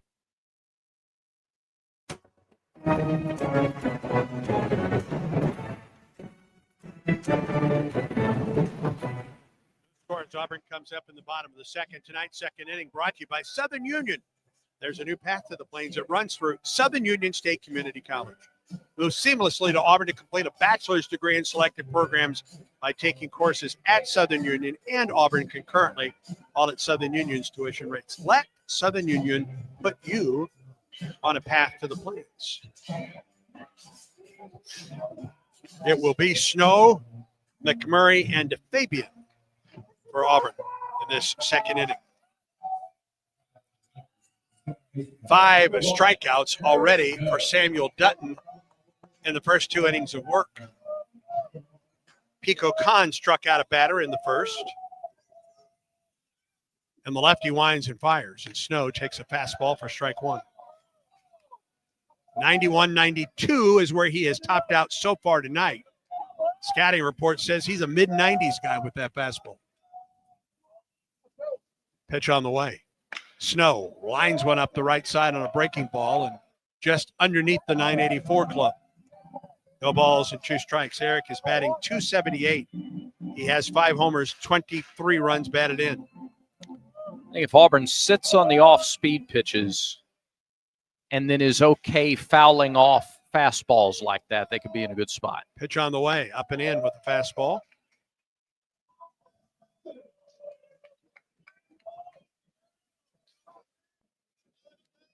$17 pitches so far for the lefty, Pico Khan. Wind and delivery. Foul back on a fastball. Handcuffed him. Yeah, Khan last time against Florida, 2 runs, 6 hits, 5 innings. Before that, 6 hits in 4 innings against Alabama. 5 or more every other time out in league play. 1-2 to Snow. Got him. Straight change. Snow, I think, was looking fastball. Second strikeout for Khan. Well, neither one of these pitchers looks like he was terribly affected by the long wait before the start of the game. Here's Cooper McMurray. Batting .322, 8 homers and 36 runs batted in. First pitch to McMurray. On the outside corner for a strike. In SEC play, McMurray is batting .188 and does not have a home run.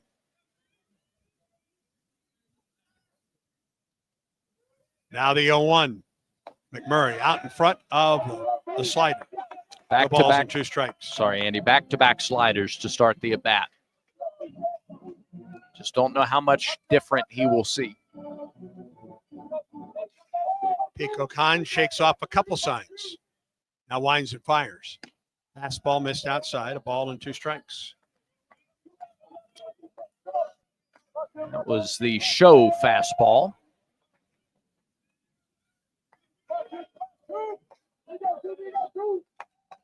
One ball and 2 strikes to McMurray. Here's the wind of the pitch. Strike 3 call on the outside corner. It appears to be a generous strike zone tonight for Jeremy Dupree, but we've seen it both ways early on. Yep. Yeah, you said in the break you better be swinging tonight, and that's probably good advice for both these teams. 3 consecutive strikeouts for Khan. Final out of the first, and then Snow and McMurray here in the second. Here's Derek Fabian. Lefty on righty, and the pitch. Fabian swings at the fastball and comes up empty.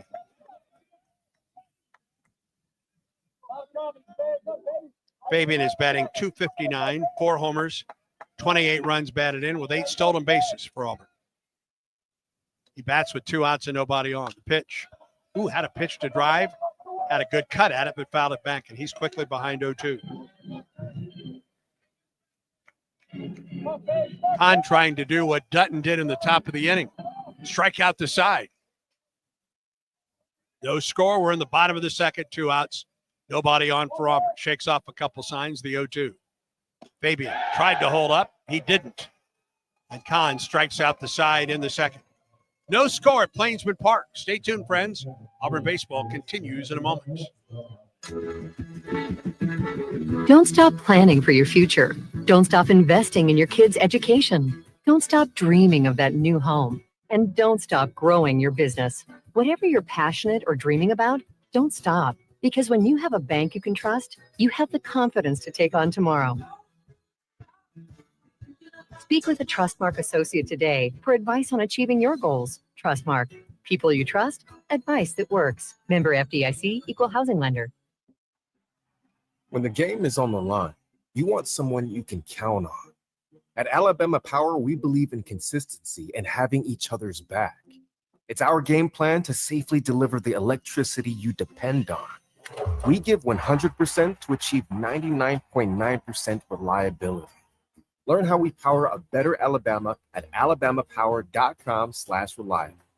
Alabama Power is a proud supporter of the Auburn Tigers. Back to Plainsman Park for more Auburn baseball against Mississippi State.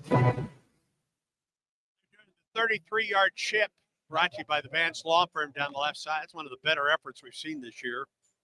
Speaking of golf, congratulations to Jackson Coiban, back-to-back SEC tournament champion. First in 40 years in this league. And Auburn wins the stroke portion of the SEC championship. Now it goes to match play, and Auburn will get Texas in its first match tomorrow morning. Quarterfinals and the semifinals tomorrow, and then the championship round on Sunday at the Seaside Golf Club in Sea Island, Georgia. Show you how competitive the SEC is, just like it is in every other sport. Texas, the eighth place team in stroke play, is ranked where?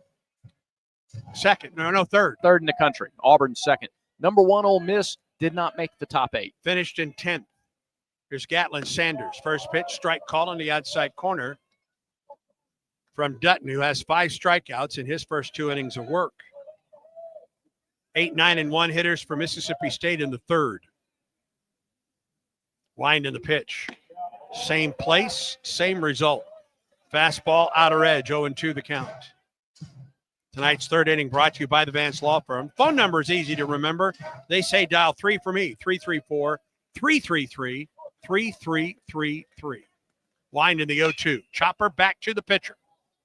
Fields near the line, flips to first for the out. They're going to call it a foul ball. They're going to say it hit him in the box.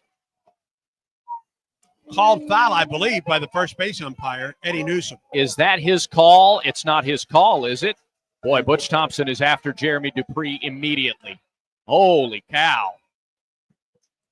And Jeremy Dupree is giving it right back to the Auburn head coach.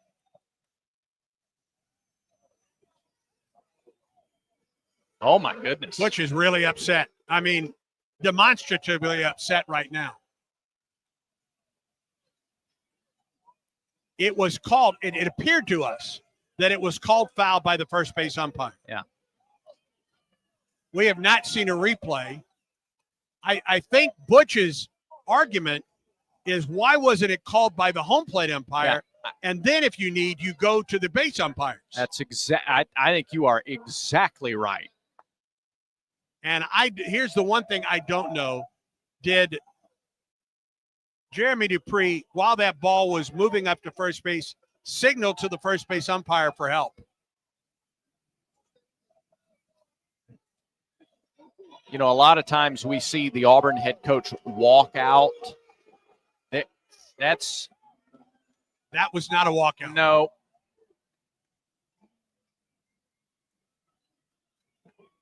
I'll tell you what, I'm not sure it hit anything, friends. I don't think it did. As we get a replay, I'm not sure it hit. That didn't. That's a bad call all the way around. Oh, my. Well, there you go. 0-2 to Sanders. Dutton, the wind and the pitch. Missed high and outside. And in that case, the home plate umpire did his job by not calling anything. But it was immediately called foul by Eddie Newsom, and then that's a dead ball at that point. As we see the replay, it did not hit Sanders, it appears to us, in the box. Pitch. Fouled it off. That's a foul ball. And now you get that pitch count north of 40. It's at 41, and no outs in the inning. We'll see how many more pitches this adds.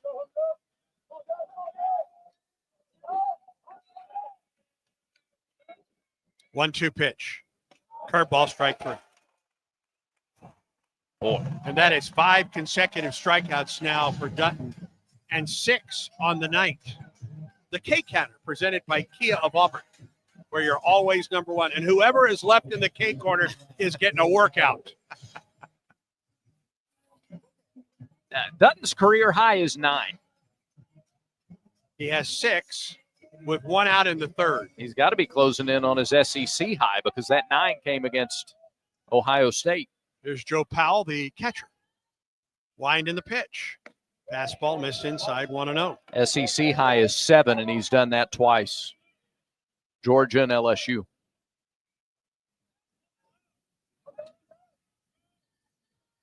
Wind in the pitch. It sweeps outside. 2 balls and no strikes to count.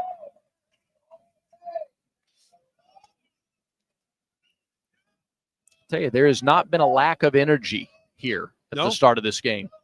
2-0 delivery. Bounces up there, 3-0.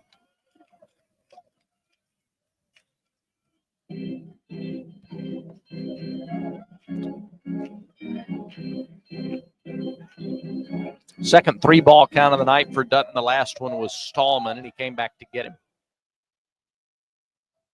Out of Mason, Ohio. Pitch to him.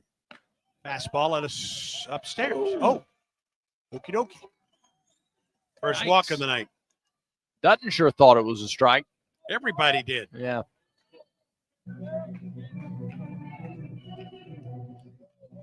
So a 1-out walk to Powell. Now we get to the top of the order again, and here's Garrick Fry. Never like walking the number 9 hitter. Fry led up the game on a 1-0 pitch. Hit it just to the right of the batter's eye, right up against the wall. It was run down by Cade Ballou. Pitch, curveball missed. 1-0.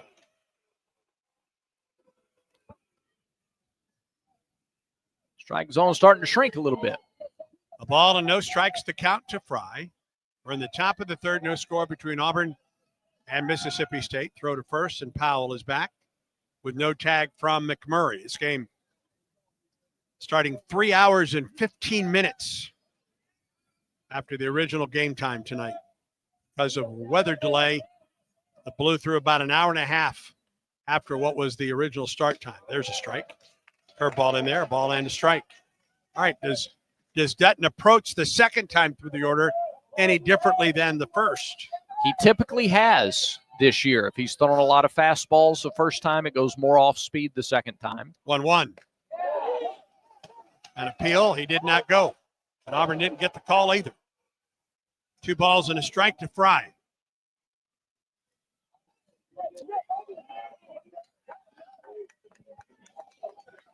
That is a lively Auburn dugout right now. 2 balls and a strike. 2-1.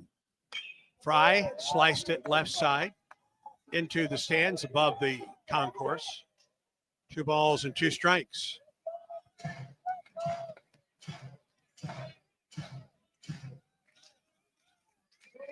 A runner at first, 1 out. We're in the top of the third. 2-2. Line drive into right. Here comes Irish. Makes the catch.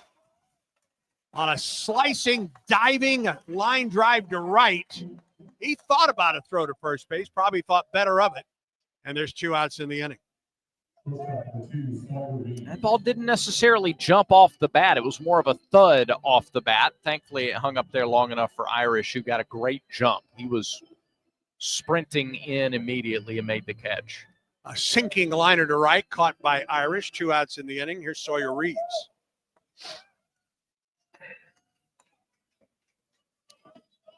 Powell at first base with 2 outs in the inning.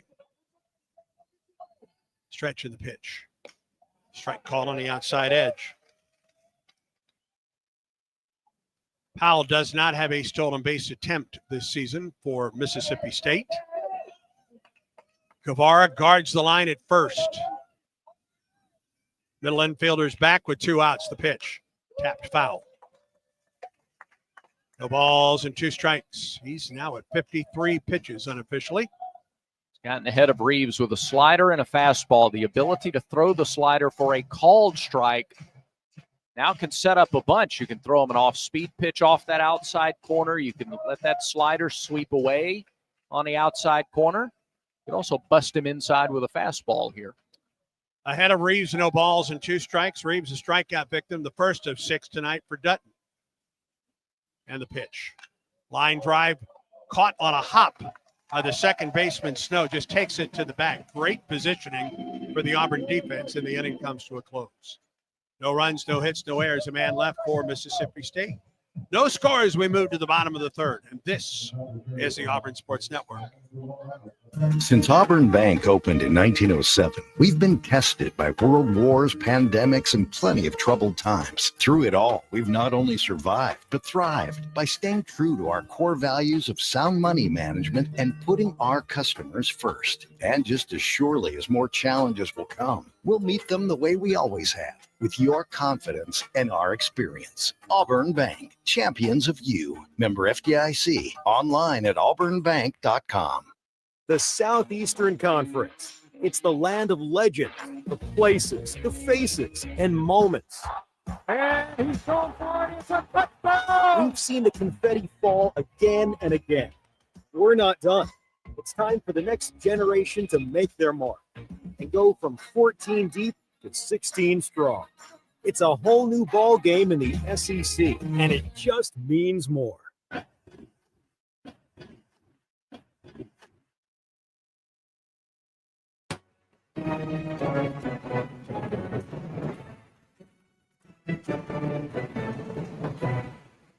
Eight, 9, and 1 hitters for Auburn in the third. During the half inning, the Auburn head coach was out talking it over again with Eddie Newsom, the first base umpire. After the foul ball that was called, the replay showed it was not a foul ball, should have been an out. Probably cost Samuel Dutton about 3 pitches. Came back to strike out the batter. Now Chase Freilich, Eric Guevara, and Chris Rembert try to solve the matrix of Pico Khan, who has struck out 4 in a row. Ballou to end the first, then Snow, McMurray, and Fabian in the second.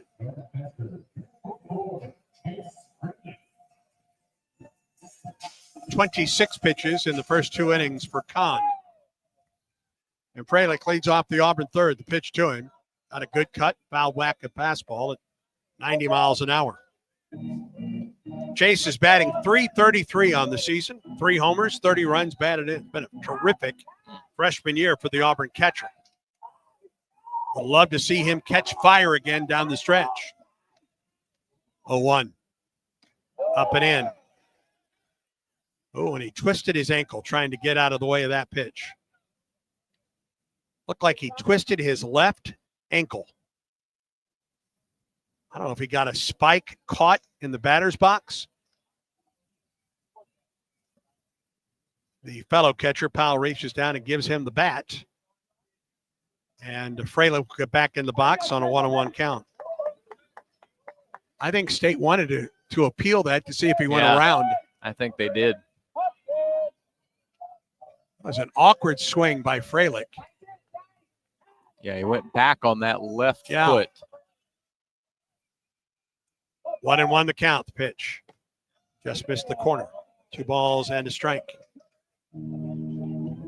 Guevara on deck for the Tigers. No score. We're in the bottom of the third. 2 balls and a strike to the leadoff man, Chase Freilich. Here's the pitch.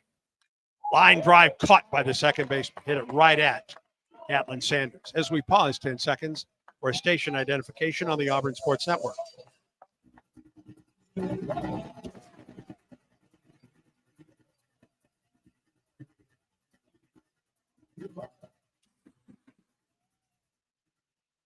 Freilich struck it well, but hit the line drive at the second baseman. 1 out. Here's Guevara. Hitting .259, a couple homers, 10 runs batted in for the Auburn third baseman. Khan, the wind of the pitch. Guevara takes it high and outside. 31 pitches for Khan through 2 1/3. He has 4 strikeouts. Dutton has 6. The pitch. Guevara takes a strike. Fastball down the middle. 1-1 the count. Top of the order, and Chris Rembert waits on deck for Auburn.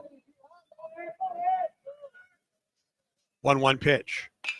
Off the end of the bat, right side. Long run for Stallman. He won't get there as it falls harmlessly into the stands. A ball and 2 strikes now to Guevara.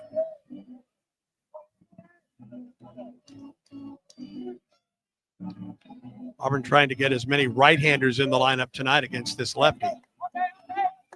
And Khan. Guevara is one of them. And he completes the first time through the order for Auburn. 1-2. Strike 3 call on the outside corner. 5 strikeouts for Khan. Well, the first time through, Rembert's the only guy that had any success against Khan. Now the second time through, we'll see that it's been much better for Auburn the second time through against a guy a lot of times this year. Single through the right side on a 3-2 pitch in the first. He's Auburn's only base runner. And the pitch to him. Misses low.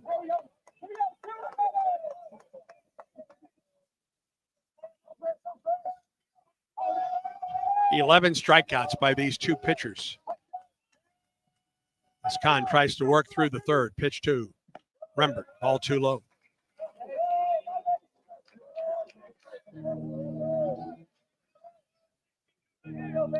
Khan has only been to 1 3-ball count so far. That was to Rembert before the single. 2-0.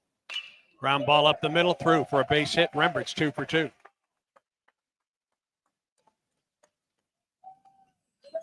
A 2-0 fastball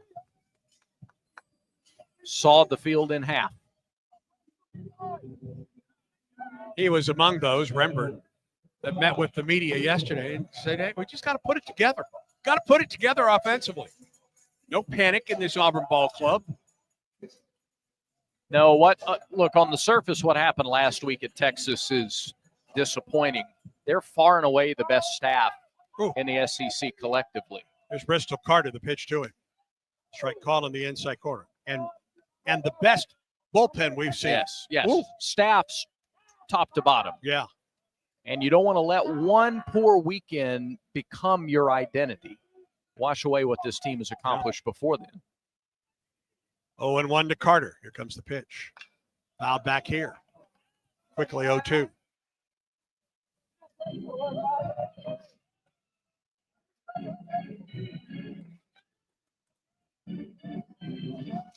Reese guards the line at third. Middle infielder's back with 2 outs.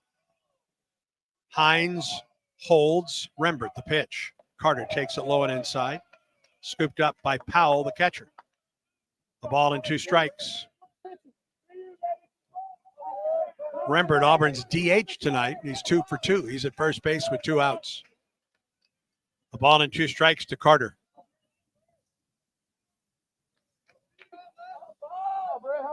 The stretch by Khan. And the 1-2. Inside. Hit him. May have gotten the jersey going by. Yeah. That is the 4th hit batter for the Mississippi State starter this year. It sends Rembert to second, Carter to first, and here is Ike Irish. Ike is hitting for the second time with a man in scoring position. This is the blueprint. This is what you want. Your best hitter at the plate with runners in scoring position. Batting .333 with 2 outs in an inning, .364 with runners in scoring position. Rembert at second and Carter at first. 2 outs here in the Auburn third. The pitch in there for a strike. Off-speed delivery to Ike Irish. He got under a fastball in the first inning, flied out to center. Runners get their leads at first and second. 2 outs for Auburn in the bottom of the third. 0-1 the count to Irish. Stretch in the pitch. Ike chops it foul to the plate. Back to the screen. 0-2 to Ike. He got ahead of Carter 0-2. Eventually hit him on a 1-2 pitch. Fell behind Rembert with 2 outs. 2-0, and Rembert singled up the middle. There at first and second with 2 down. The count is no balls and 2 strikes to Ike Irish.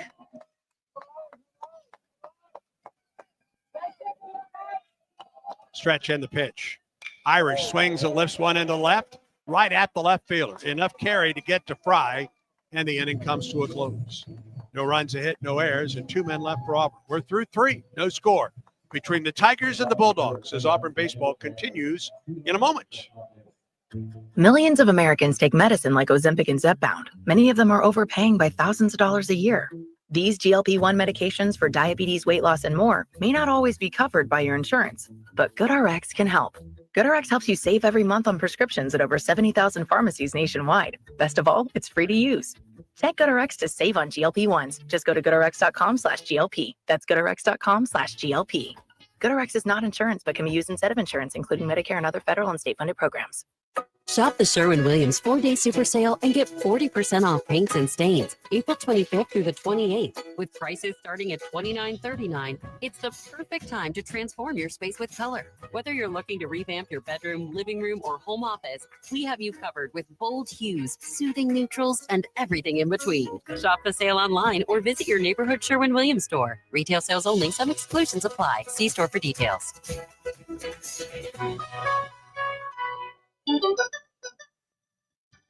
Back to the ballpark for more Auburn baseball. Samuel Dutton has thrown 54 pitches in his first 3 innings of work.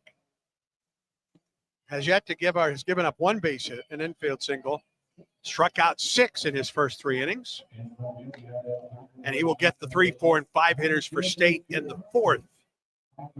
Among those heading to the Auburn bullpen, Carson Myers right now to take you through the middle 3. Celebrated a birthday last weekend. Here's Bradford T. Law. Shake and bake, Andy. Shake and bake. Baby. Tiger Dega Nights here at Plainsman Park. Tiger Dega late nights at Plainsman Park. Reese, Sullivan, and Hines. Reese has the infield single. He hit against the shift back in the first inning, a 2-out single. First pitch to him here in the 4th is fouled straight up and back, 0-1.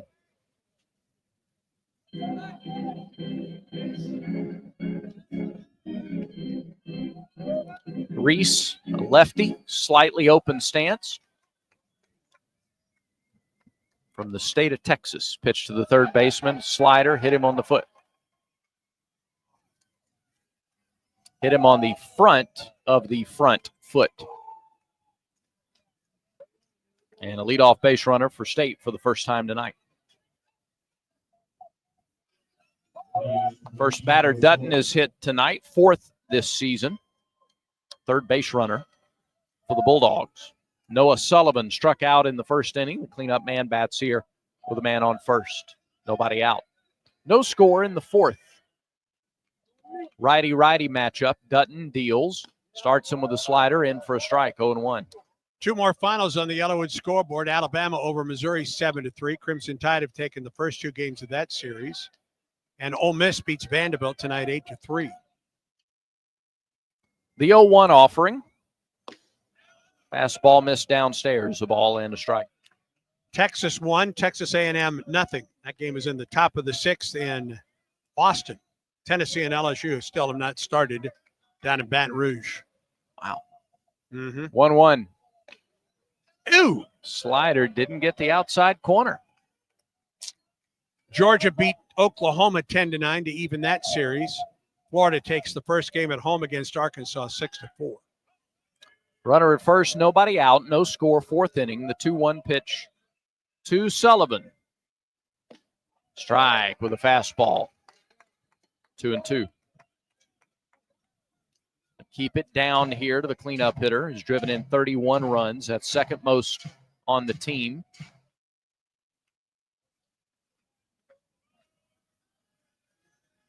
Two from Auburn's senior right-hander.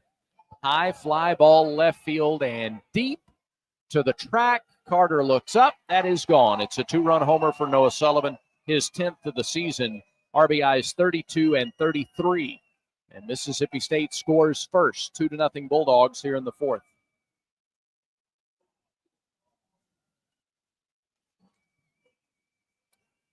Got a pitch up and knew what to do with it. So State takes a 2-0 lead. And the batter is Hunter Hines. Yep, letter high fastball. Wanted to try to keep it down, and he didn't. So the hit batter comes back to hurt. First pitch breaking ball sails high. 1 ball, no strike. I would love to know, and I don't know, we have that stat in front of it, how many times that leadoff hit batter has scored in the last 20 years of Auburn baseball. Seems like every time, doesn't it? Sure does. 2-0 Mississippi State hits even at 2. The 1-0 pitch is pulled foul right side. Off that side wall, it bounces all the way out to right field. 1-1 the count to Hines.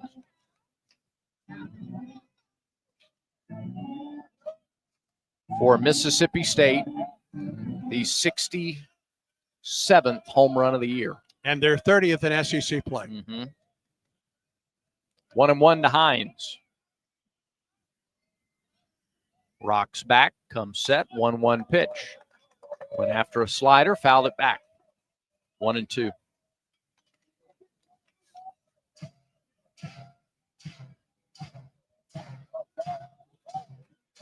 It's one of the few times at home that Dutton has pitched from behind. 1-2. Slider bounced it up there. 2 balls, 2 strikes.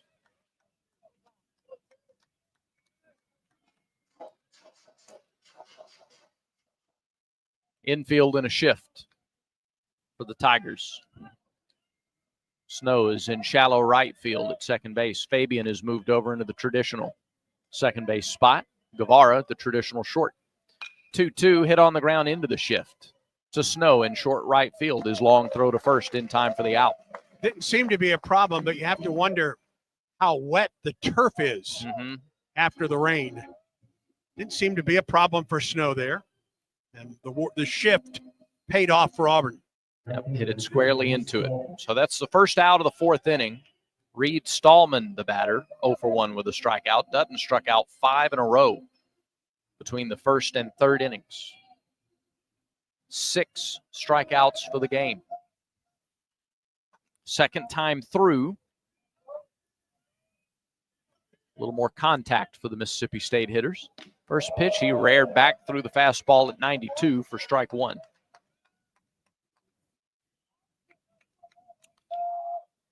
Four straight hitters with 8 or more homers for the Bulldogs. Stallman the 4th in that group.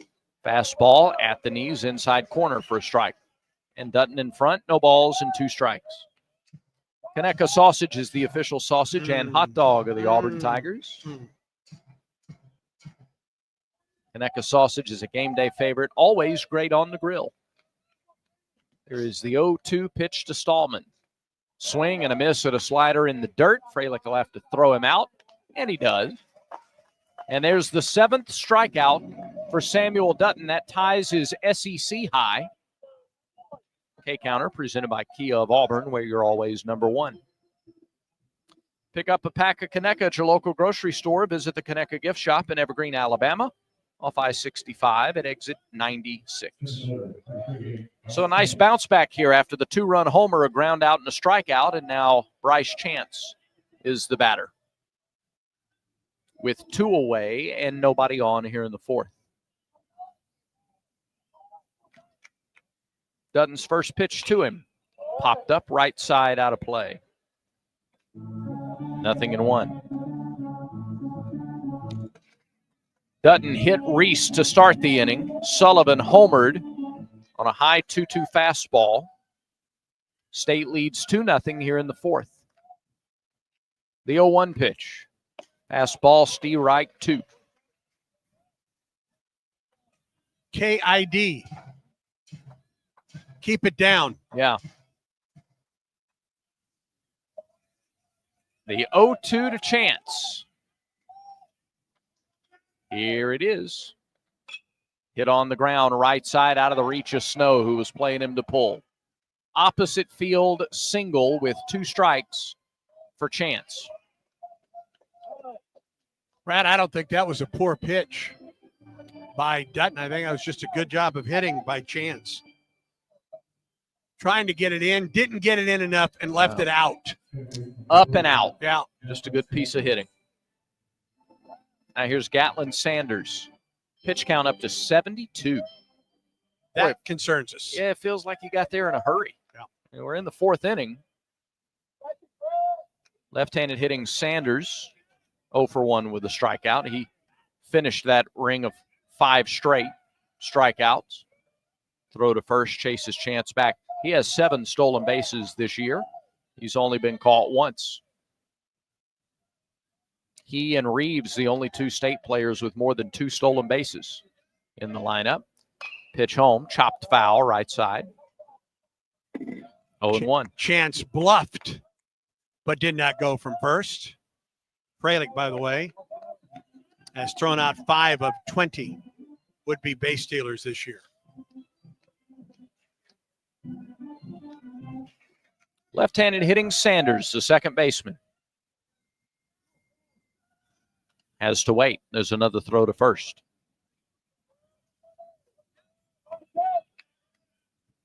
With 2 outs, Chance would be moving on contact. Play him straight away in the outfield. 0-1 pitch. Fly ball, right center field. Ballou on the run. Slows up in right center and makes the catch. And the inning is over. Mississippi State gets a leadoff hit batter, then a 2-run homer. 2 runs on 2 hits, no errors, 1 left for the Bulldogs in the 4th. Through 3.5, Mississippi State 2, Auburn nothing. This is the Auburn Sports Network. Where were you when this happened? Denver Jones up the floor. Auburn's ball. Denver drives, going down, puts it up. He didn't get it. Tap up and run. 1.2 seconds. Inbound Jones from behind midcourt for the win. Yeah, no. Auburn won it. Auburn won it. Oh. Don't miss the next heart-pounding moment on the Auburn Sports Network.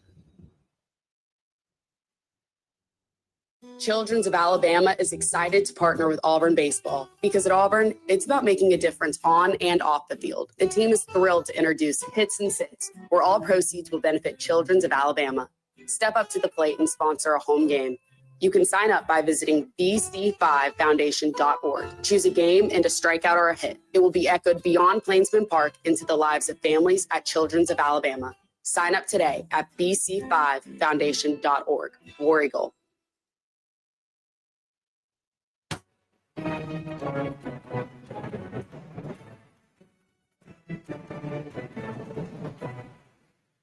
Two 2-0 Mississippi State on a 2-run homer in the top of the 4th. Here in the bottom of the 4th, it's Ballou, Snow, and McMurray against Pico Khan, the Chilton County High School product, who has been their best pitcher throughout the season. He's one of 2 state pitchers with 10 starts. And he has been far and away their best. He's been good tonight so far. He's given up a pair of singles to Chris Rembert. And outside of that, he has hit a batter and struck out 5. First of those strikeouts was Cade Ballou in the first inning. Cade leads it off here in the 4th. Ballou, Snow, and McMurray, middle third of the order, due up against Kahn in the first pitch. Ballou bunts. Left side, good bunt. Field, no throw. Reese playing in the shift.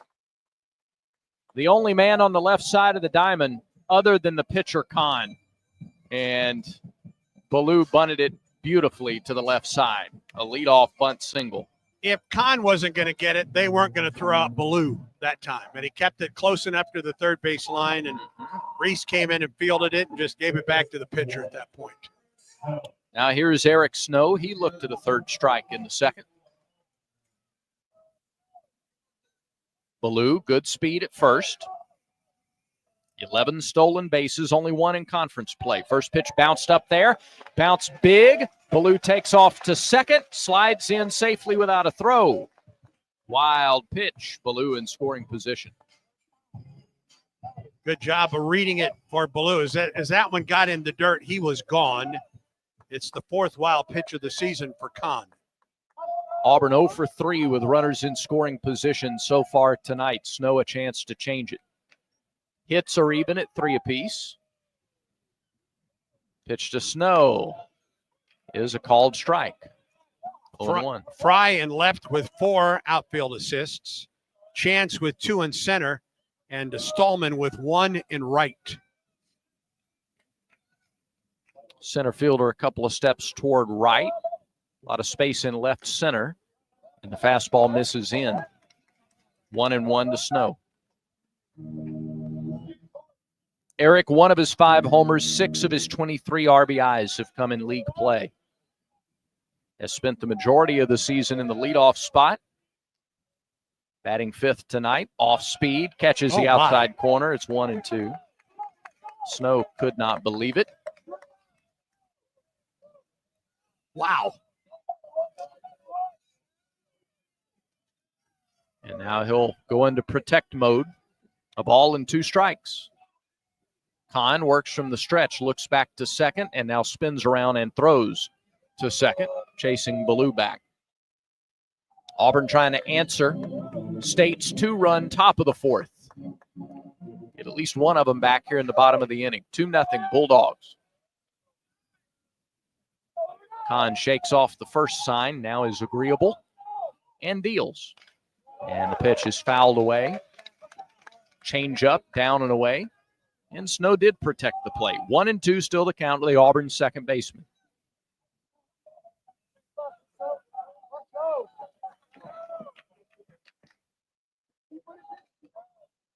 Snow, 273 this year with runners in scoring position.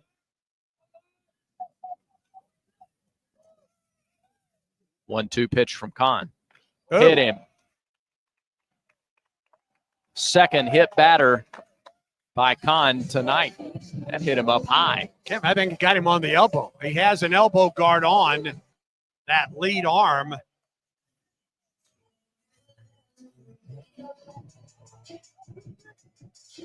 Ninth time Snow has been hit. And now State's pitching coach comes out for a word with Kahn before Cooper McMurray gets a chance to hit.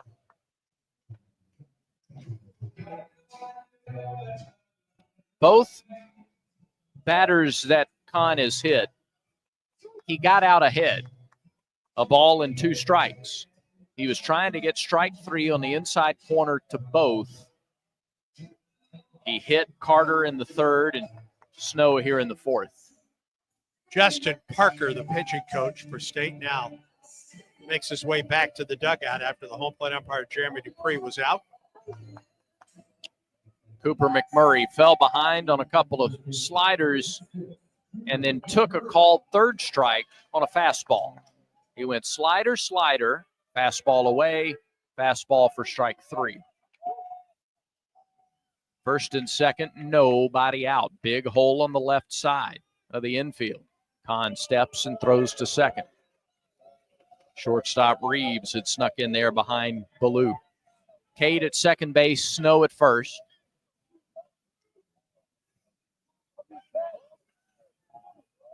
Play McMurray to pull in right field and in center. Big gap in left center. He swings early and misses at the off-speed pitch. It's 0-1. He is having trouble seeing the slider tonight. Mm-hmm. Derek Fabian on deck. First and second, nobody out. Tigers trail 2-0 in the 4th. 0-1 pitch. Line, right field base hit. Rounding third, Ballou. They'll put up the stop sign as the throw comes in to right, and a really good throw. One bouncing up the third base line. Grabbed there by Powell, but a base hit for McMurray. He's 1 for 2, and the bases are loaded with nobody out. Now, that was another off-speed pitch, Brad, but he left it up. And Cooper turned on it. Yeah, that's belt high, and he turned on it. Those other sliders that he's been swinging and missing on were down. Yeah. Down to the floor, as Butch Thompson likes to call it. That was left up, and he lashed it into right. Now here's Derek Fabian. Corner infielders come in. First pitch to Fabian. Big cut, fouled it back. That first pitch fastball. Yeah. I think he knew it was coming. You know, that's the way he started the last at bat. He started the last at bat with a fastball up. Kahn surrounded by Tigers here in the 4th. 2-0 Mississippi State. Stretch pitch. Off speed in there for a strike. It's 0-2 to Fabian. Freilich on deck.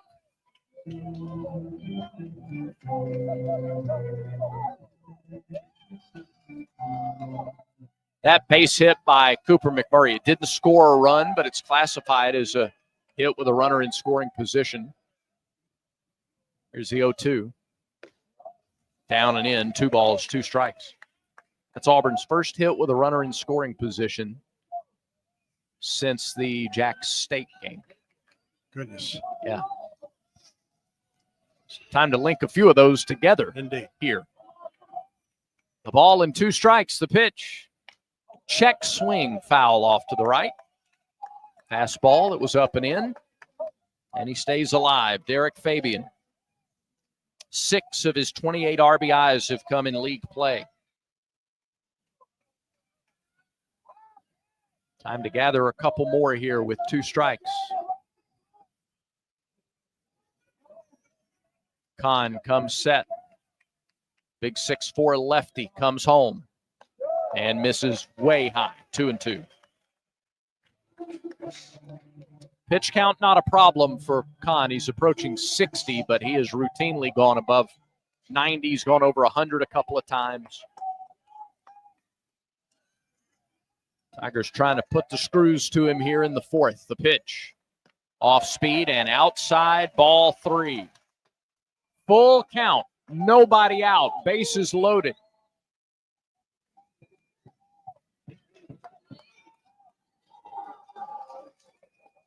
Ballou at third. Snow at second. McMurray at first.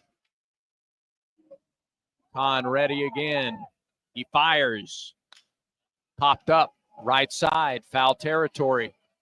Couple of guys give it a look, but they run out of room. Bounces on top of the dugout and back into the seats. Still 3-2. Caught on a hop off that dugout. Really? Yes. Well done. Not an easy play. No glove, bare hands. Ooh. Only the hardy out here this time of night. Indeed. Yeah. All right. Count remains full. Bases remain loaded. Payoff pitch. Struck him out. High fastball. Fabian down on strikes for the second time. There's the first out of the 4th. And Chase Fralick, who hit it hard, but right at the second baseman, his first time. I think that was ball 4, Brad. Yeah. I think that was ball 4. I think it's a run home if he is able to hold off. I'm sure it looked good coming up there. Fralick. Lines one to left field. Went after the first pitch. It's down. 1 run is in, and that is all. They'll play station to station as the throw came in from left. RBI single from Chase Fralick, and the Tigers get 1 back. It's 2-1 Mississippi State. 31st run batted in for Fralick. Auburn's second base hit in the inning with runners in scoring position. Fry in left has thrown out 4 runners this year. He got that on a hop. That was smart to hold up Snow at third base. Agreed. And here's Eric Guevara, 0 for 1 with a strikeout. First pitch to him. Ball 1 high. 5 hits now for Auburn in the game. 3 here in the 4th inning. Tigers trail 2-1. Bases loaded. 1 out. Pitch to Guevara. Swing and a fly ball to center. Should be deep enough to tie the ball game.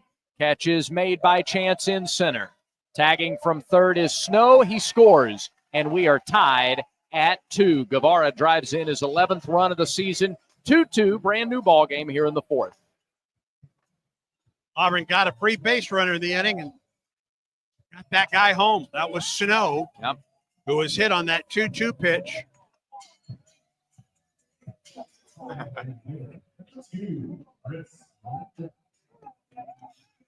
So one of each team's 2 runs scored by somebody who got on base after being hit. Here's Rembert, first pitch, off speed, swept through the strike zone on his way down low, 0-1 the count. Rembert 2 for 2 with a pair of singles, an opposite field single in the first, and a bouncing ball up the middle in the third. 0-1. Ground ball, fair. Down the third base line into the corner. Here comes one run. McMurray scores. Rounding third. Here comes Fralick. The throw is not made. 2-run double, Chris Rembert. And the Tigers take a 4-2 lead. 8th double of the season for Chris Rembert. RBIs 22 and 23. Just inside the third base bag, and then it caromed out there in the corner. Remember, there's a corner out there, and it kind of angles back right inside the third base bag. McMurray scores from second. Fralick scores from first. The Tigers have taken a 4-2 lead. And the 8th man to bat in the inning is Bristol Carter. He was hit by a pitch in the third, laid down a sacrifice in the first. First baseman creeps in. First pitch, a high strike call, 0-1. The 4 runs allowed by Kahn, the most since he gave up 4 to Texas. First weekend of SEC play. 0-1. All the way to the backstop. And the catcher had a chance there. Powell, it ricocheted directly to him, but he turned his head to try to find the runner and dropped the ball, and Rembert makes it to third. If he fields it cleanly, he has a shot to throw out Rembert at third base. Yep. But I think he started to throw or thinking about throwing a little too early. So now another run 90 feet away and a ball and a strike to Bristol Carter. That's 2 wild pitches and 2 hit batters tonight for Kahn. 1-1. Way upstairs, 2-1. And of late, when he has missed, it hasn't been all that close. Tigers with a 4 spot here in the 4th. What a great answer. After State took a 2-0 lead in the top of the inning, Auburn has responded. The 2-1. Upstairs, 3-1. I was waiting for it. Carter now with a hitter's count. Rembert at third, 2 outs in the inning. Carter, the 8th man to bat. Kahn comes set and he deals. And there's a called strike. 3-2. Not where Bristol wanted it. 3 balls, 2 strikes, 2 outs, 4 in here in the 4th. Kahn about to deliver his 72nd pitch of the game. It's on the way. And it swung on and missed. He got the fastball by Carter, and the inning is over. But Auburn sends 8 to the plate in the 4th inning. The Tigers get 4 runs on 4 hits and a hit batter. No errors and 1 runner left on base. Tigers lead it 4-2 as we go to the 5th inning. That's when Auburn baseball continues in a moment. You've created a comfortable home office. Now let Carrier provide the cash bonus. For a limited time, you can claim up to $1,550 in cool cash rebates on a qualified Carrier home comfort system. There's never been a better time to upgrade to year-round premium comfort and energy savings. Carrier, turn to the experts.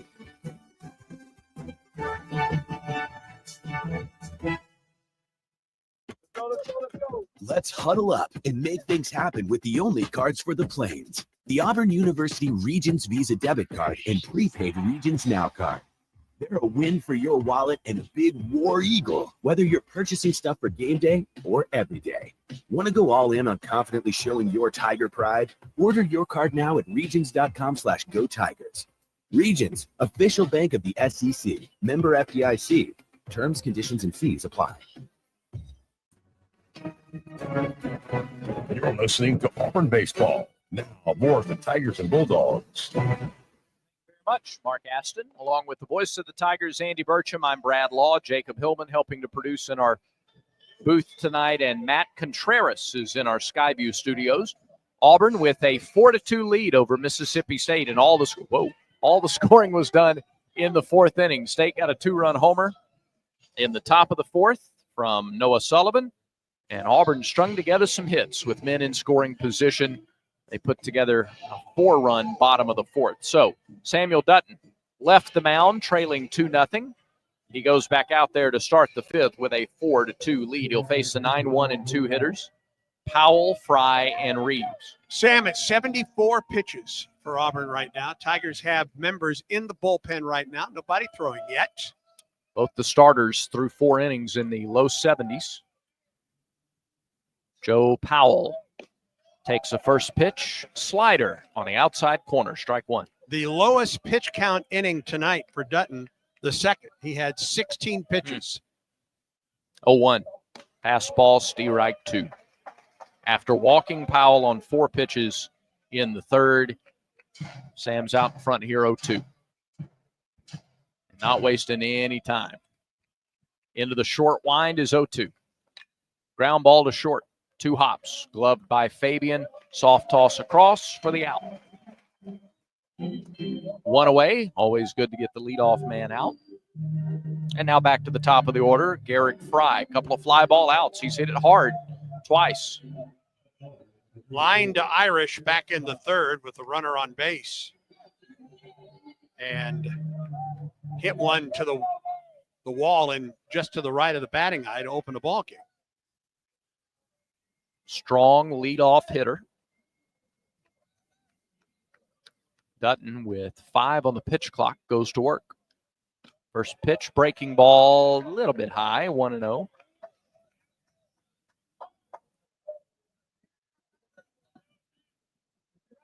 Dutton takes a quick stroll off the mound. Now he's back on there and ready. 1-0 to Fry. Breaking ball hit slowly to third. Guevara charges and throws for the out. I don't know if Fry didn't know where the ball was when it came off the batter. He thought it was going to be foul. That was a true cue shot. Yeah, that was a really odd swing. I mean, right off the end of the bat. Nice job by Guevara to come in, field, throw, had some time to get the runner at first. So 2 ground ball outs here in the 5th. Oh, for a quick 1-2-3 after you grab the lead in the bottom of the 4th. Absolutely. Put up a 0 in this inning. Sawyer Reeves is 0 for 2. Strikeout, fielder's choice for the right-handed hitting shortstop. Pitch. Swing and a miss at a slider, 0-1.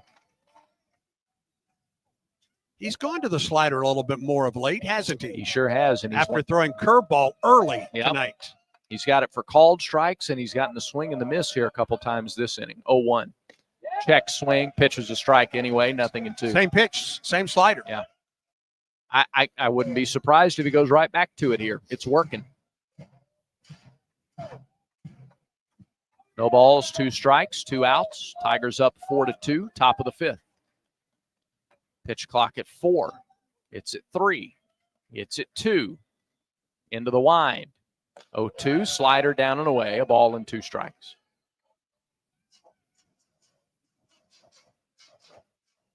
Want to see Reese leading off the inning.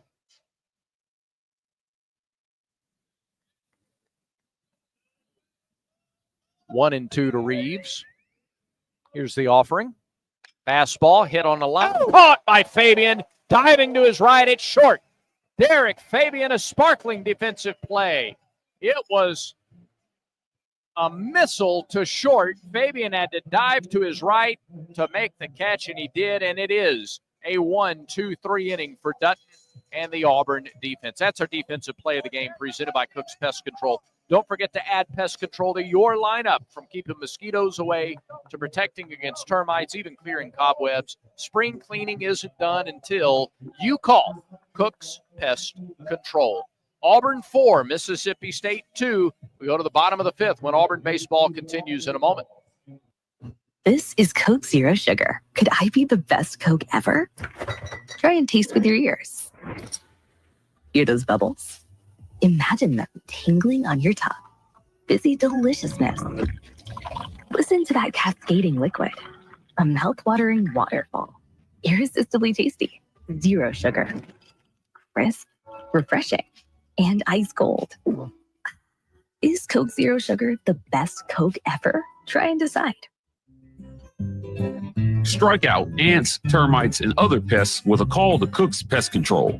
Cook's proven pest control methods and superior termite control system keep your home safe and are backed by a 110% satisfaction guarantee. As the weather gets warmer, your spring cleaning isn't done until you call the official pest control partner of the Auburn Tigers, Cook's Pest Control. Looky, looky, looky, here comes Cookie. Cook, Pest Control.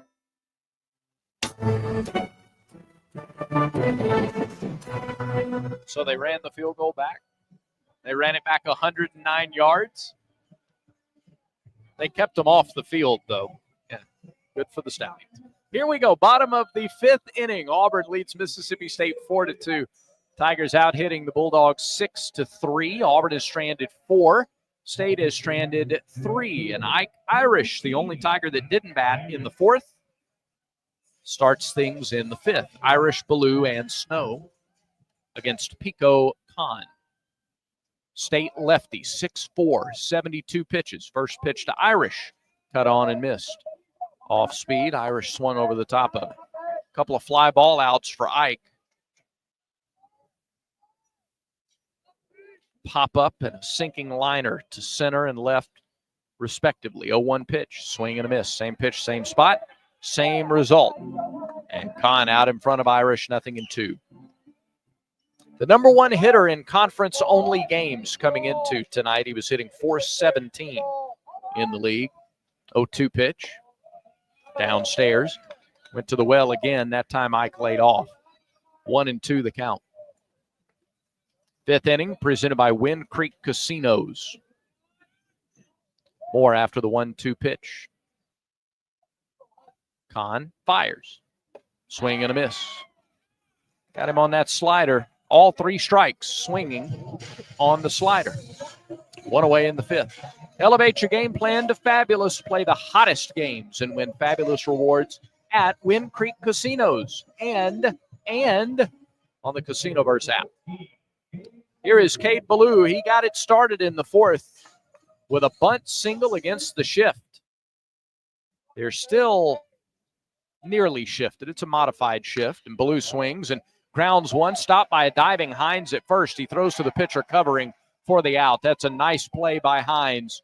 Ballou smoked it.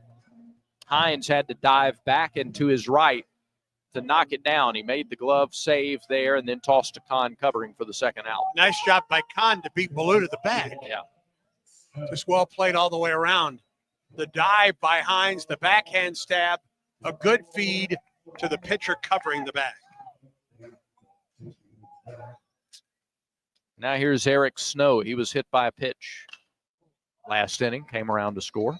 Fouls the first pitch here, backing out of play. 0-1.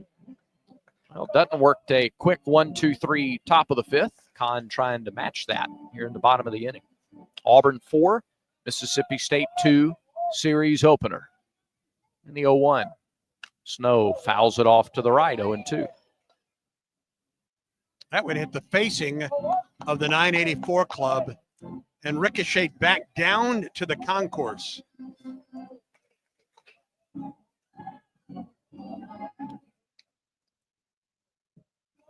Nothing in 2 to Snow, the pitch. Little bit low. A couple of the State players thought that was strike 3. They were headed off the field. Slider missed downstairs. Finally underway in Baton Rouge. No score, LSU and Tennessee. They're in the bottom of the 2nd. 1-2. Low again. 2 balls, 2 strikes. Top of the 7th in Austin. Texas 1, Texas 2, Yep. Texas A&M nothing. One of their guys hit his first homer of the season. 2 balls, 2 strikes, 2 outs. Nobody on. Pitch. High bouncing ball to third. Backing up and fielding is Reese, and he throws low, but Hines able to dig it out for out number 3. A strikeout and a couple of ground outs. And that is it for Auburn in the 5th. Tigers go in order.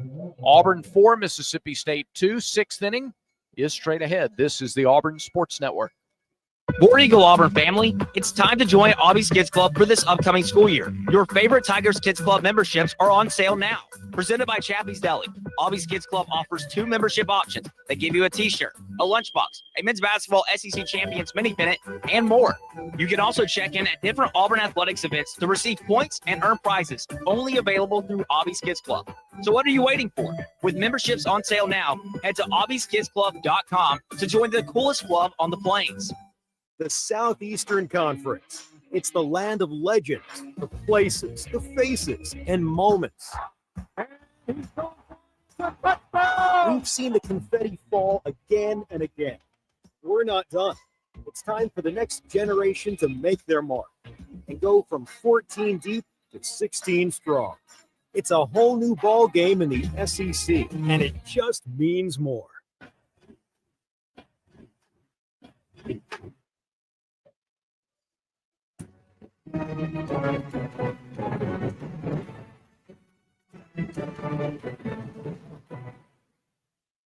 Back at Plainsman Park, Auburn 4, Mississippi State 2. Samuel Dutton back out there to go to work in the top of the 6th inning. He'll face Reese, Sullivan, and Hines. And this is where the bulk of the offense has come from. Reese was hit by a pitch in the 4th, and then Sullivan homered. They have 2 together. Reese and Sullivan have 2 of Mississippi State's 3 hits tonight. They have given out the beverage hats as part of Tiger Dega Nights weekend. Those are good-looking beverage hats. Put a couple of Coke Zeros in there. You ever seen a bad one? Sure. Oh, you have? Okay. Yeah. All right. Here's Reese. First pitch, down and in. They appealed. He did not go. 1 ball, no strikes. Oh, sure. You've seen some hats like that people try to, they're amateur productions. Okay. 1-0. Off speed. Swung on and missed. Way out in front of the curveball. 1-1 the count. Reese with an infield single in the first was hit by a pitch in the 4th. 4-2 Auburn, top of the 6th inning, the pitch. Another curveball. He was out in front, grounded it foul past the first base coach. Dutton ahead. 1 ball, 2 strikes. Has used the off-speed pitch effectively tonight against the power hitters for Mississippi State. The homer Sullivan hit was on a fastball. Carson Myers, the first one to start to warm in the Auburn pen. 87th pitch of the game from Dutton. Misses low. 2 balls, 2 strikes. Not a lot of fastball this third time through the order. A lot of sliders to Fry and Reeves. And now 2-2 to Ace Reese out of Clinton, Texas. Left-handed hitting third baseman, 2-2. Hit hard and through the hole into right field. A base hit for Reese, his second of the game. Just a good piece of hitting for one of the best hitters on their team. Leadoff single here in the 6th. And the tying run comes to the plate in the form of Noah Sullivan, who homered in his last at bat.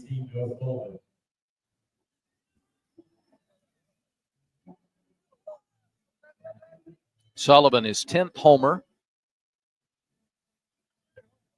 over the War Eagle wall back in the 4th inning. He struck out in the first, and Everett Tiefert is out, jogging out for word with Sam Dutton and the infield. Nobody out, a runner at first here in the 6th.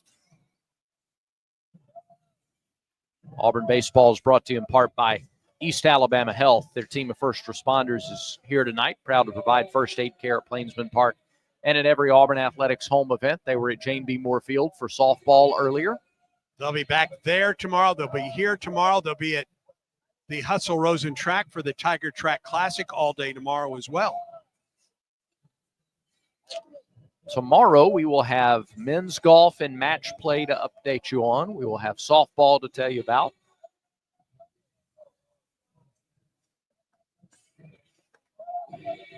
Every time, it's a fun time of year. Virtually any time, and now you're starting to get into, you're late in the softball season, you're getting toward, you're in the postseason now for golf. Tennis postseason.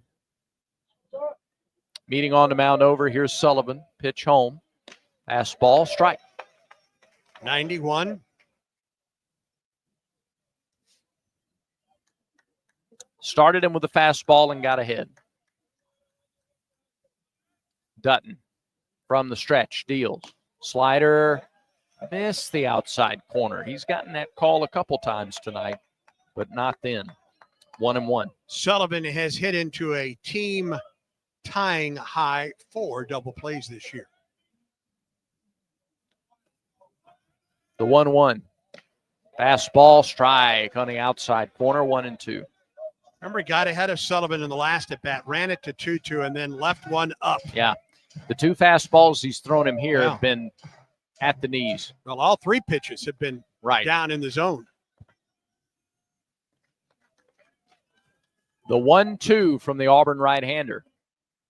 Fastball lifted foul right side. Tried to sneak another fastball by him. Sullivan stayed alive.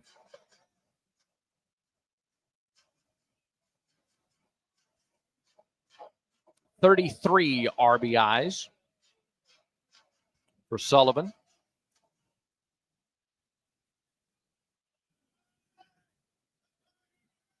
One-two pitch. Fouled back. Another fastball, inner half. And that's the key. It was up a little bit, but it was on the inside corner. Would Sullivan look for the slider here? Sullivan sporting some fine handlebar mustache. 1-2. Slider, check swing. Did he go? No, he didn't. Pitch was down. It was the slider, but it was low. He was going for the swing and miss there, but didn't get it. 2-2. Sullivan carries the tying run. We're in the top of the 6th. 4-2 Tigers. Reese at first. Nobody out. Pitch clock down to 3. Dutton deals and missed way outside with the slider. 3-2. Reese has 1 stolen base in 1 attempt this season. Do you send him if you're Mississippi State right here? Try to stay out of the double play. Right. Might be worth a throw over by Dutton. That's a pretty good lead over there at first base. Payoff pitch to Sullivan. He bluffs going. Called strike 3. Slider on the outside corner. And Dutton collects his 8th strikeout of the game. That's an SEC high this year for Samuel Dutton. And an all-important first out. Don't think Sullivan agreed with the call, but it's a great location and a good job by Fralick to bring it up. Half of that goes to the catcher. Yeah. Dutton 1 strikeout away from tying his season high, his career high. Now, big Hunter Hines. First pitch to him. Ground ball, right side. Snow, gloves, 1 play. That is to first. His momentum was taking him toward the first base bag away from second. And so the veteran infielder Snow decided to take the safe out at first. Reese moves to second, but now 2 are out. He would have had to turn completely to second base, open his body up to second base, and throw off balance to second base. Get that guy at first, get the second out. Now, here's Reed Stallman. He's 0 for 2. He struck out twice. Dutton just now putting his pitch card back in his back pocket with 3 on the pitch clock. Hustle up. And they tell him to step off, and he throws to second. Now, he was down to under 1. But he took his pitch card out of his back pocket and didn't put it back in until the pitch clock was down to about 5. Now he's ready. Stands up, looks to second, looks home, comes home. Misses high and away. A ball and no strikes to Stallman, the right fielder. This will be his 99th pitch of the night. Nearly 2-to-1 strike to ball ratio, not quite. 1-0 fastball down the middle. 1-1. He has gone above 100 pitches once this season. That was 2 weeks ago in the win against LSU. Long look in by Sam. Here's the 1-1 delivery to Stallman. Breaking ball dropped in for a strike. Beauty. That's the curve. Yeah. 1 ball, 2 strikes, 2 outs. And here comes this crowd. And to help Dutton and the Tigers get out of the top of the 6th with a 4-2 lead. 1-2 pitch. Curveball missed low, 2-2. All right, what do you think of the slider here, Brad? It's been the pitch he's probably been most confident with the 3rd time through the order. Struck him out twice. Maybe the fastball. Rare back for a little something extra for one more. We'll see. 2-2. Here's the pitch.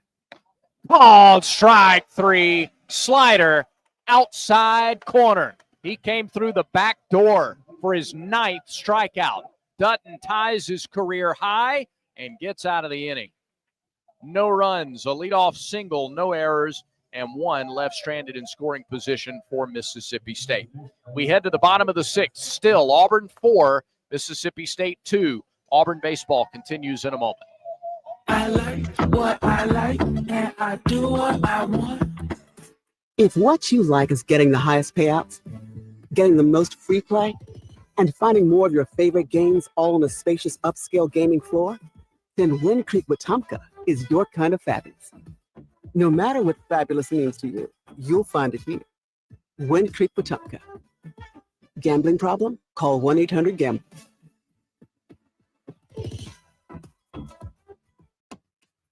For 48 straight years, Ford F-Series have been the best-selling trucks in America. We got here by engineering breakthrough technology, redefining Built Ford Tough, and never settling for second best. But what's really made Ford F-Series the #1 selling trucks in America is you. Ford F-Series, Built Ford Tough, based on 1977 to 2024 calendar year total sales. Back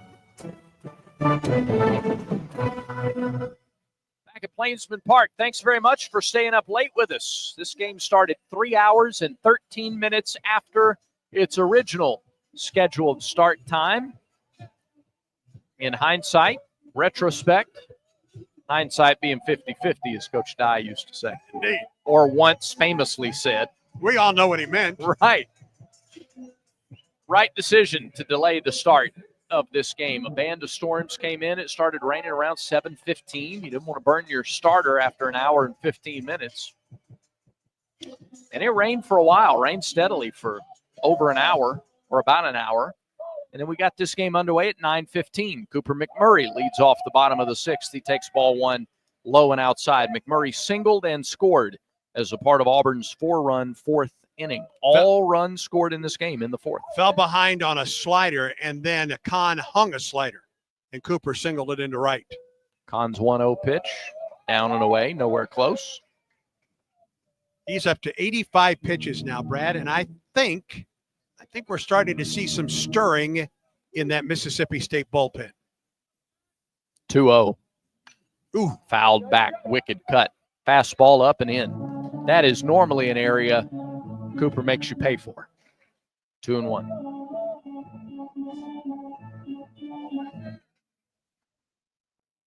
Scoreless through 3. State got a 2-run homer in the top of the 4th. 2-1 to McMurray. There's a fastball at 89 for a strike. Well placed, though, on the inside corner. Auburn answered with 4 in the bottom of the 4th. And that's our score, 4-2. Kahn's 2-2 to McMurray. High fly ball, left center field. Fry on the run, in the gap, reaches up, backpedaling, makes the catch. McMurray put a charge in it, but into the gap, Fry ran it down for the first out. Before Fabian bats, let's pause 10 seconds for station identification on the Auburn Sports Network.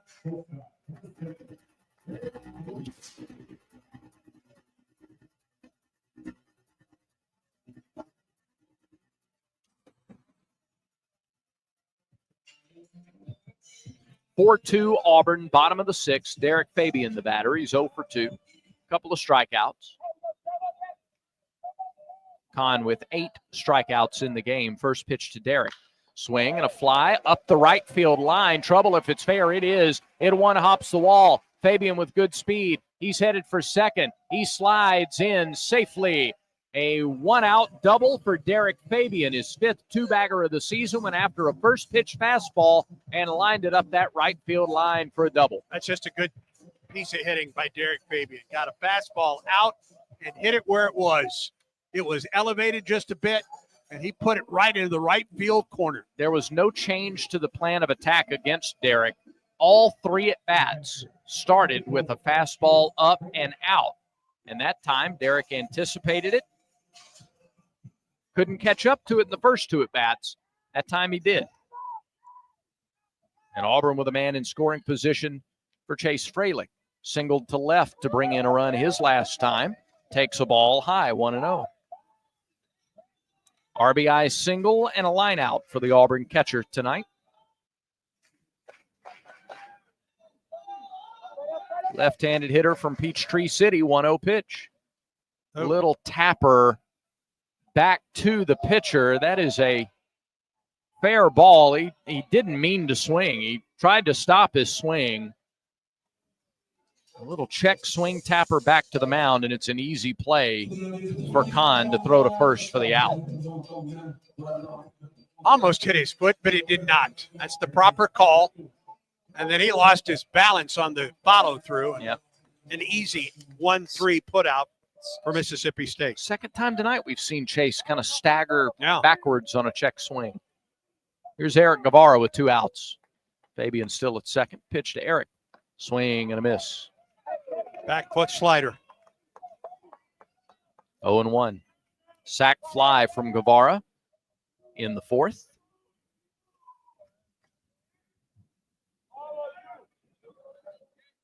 He's up to 11 runs batted in this year. 0-1 pitch will have to wait. Step off, throw to second. Sanders there covering. Base hit gives Auburn another run in all likelihood. Fabian with good speed at second base.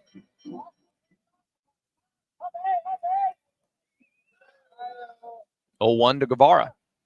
Off speed, missed outside. 1-1. Guevara struck out in the third.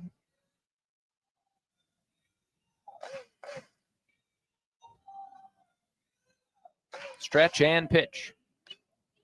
Fouled back. He's thrown that slider all 3 pitches here to Guevara. And Kahn's in front of all 2 strikes. Pitch number 94 from the 6'4 southpaw in maroon. It's on the way. High bouncing ball, right side. That is through into right field. Here comes Fabian. Here comes the throw from right field. It's cut off. It's an RBI single for Eric Guevara. His second run driven in tonight, and Auburn leads 5-2. Both of Auburn's base hits in the inning have been by right-handed hitters going the opposite way. Just bounced it through a big hole on the right side of the infield. Really no chance for Reed Stallman to throw out Fabian running with 2 outs. He hung a slider up and out. And both hits have cut by those right-handers have come on pitches that were high and outside. And now here's Chris Rembert, who's having the best game of his season so far. He takes a high strike, 0-1. 3 hits, including a 2-run double in the fourth. Singles in the first and third. He's 3 for 3. His 11th multi-hit game of the year, his first 3-hit game. And he is hit by the 0-1 pitch. Kahn may be nearing the end of the line. His third hit batter tonight. He had 3 all season coming in. Yeah. So Rembert is aboard for a 4th time. Catcher Powell goes out to talk to Kahn. Powell to Pico. And Bristol Carter a chance to hit with 2 out. Number 35, Ben Davis. Number 17, Stone Simmons. A couple right-handers, we believe, warming up in the pen for Mississippi State. Auburn 4 for 10 with runners in scoring position tonight. 3 for 8 with 2 outs. Swing and a miss by Carter. He was late on a fastball, 0-1. Bristol has been hit by a pitch. He's laid down a sacrifice bunt, and he is struck out. Guevara at second, Rembert at first. 0-1. High. 1 ball, 1 strike. Auburn 5, Mississippi State 2. 2 outs, 2 on, bottom 6. This will be the 100th pitch of the night for Kahn.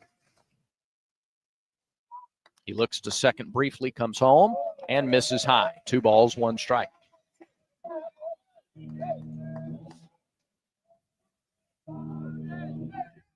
Does he feel like he can throw the slider for a strike? That was his best pitch last inning. He's run into some trouble here in the 6th. 2-1. Fastball, strike on the inside corner. Powell dropped it, but the count evens at 2-2. 2 other games in progress right now. Late start down in Baton Rouge, LSU, Tennessee, no score, bottom of the 4th. And Texas leads A&M 2-1, top of the 8th in Austin. We're humming right along there in that LSU Tennessee game. Here's the 2-2. High fly ball, shallow right center. Over and in comes the center fielder Chance. He's under it. He makes the catch, and the inning is over. But Auburn gets another run. A double by Fabian. He scores 2 batters later on the base hit by Guevara. Opposite field hits for the right-handed batters in the 6th. 1 run, 2 hits, no errors, and 2 runners left on base. We are through 6. Auburn 5, Mississippi State 2. This is the Auburn Sports Network. Enjoy baseball and softball season on the Plains with live sports radio. Presented by Alpha Insurance. Auburn Sports Network broadcasts are available with no delay at both Plainsman Park and Jane B. Moore Field. Every grand slam, stolen base, and strikeout. Yours with no delay. Look for the live sports radio kiosks around the ballpark. Live sports radio lets you take the broadcast with you at every football game. Plus, home men's and women's basketball games, baseball, and softball. Live sports radio. Presented by Alpha Insurance. The tradition, the rivalry. Sirius XM is your destination for all things college sports, and we've got you covered. On SEC Radio, there is complete coverage of every school in the conference, including live games, plus 24/7 talk and analysis. So cheer along on the Sirius XM app and listen to your favorite team anywhere. And now you can get 3 months of Sirius XM free. Subscribe now. See offer details at SiriusXM.com/SEC Sports.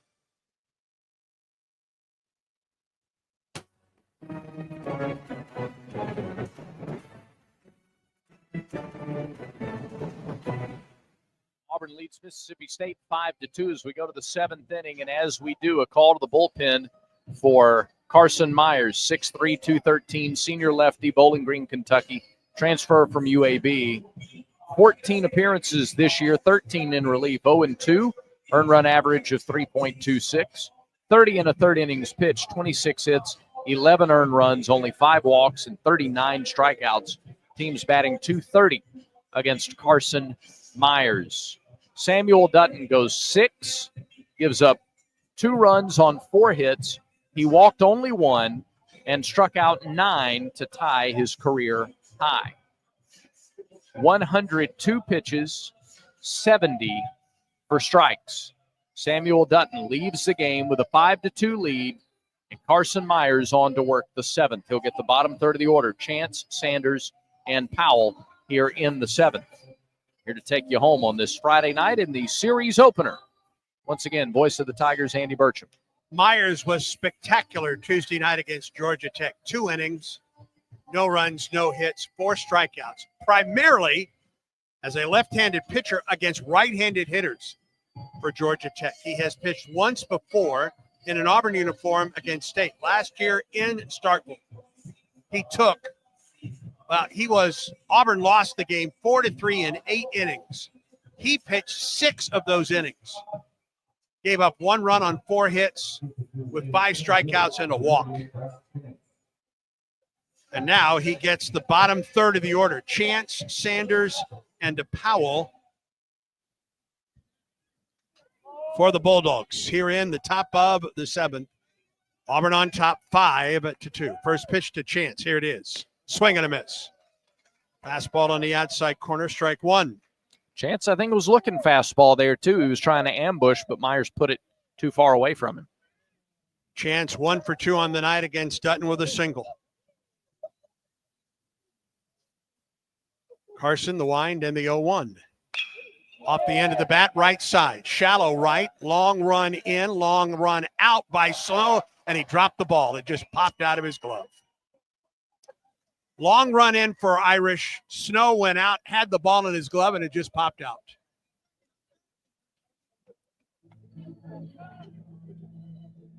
I might call him off if he has it to do over again, but Snow was there. He got to the spot, got under the ball.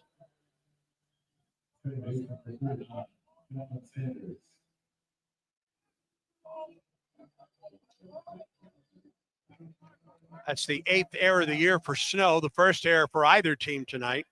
And here's Gatlin Sanders. Stretch in the pitch. Sanders takes a strike. Change up at 80.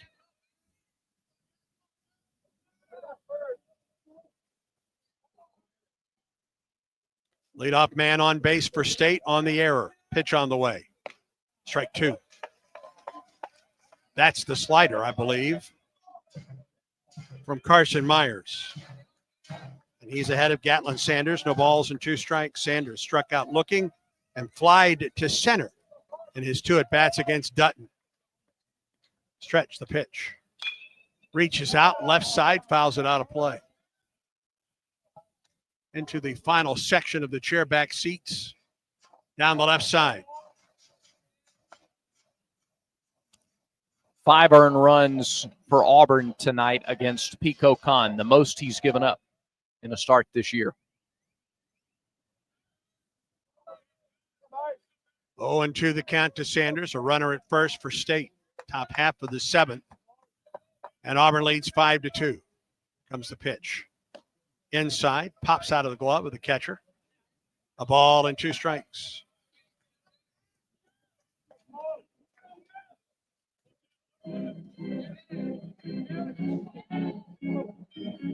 Five runs, 8 hits, an error, 6 men left for Auburn. 2 runs, 4 hits, no errors, 4 left for the Bulldogs. Stretch. Here's the pitch. It missed low. 2-2. Chance, a threat to run at first. He's 7 out of 8 stolen bases. A bit of a modified shift for Auburn on the right side as Fabian shades up the middle and Guevara on the left side of the infield. There's a foul ball. Myers last year started one of the games of the series and had one of his best outings of the year against Mississippi State in Starkville. Gave up a run on 4 hits, struck out 5 in 6 innings of work. Did not figure in the decision. 2-2 pitch, here it is. Line drive into left field. That is not, it got down. Got down in front of Bristol Carter. It popped out of the glove anyway. And now first and second and nobody out for Mississippi State. Sanders poked that one into left.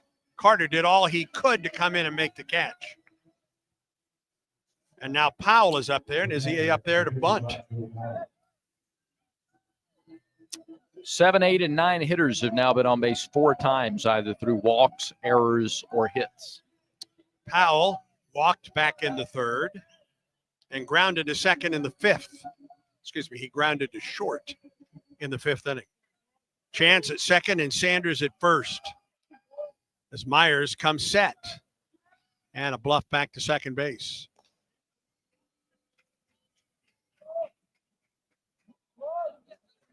State took the lead on a 2-run homer in the 4th. Auburn scored 4 in the bottom of the inning to take the lead, added another run in the 6th.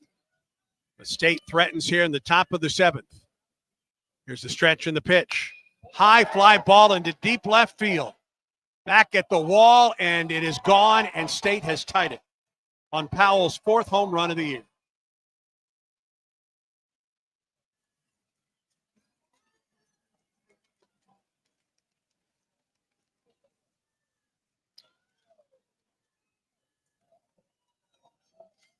Boy, oh boy. An error to lead off the inning. A single to left. And a pitch that was up, and Powell sent it over the War Eagle wall and left. And we are tied at 5. And now top of the order and nobody out for Mississippi State.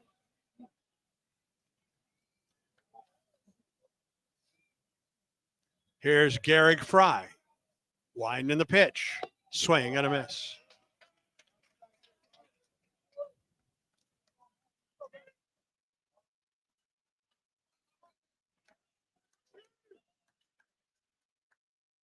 0-1.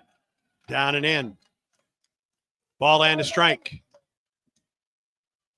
An error allowed Chance to reach base. Sanders reached out, went the opposite way for a single to left.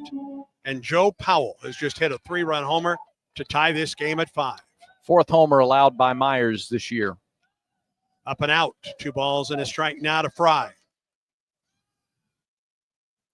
State's 2 scoring chances, a 2-run homer to take the lead in the 4th, a 3-run homer in the 7th to tie it. Now the 2-1. Fry off the end of the bat to the right side. McMurray will take it to the bag himself for the out.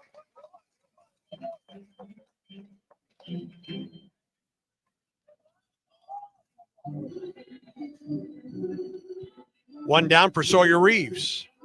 SeatGeek makes it easy to find tickets so you can be a part of all the celebrations this season. Whether you're buying or selling tickets, SeatGeek is the place to do it.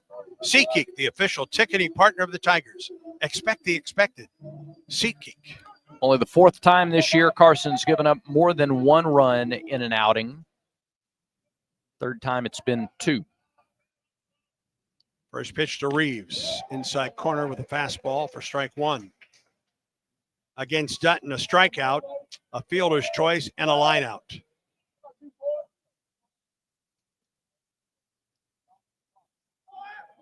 Myers, the 0-1 to Reeves. Here it is.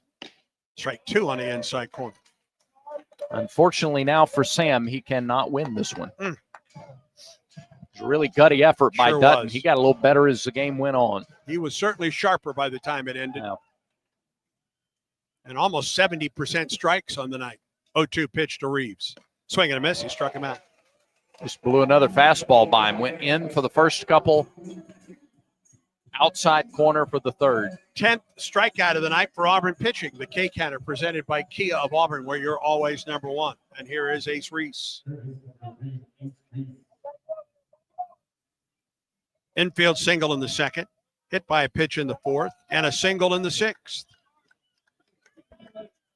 He bats with 2 outs and nobody on. Do not make a mistake to this guy. First pitch to him. This is low.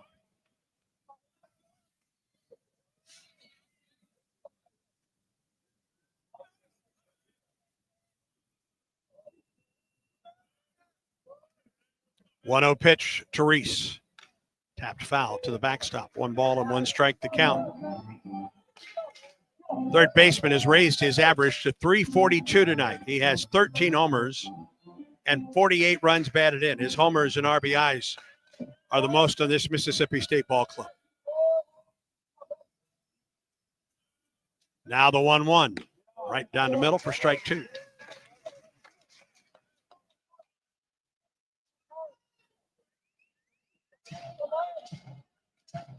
One ball and 2 strikes to Reese. Brand new ball game tied at 5. We're in the top of the 7th. 2 down. Nobody on for State. The 1-2 pitch. Tupper just got a piece of it. Then that got Chase Fralick. Yeah, got more of Chase than Reese got of the ball.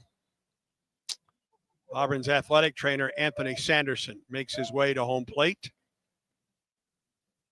2-10 to the Auburn catcher.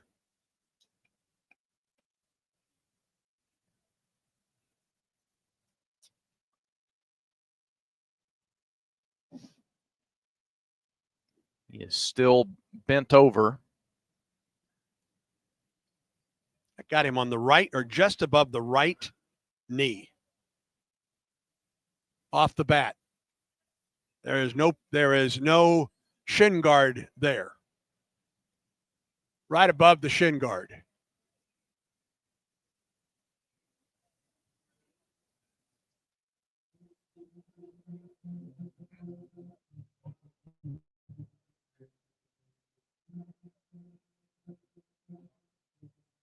Another game where he's black and blue at the end of it. We've seen a couple of check swings and kind of rolled over an ankle earlier.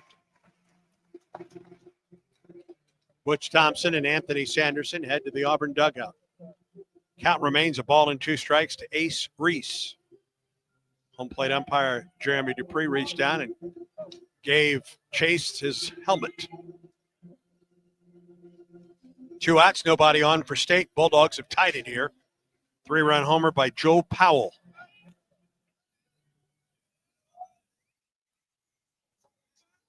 Myers, a lefty against the left-handed hitting Reese.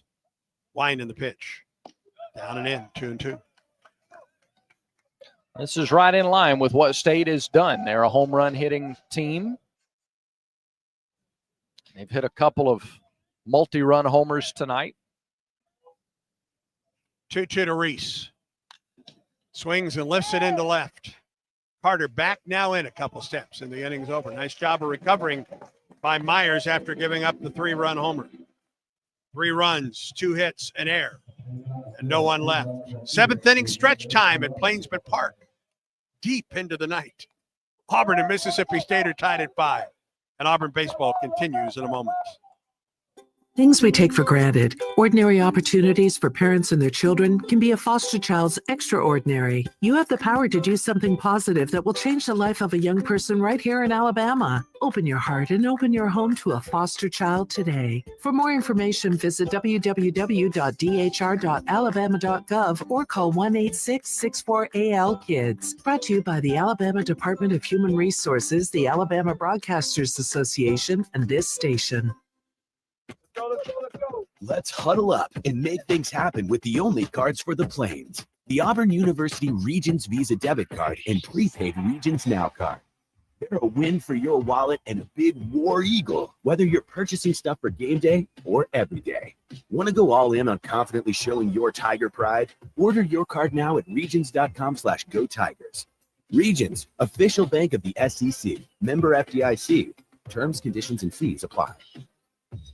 This game recap is presented by Regions Bank. Regions is a proud partner of Auburn University and the official bank of the SEC. Scoring's come in bunches tonight. Mississippi State, a 2-run homer by Noah Sullivan to take the lead in the 4th. Auburn came back and scored 4 runs in the 4th to take the lead, added another run in the 5th, led 5-3 going into the 7th. But an error, a single, and a 3-run homer by Joe Powell has tied it up. We go to the bottom of the 7th. Both starters very effective tonight. Samuel Dutton went 6 terrific innings, giving up 2 runs on 4 hits. Pico Khan back to work here in the 7th. 102 pitches.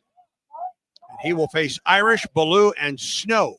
And the first pitch to Irish, a swing and a miss by Ike. He's flied to center, lined to left, and struck out swinging. Lefty on lefty here. Khan, the pitch. Irish swings and misses. Pitch down and away. 104 pitches tonight for Khan, who, like Dutton, has battled in his start tonight.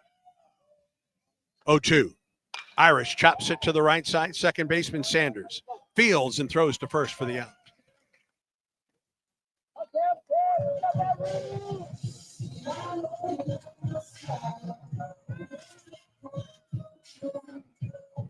Auburn's top hitter, Chris Rimbert. 3 for 3 with a 2-run double in that Auburn 4-run 4th. Here's Cade Ballou. Singled, a bunt single in the 4th. He scored the first of Auburn's 4 runs. He's 1 for 3 on the night. Wind in the pitch. Ballou takes it inside for ball 1. 91 on that fastball from Pico Khan.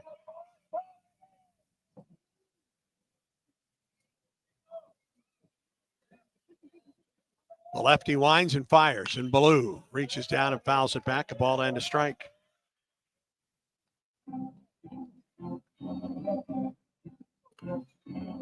Khan gutting it out here. Over 100 pitches. Was a little wild in the 6th, but only gave up a run. 1 ball and 1 strike to Cade Ballou. Here comes the pitch.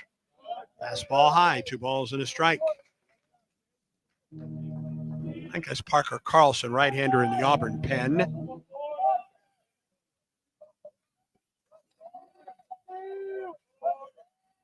Two-one pitch. Ballou pops one down the left side. Long run for Fry and Reese, and it falls harmlessly foul. I think Reese thought Fry had a better read on that, and Reese, the third baseman, just sort of gave up.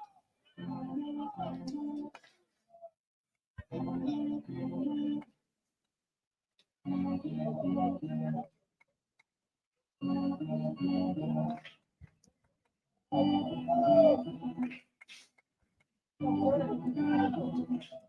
Blue had a long walk around to go back and get the bat. Ryan Hetzler is the Auburn right-hander in the pen. 28, okay. Yeah, if you could get a lead here, you go to your closer for the last two. 2 balls and 2 strikes the count to Ballou. Auburn rowing the boat in the dugout right now. And the first base umpire tells Auburn's dugout to cut it out. For goodness sakes. Oh, my goodness. 2-2 pitch. Ballou loops one into the second shortstop, and he makes the catch. This is going to be a thing.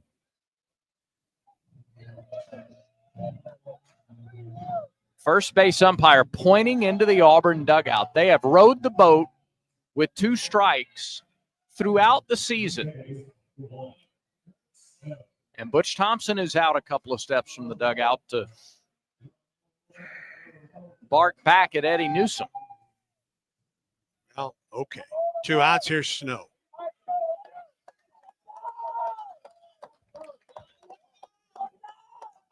Pitch on the way. Miss low. Listen, if you're going to do it, be consistent. Be consistent with some of this stuff. Yeah. We haven't seen this since the Kentucky series. 1-0 to Snow. Upstairs, 2-0. When you say we haven't seen this, you mean we haven't from seen the umpires. Yeah, we haven't seen umpires try to squelch this. Yeah. No. 2-0 to Snow. Pitch on the way. Missed the outside corner. 3 balls and no strikes. These haven't missed by much. This has been a really disciplined at bat by Snow. Kahn is up to 114 pitches. And there's a strike.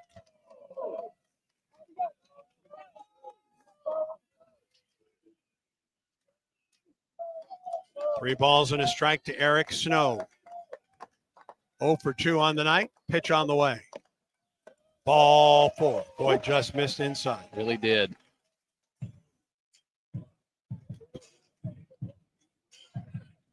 And now Chris Lamonis asking the home plate umpire where it was. Okay. I think. Here's McMurray. And that'll be all, I'll bet, for Kahn. 116 pitches.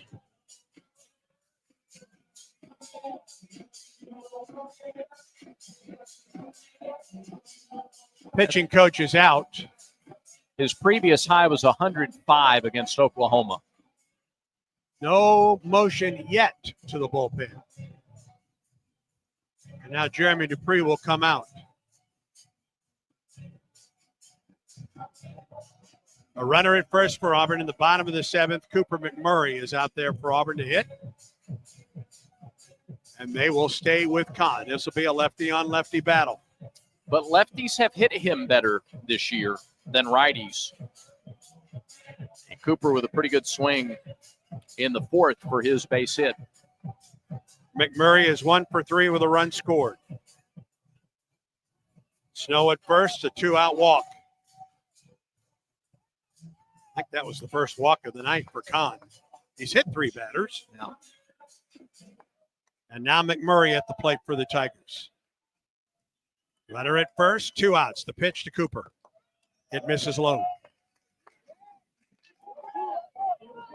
Last inning, State had a couple right-handers warming up in the pen. McMurray, 36 runs batted in, 8 home runs on the campaign. The 1-0 pitch. Just missed the outside corner, 2-0. Well, you're right, Brad. He has been all around the plate. He's much closer this inning than he had been the last 2. Yeah. Now 2-0 to McMurray. Here's the pitch. Ball 3 outside. A right-hander and Fabian on deck. This may be Kahn's guy to get right here. 2 outs, a runner at first. We're in the bottom of the 7th. 3-0 the count to Cooper McMurray in a 5-5 game. 3-0 pitch. There's a strike. Smart take.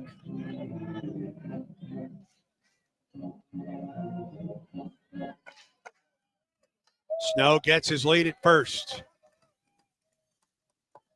Kahn comes set. The pitcher, or the runner's going, swing, line drive, down in the right field corner. Snow around second base on his way to third. McMurray on his way to second. Here comes Snow. The throw is cut off the Tigers' lead. 12th double of the year for Cooper McMurray on a hit and run that doubled into the right field corner. What a time for the hit and run with 2 outs and a 3-1 count.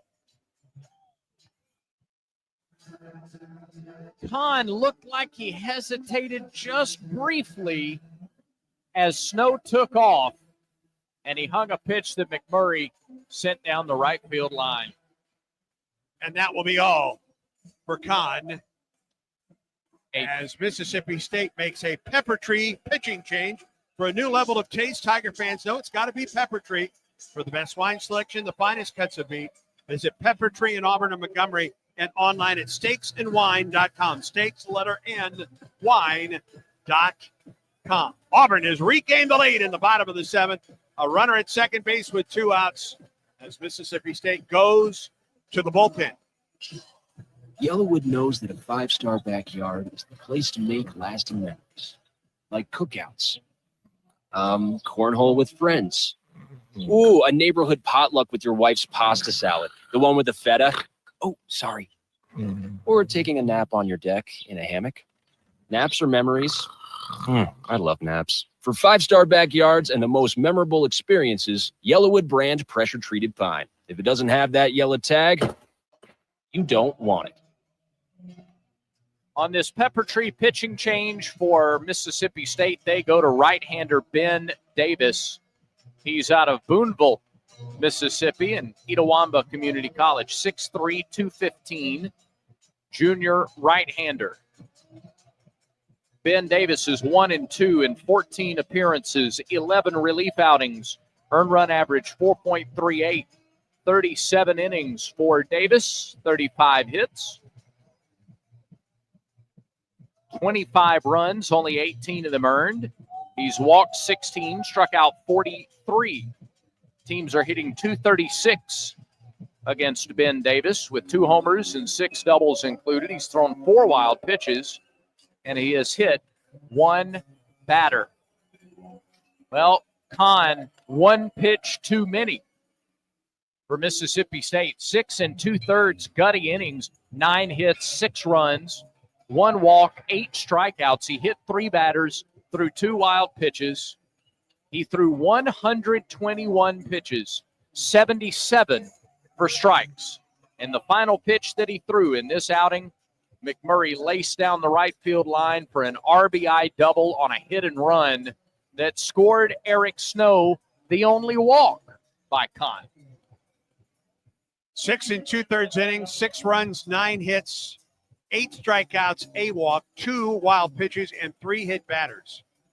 Brad mentioned 121 pitches, 77 for strike for Kahn tonight. Ben Davis, right-hander, 3-pitch guy, fastball, slider, change. Fastball tops out at 96, and he will get Derek Fabian in the Auburn 7th. 3 doubles tonight for Auburn. Rembert, Fabian, and McMurray. And Auburn has regained the lead 6-5 in the bottom of the 7th. Davis stretches and pitches and misses low. Fabian doubled in the Auburn 6th with 1 out, came home to score on the 2-out single to right by Guevara. Right-handed batters, .217 against Davis. Lefties, .250 this year. Ben Davis in relief of Pico Kahn. Here's the stretch and the pitch. Swing and a miss. Fastball, 95 with some life. 1 ball and 1 strike to count.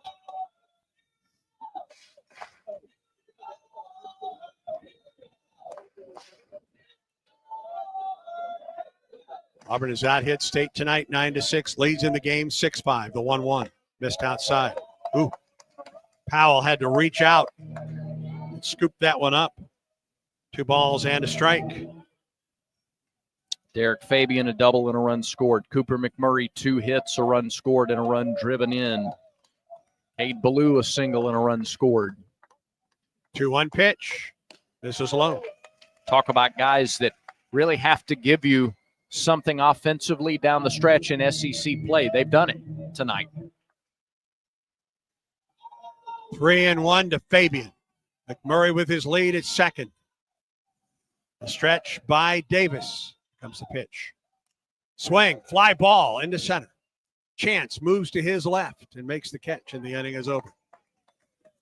A run on a hit. No errors. A man left for Auburn. We're through 7. Auburn 6. Mississippi State 5. Don't go anywhere. This is the Auburn Hip Sports pain Network. is not to be taken lightly. It could be a sign of hip impingement. If pain, stiffness, or limping persists, see a hip specialist at the orthopedic clinic. Treatment includes non-surgical options, but if surgery is needed, minimally invasive arthroscopic hip surgery is only available locally at the orthopedic clinic. Don't wait. Schedule an examination today. Call for an appointment, 334-749-8303, or visit theorthoclinic.com. Big eating in Auburn and Opelika means Big Mike's Steakhouse, famous for high-quality steaks cooked to perfection on an open fire grill served in a relaxed, rustic atmosphere. It's happy hour at Big Mike's every Wednesday and Thursday from 4 to 6 and half off select appetizers, draft beer, and well drinks. And don't forget, a Big Mike's gift card will always be the perfect gift for big city steak in your hometown. It's Big Mike's Steakhouse in Auburn at Shigdurn Parkway and Wire Road.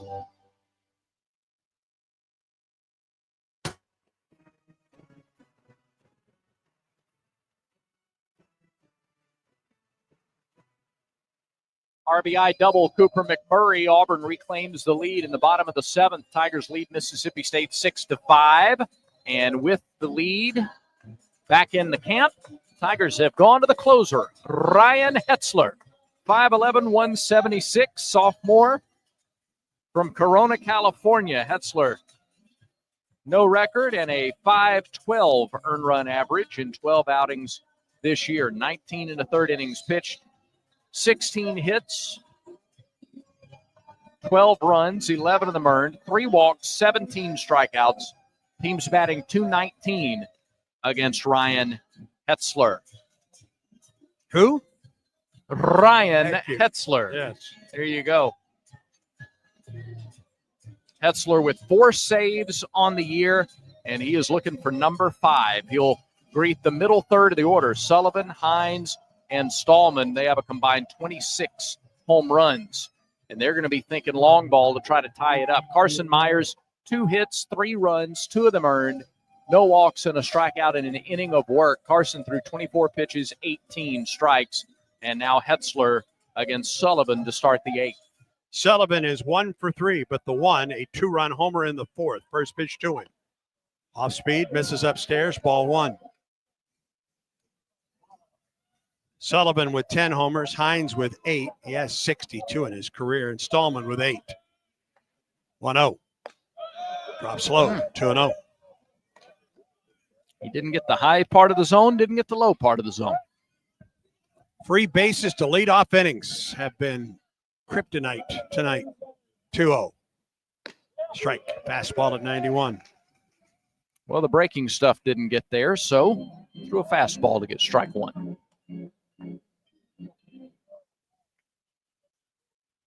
2-1 pitch.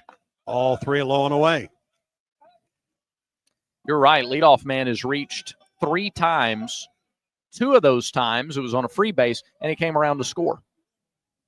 Here's the 3-1 to Sullivan. Strike. Got the curveball over. 3-2. Auburn pitching has struck out 10 tonight. 3-2 pitch from Hetzler to Sullivan. Here it is. Strike 3 call. Fastball on the outside corner and down. Really mixed stuff well in that at bat. The breaking balls that he showed early, even though he didn't get the strike call, he showed them all. to Sullivan, and Sullivan had quite a gripe there for Jeremy Dupree coming back. He was arguing with him, and Dupree pointed the finger, said, get to the dugout. One out. Here's Hunter Hines. 0 for 3 on the night, a couple ground outs and a strikeout. Winding the pitch. Fouled it up and out of play. His 62 home runs at Mississippi State are second only to Rafael Palmeiro's 67. They've had some big hitters. 0-1. Out in front, 0-2. Pulled the string. Like an old see and say. 0-2 pitch. Here it is. This down and in. A ball and 2 strikes. Good take by Hines. Shift is on the right side of the Auburn infield. Guevara, the only one on the left side of the Auburn infield. 1 out, nobody on, top of the 8th. Here's the 1-2. Ooh, just missed the inside corner with a fastball. 2-2.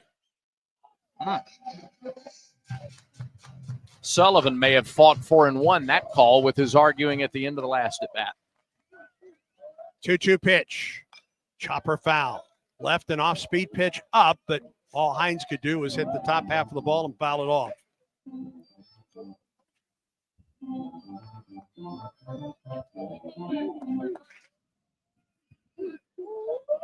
Two and two, the count to Hines, the wind in the pit. Ground ball to the right side. McMurray fields, flips to Hetzler covering for the out. That was the option toss there from Cooper McMurray. It was a slow bouncer, and Hines was getting down the line, so Cooper just the little glove and flip. 2 down, and here is Reed Stallman. Stallman struck out looking in the second, a single in the 4th, and reached on a leadoff error in the 7th, and was the first of the 3 runs to score for Mississippi State. Big left-handed hitter with 2 outs and nobody on. The wind in the pitch. Ooh, took a home run cut and fouled it off. They don't get cheated on their swings, do they? He has 8 home runs this season and 23 runs batted in. Stallman, 6'3", 220, a senior from Robbins, Iowa, and a transfer from Campbell. Now the 0-1. Bounced up there and passed the catcher. Ball and a strike. A lot of guys left Campbell, their head coach, left to go to Ohio State. We saw him earlier this year. He was at Campbell for over a decade as an assistant and head coach. Let me correct myself. Stallman 0 for 3 with 3 strikeouts. He swings and he's behind. A ball and 2 strikes here. Get through this guy, and then you've got the bottom third of the order in the 9th. But Hetzler up in front of Stallman, a ball and 2 strikes. The pitch. Fouled it off. Off-speed pitch at 81. Struck out looking in the 2nd, swinging in the 4th, looking in the 6th. 2 outs and nobody on for Mississippi State in the 8th. Auburn 6, Mississippi State 5. 1-2 pitch. Here it is. Got him swinging with a fastball. Hetzler strikes out 2 in the inning. 1-2-3, nothing across for the Bulldogs. We go to the bottom of the 8th. Auburn 6, Mississippi State 5. Auburn baseball continues in a moment. If your day sounds like We need the report ASAP. you deserve Modelo, if you've persevered through,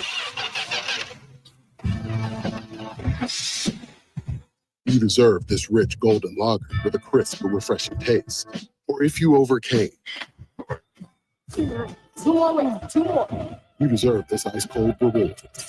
Modelo, the mark of fun. Drink responsibly. Beer imported by Crown Port Chicago, Illinois. Like what I like, and I do what I want. Check. If what you like is getting the highest payouts, getting the most free play, and finding more of your favorite games all on a spacious upscale gaming floor, then Wind Creek Atmore is your kind of fabulous. No matter what fabulous means to you, you'll find it here. Wind Creek Atmore. Gambling problem? Call 1-800-GAMBLER.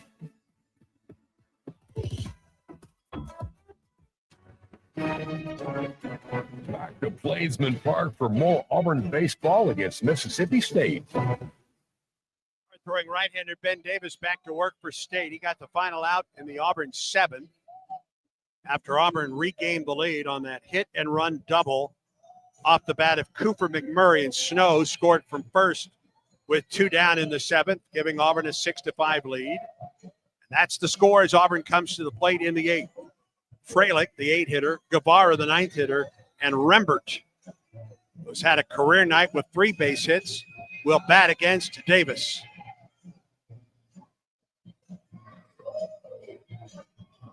Freilich singled homer run in the 4th and scored. Guevara singled homer run in the 6th. Actually has 2 RBIs on the night, including a sacrifice fly. And Rembert, the leadoff man tonight, the Auburn DH, is 3 for 3 with 2 runs batted in, and he's been on base all 4 times. The insurance runner 2 right here would be Loverly for Auburn. Freilich, left-handed hitter against the right-hander Davis. The pitch, pass ball, 94 for strike 1. Bottom third of the order coming up for Mississippi State in the top of the 9th. Shift is on, a modified shift for State. As Freilich awaits the 0-1. Down and in with the off-speed delivery. 1 ball and 1 strike on the slider from Ben Davis.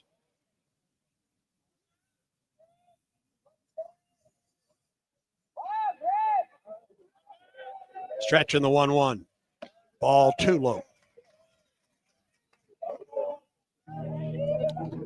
Freilich in the 8-hole, a single and a run scored and an RBI. Guevara has driven in a couple of runs. Really up and down the lineup tonight, from Rembert at the top down to Guevara in the 9 spot. 2-1 pitch. Freilich chops one to the right side. Second baseman gets there, fields and throws and gets Freilich by a step. Nicely played by Gatlin Sanders for the out. Good read, quick steps, got there in time, and then made a controlled throw to first. Good play by the second baseman. That brings Guevara to the plate. Struck out looking in the 3rd, a sacrifice fly and an RBI in the 4th, and a run-scoring single to right in the 6th. Righty against righty here as Davis works off the stretch and the pitch. Outside, ball 1. Guevara, a couple home runs on the year, 12 runs batted in. 1 out, nobody on for Auburn in the bottom of the 8th. Stretch in the 1-0. Swing and a miss. A fastball down and in. A ball and a strike.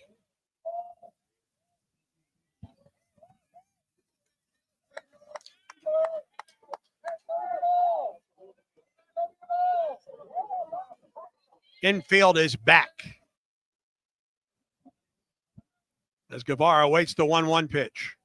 Swing and a miss on a pitch that was off the outside edge. A ball and 2 strikes. Same 2 teams tomorrow at 6. Our coverage starts at 5:45 on the Auburn Sports Network.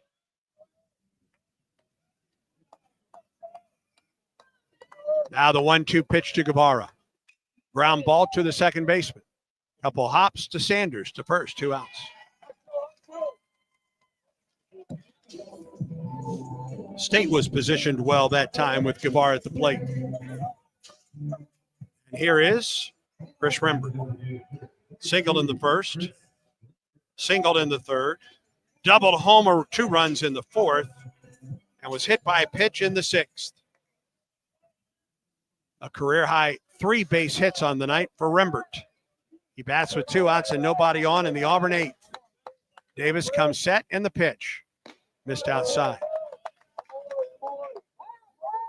1-0 to Rembert. 6 runs on 9 hits for Auburn, 5 runs, 6 hits for State. Davis, the stretch in the pitch.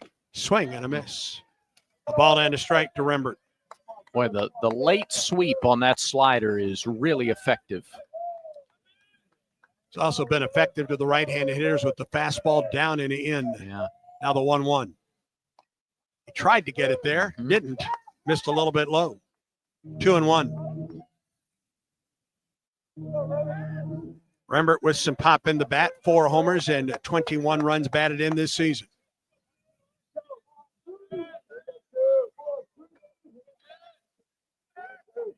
Davis shakes off with a couple signs and comes set.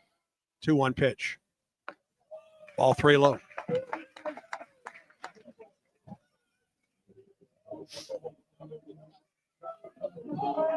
This game was scheduled to begin at 6, delayed because of rain and lightning that came through the area. It started at 9:15. 3-1 the count to Rembert. Here comes the pitch. Swing and a miss. There was the fastball down and in. Count goes full. 3 hits for Rembert, and really, it was all like Irish offensively at Texas last weekend. Ike is 0 for 4. Everybody else has done something that's contributed. 3-2.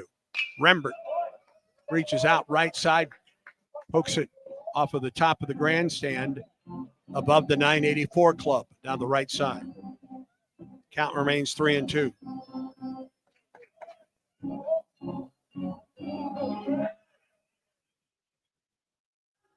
Stretch. Here's the pitch. Rembert base hit to left. A 4-hit night for Chris Rembert.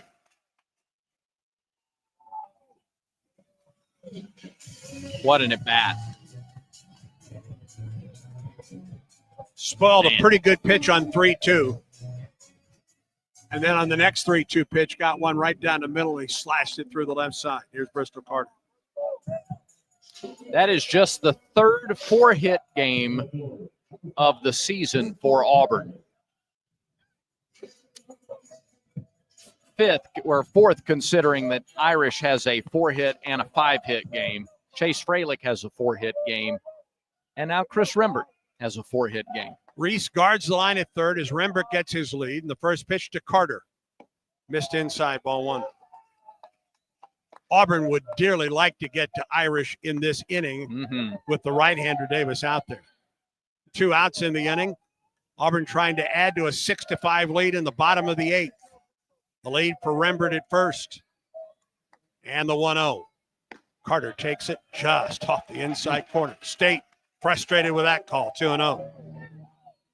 Jeremy Dupree is hearing it from the State dugout.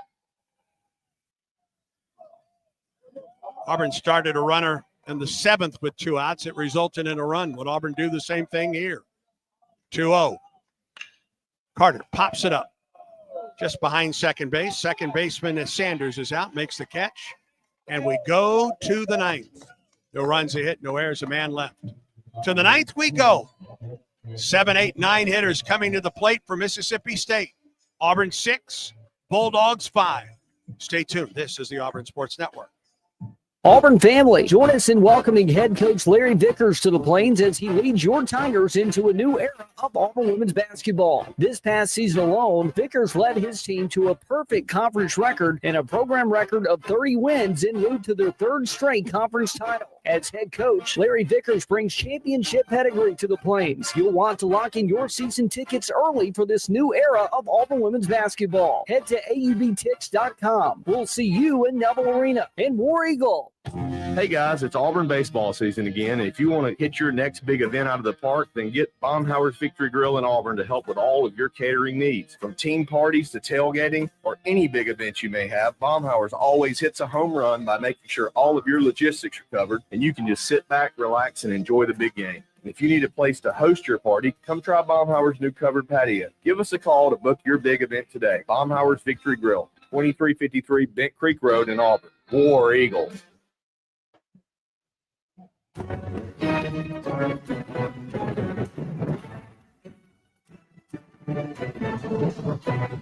Second inning of work for Ryan Hetzler.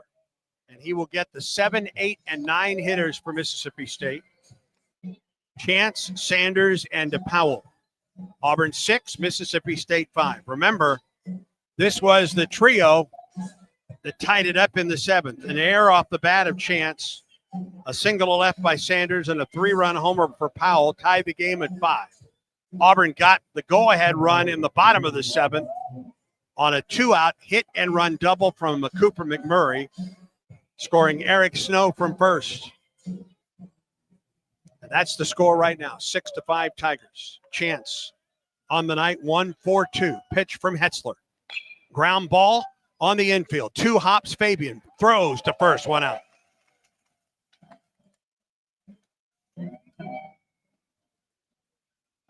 And here's Gatlin Sanders. Nope. Well, let's see. Will we get a pinch hitter? It appears so. Well, no. The hitting coach, Jake Gautreaux, is talking it over with Sanders.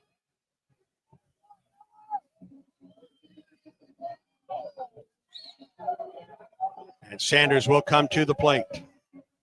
1 for 3 with a single. He scored back in the 7th against Dutton, strikeout and a fly ball to center. 1 out, nobody on for Mississippi State in the 9th.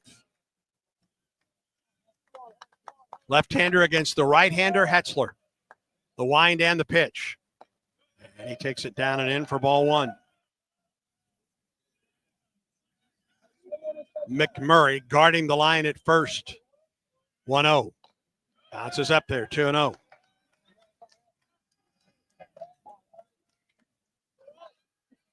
Modified shift for Auburn. Fabian plays up the middle. Guevara at third. The pitch. Fastball strike call in the inside corner, 2-1.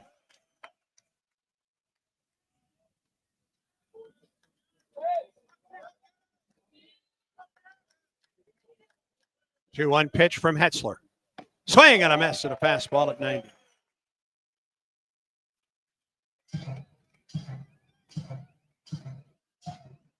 Two balls and 2 strikes to count.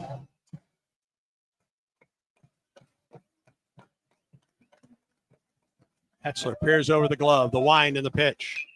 Up the left side, fouled out of play onto the Tiger terrace.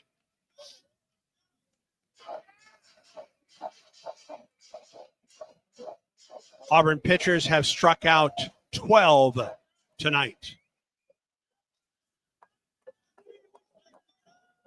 Now the 2-2 to Sanders. Chopped it foul on a slider, down and in. Good job to stay alive for Gatlin Sanders. Batting .345 on the season. What a luxury to have someone batting .345 in the 8-hole. Another 2-2 pitch. Here it is. Up the left side again, out of play. Onto the row of grills on the first row of the Tiger Terrace. Count remains 2 balls and 2 strikes to Sanders. Joe Powell in the on-deck circle. Hetzler, the wind of the 2-2. Hit him. Oh, boy. Fastball on the off the inside corner. And Sanders is aboard. The hit batter by Hetzler, just the 3rd of the season. And it brings Joe Powell to the plate. Walked in the 3rd, grounded to short in the 5th, and hit a 3-run homer to left in the 7th. That tied the game. Chris Lemonis calls, and looks like State will use a pinch runner at first for Sanders. As we pause 10 seconds for station identification on the Auburn Sports Network.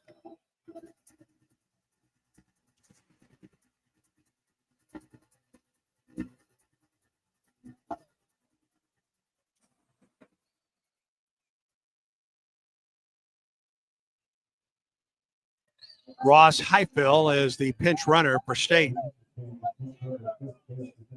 10 stolen bases in 12 attempts. Heifel, a guy that has started 25 games this season. He will pinch run for State right here.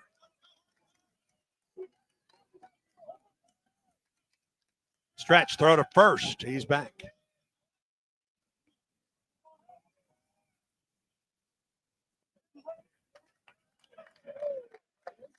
Heifel, the pinch runner for State, gets a pretty good lead over at first. The pitch on the way.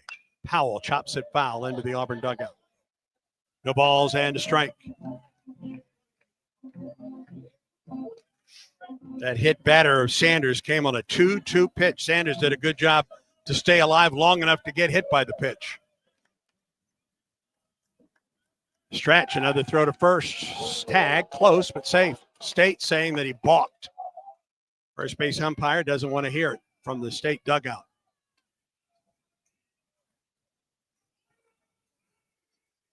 0-1 the count to Powell. Big lead for Highfield. The pitch. Powell to the third baseman. Guevara to second for one to first. Oh, and he could not get a handle on the ball. Snow had trouble getting the ball out of his glove. It was a good throw by Guevara to Snow. But Snow could not make the throw to first. And now there's 2 outs. And we go to the top of the order and Garrick Fry. So Powell at first. And we'll get another pinch runner for Mississippi State. This will be Michael O'Brien. This will be the 26th game that O'Brien has played. He is 1 for 1 in stolen bases. Double play ball to Guevara, threw to Snow, and Snow just could not get a handle on the ball to throw to first base. Had just trouble getting the ball out of his glove. And Everett Teaford will bring the infield to the mound with 2 down and Fry to the plate. Fry is 0 for 4 tonight. He flied to deep center in the first, lined hard to Irish and right in the third, grounded to Guevara in the fifth, and tapped out to McMurray in the seventh.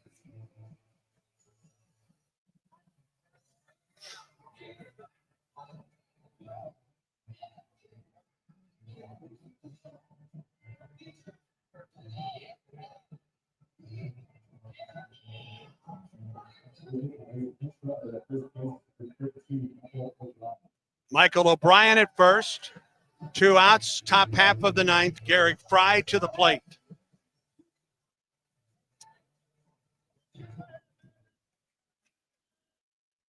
Hetzler trying to nail this one down in the ninth inning. Shakes off a sign. Comes set. O'Brien gets the lead. The pitch. Line drive, base hit up the middle. O'Brien at second base will hold up there. And Mississippi State has a runner at second base and first with 2 outs here in the ninth. Fry was first pitch swinging and sent it up the middle for the single. O'Brien held up at second. And it brings Sawyer Reeves to the plate. 0 for 4 on the night. A couple strikeouts.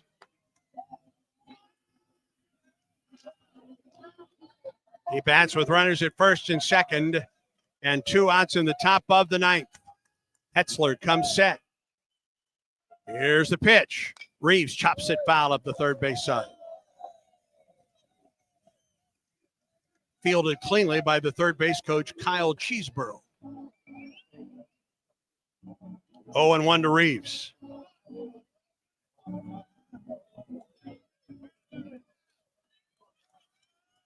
O'Brien at second and Fry at first. Here's the 0-1. Ground ball to Guevara at third. He'll take it to the bag. He wins the race, and Auburn wins it. Guevara gets the force at third, and the Tigers win game 1 against Mississippi State. Auburn 6, State 5. Stay tuned. Auburn baseball continues in a moment. Hey guys, it's Auburn baseball season again, and if you want to hit your next big event out of the park, then get Baumhauer's Victory Grill in Auburn to help with all of your catering needs. From team parties to tailgating or any big event you may have, Baumhauer's always hits a home run by making sure all of your logistics are covered, and you can just sit back, relax, and enjoy the big game. And if you need a place to host your party, come try Baumhauer's new covered patio. Give us a call to book your big event today. Baumhauer's Victory Grill, 2353 Bent Creek Road in Auburn.